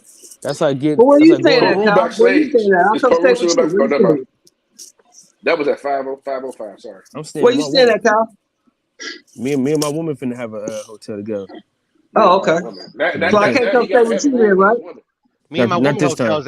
Is that Okay, so since I can't come stay with you, I'm gonna go stay where it's free, Kyle. Well, just try somewhere else though. You gonna get bed bugs. I ain't getting no bed bugs. That's what the Stratosphere got for you. Them and the What y'all Oyo. talking about? Wow, I got the that Oyo. Hey, the What y'all talking Oyo about? and the Stratosphere, the worst hotels on East Side. I might stay at the Palace Station though. They nice. Palace Station's cool. It's at the end of the strip though. What'd you say, Combo? Oh, y'all talking about the Devin fight? Yeah. Mm-hmm. You ain't coming, nigga? It's a Tropicana, Shelton. It's recently renewed, maybe 10 years ago. It's not as bad as it used to be. Tropicana's pretty cool. How's the rates?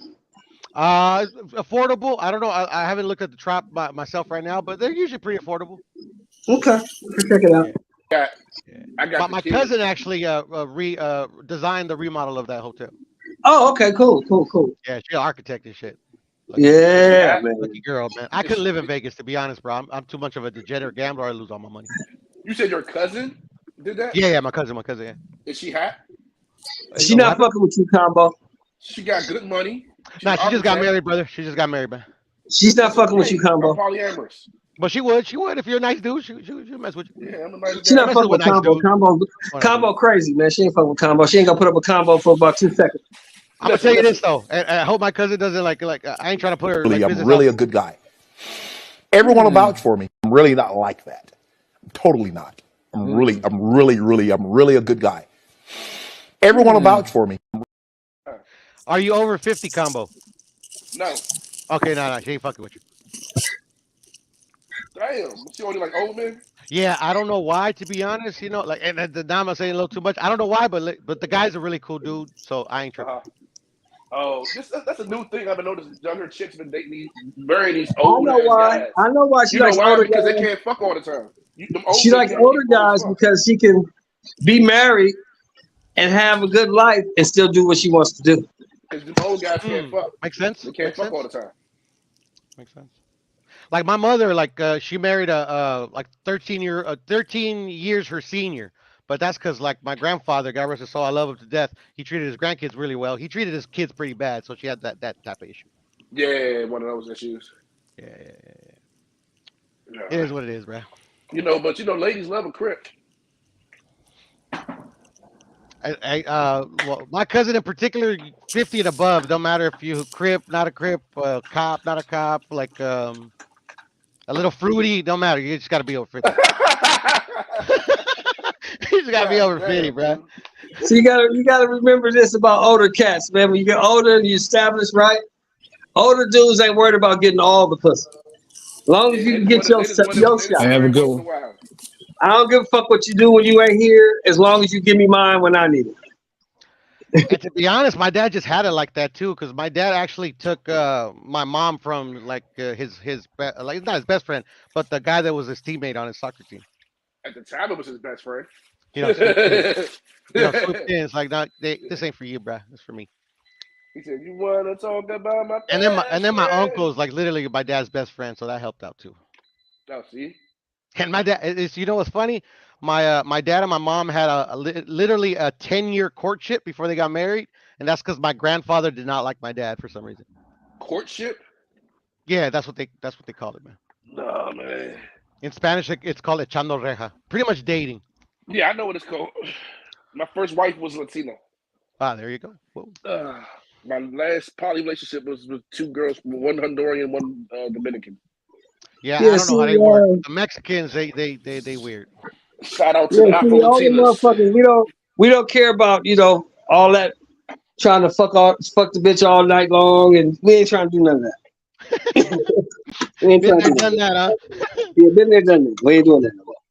You can do what you need to do, bitch. I don't care, as long as you take care of the house and fuck me when I need to be fucked. I don't care what you do. Woo! No, do you think? Yeah, if that's what you went to.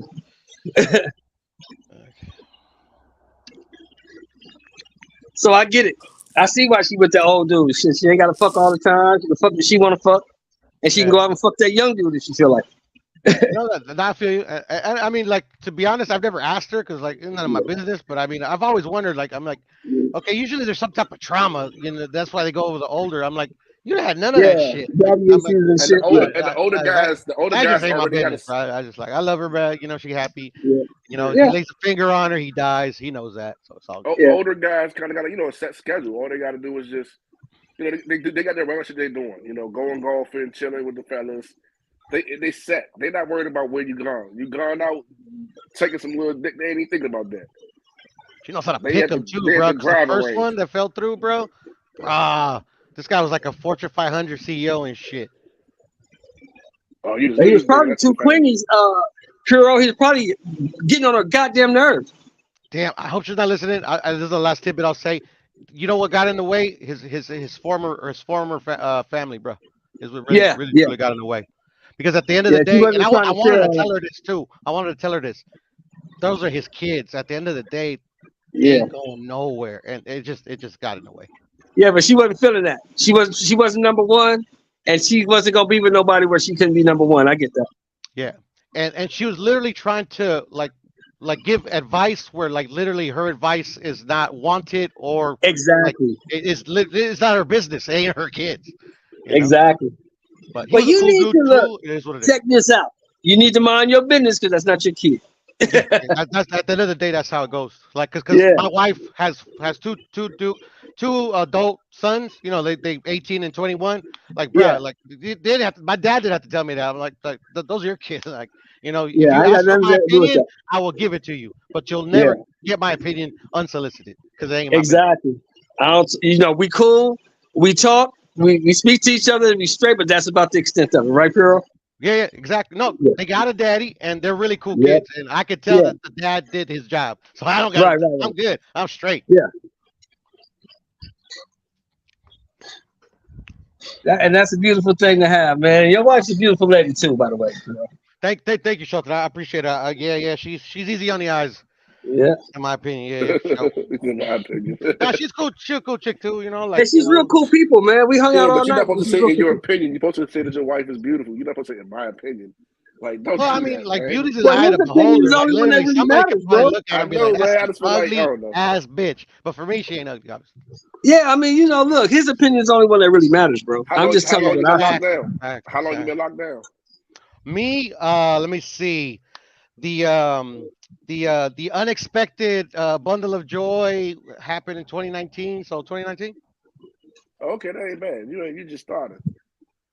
Yeah, that's How my you first how, daughter, how, man. That's how my you first how you kid. I holding don't the got bed? no other kids. Hey, Phil, did you laugh? Did you see how me and my wife was interacting at the fight? Did you laugh, bro? No, I didn't catch it, to be honest, Shelton. I You mean, know, like, because I'm over here fucking with you, and she just went her own way. You remember that? She just left. oh, yeah. No, I hear you, man. Not She's like, yeah. I'm gone, man. Y'all talking. I'm out of here. Our She went walking relationship around is and shit. relatively new with my wife, so like literally, Yeah. like I still gotta make her like feel like I need to ask her. You get what I'm saying? Yeah, right. She still needs that. Like, and Yeah. even though she says, "No, you don't have to ask me," I'm like, in my head, I'm like, okay, whatever you say, bitch. Like, I'm gonna go chill with the homie real quick. Okay. Yeah. Yeah, my wife was just like, yeah, okay, we have to fight. I came with you. Now I'm gone. Bye. I can't wait till that day comes. I ain't She lying. was at the snack bar. She was doing all kind of shit. She was all over the place. Yeah, man. Shit, I'm at the point in my life. Well, I mean, I think maybe most men are like that. Like literally, like if like you can leave me alone for extended period of time, I ain't gonna trip.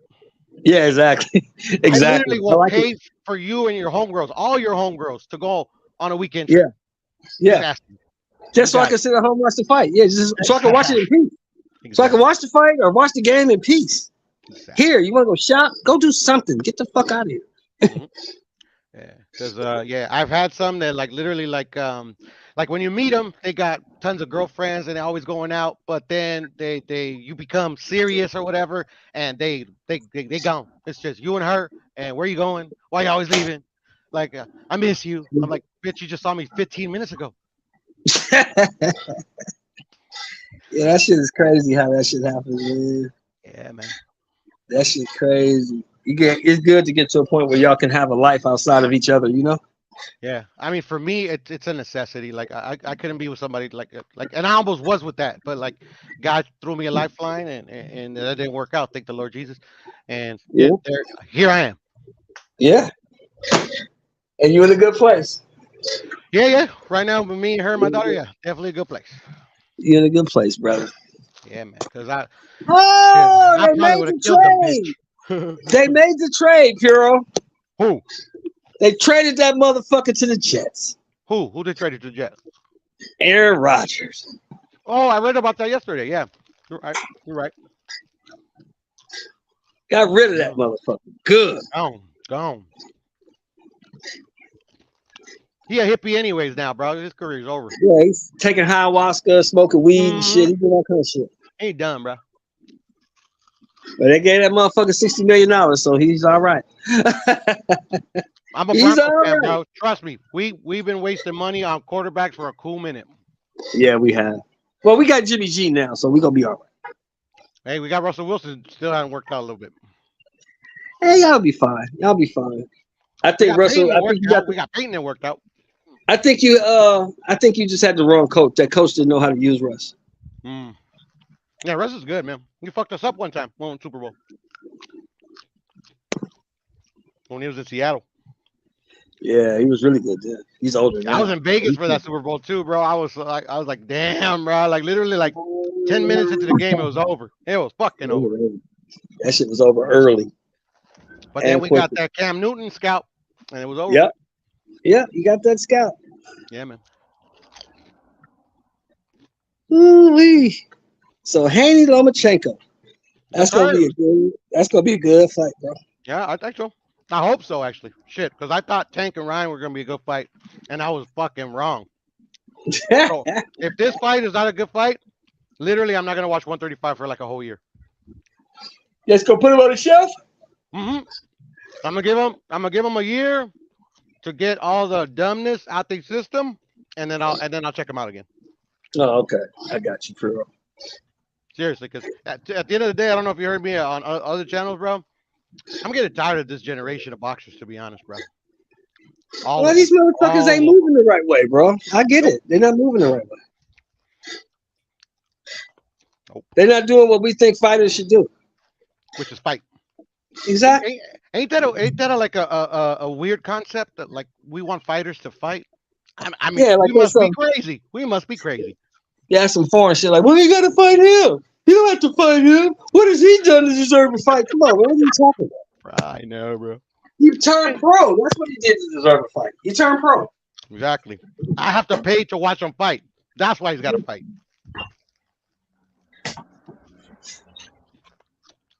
Oh well. That's what soured me. That's what soured me on the whole Errol Spence Crawford shit. Motherfucker started talking about what has he done to deserve a fight, and he don't deserve it. What the fuck you mean? That shit sounds stupid as fuck. He don't deserve a fight.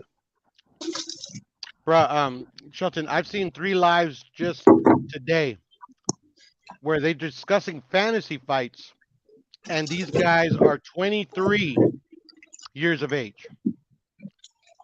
Literally fantasy fights. Like, literally, it's a fantasy if we might get to see 2 active fighters fight.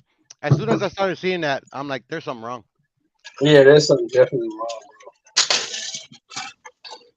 So And they said, unfortunately- who were they comparing in these fantasy fights, bro? No, they weren't like so.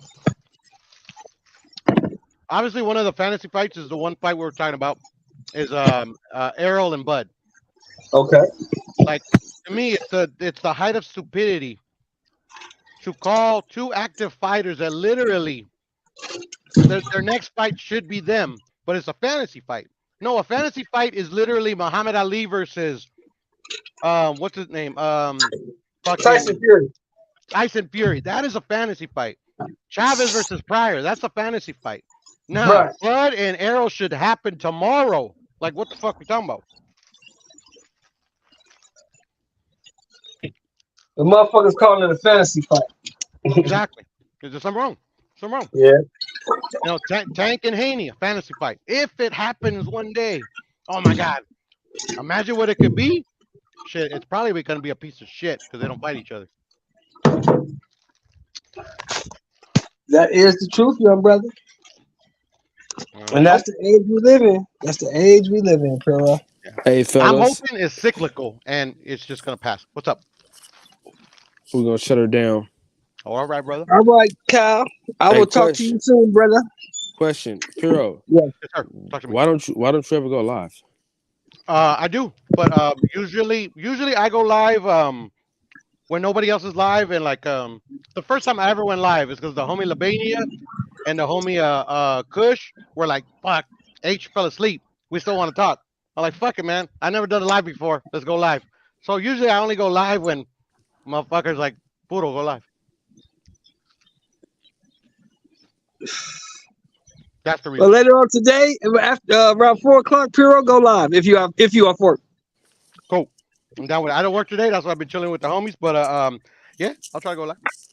All right, brother. I'll All talk right, to y'all Sheldon, if he goes Yes. live, text it to me. I will. All right, fellas. Peace. All All right, y'all. peace. Later.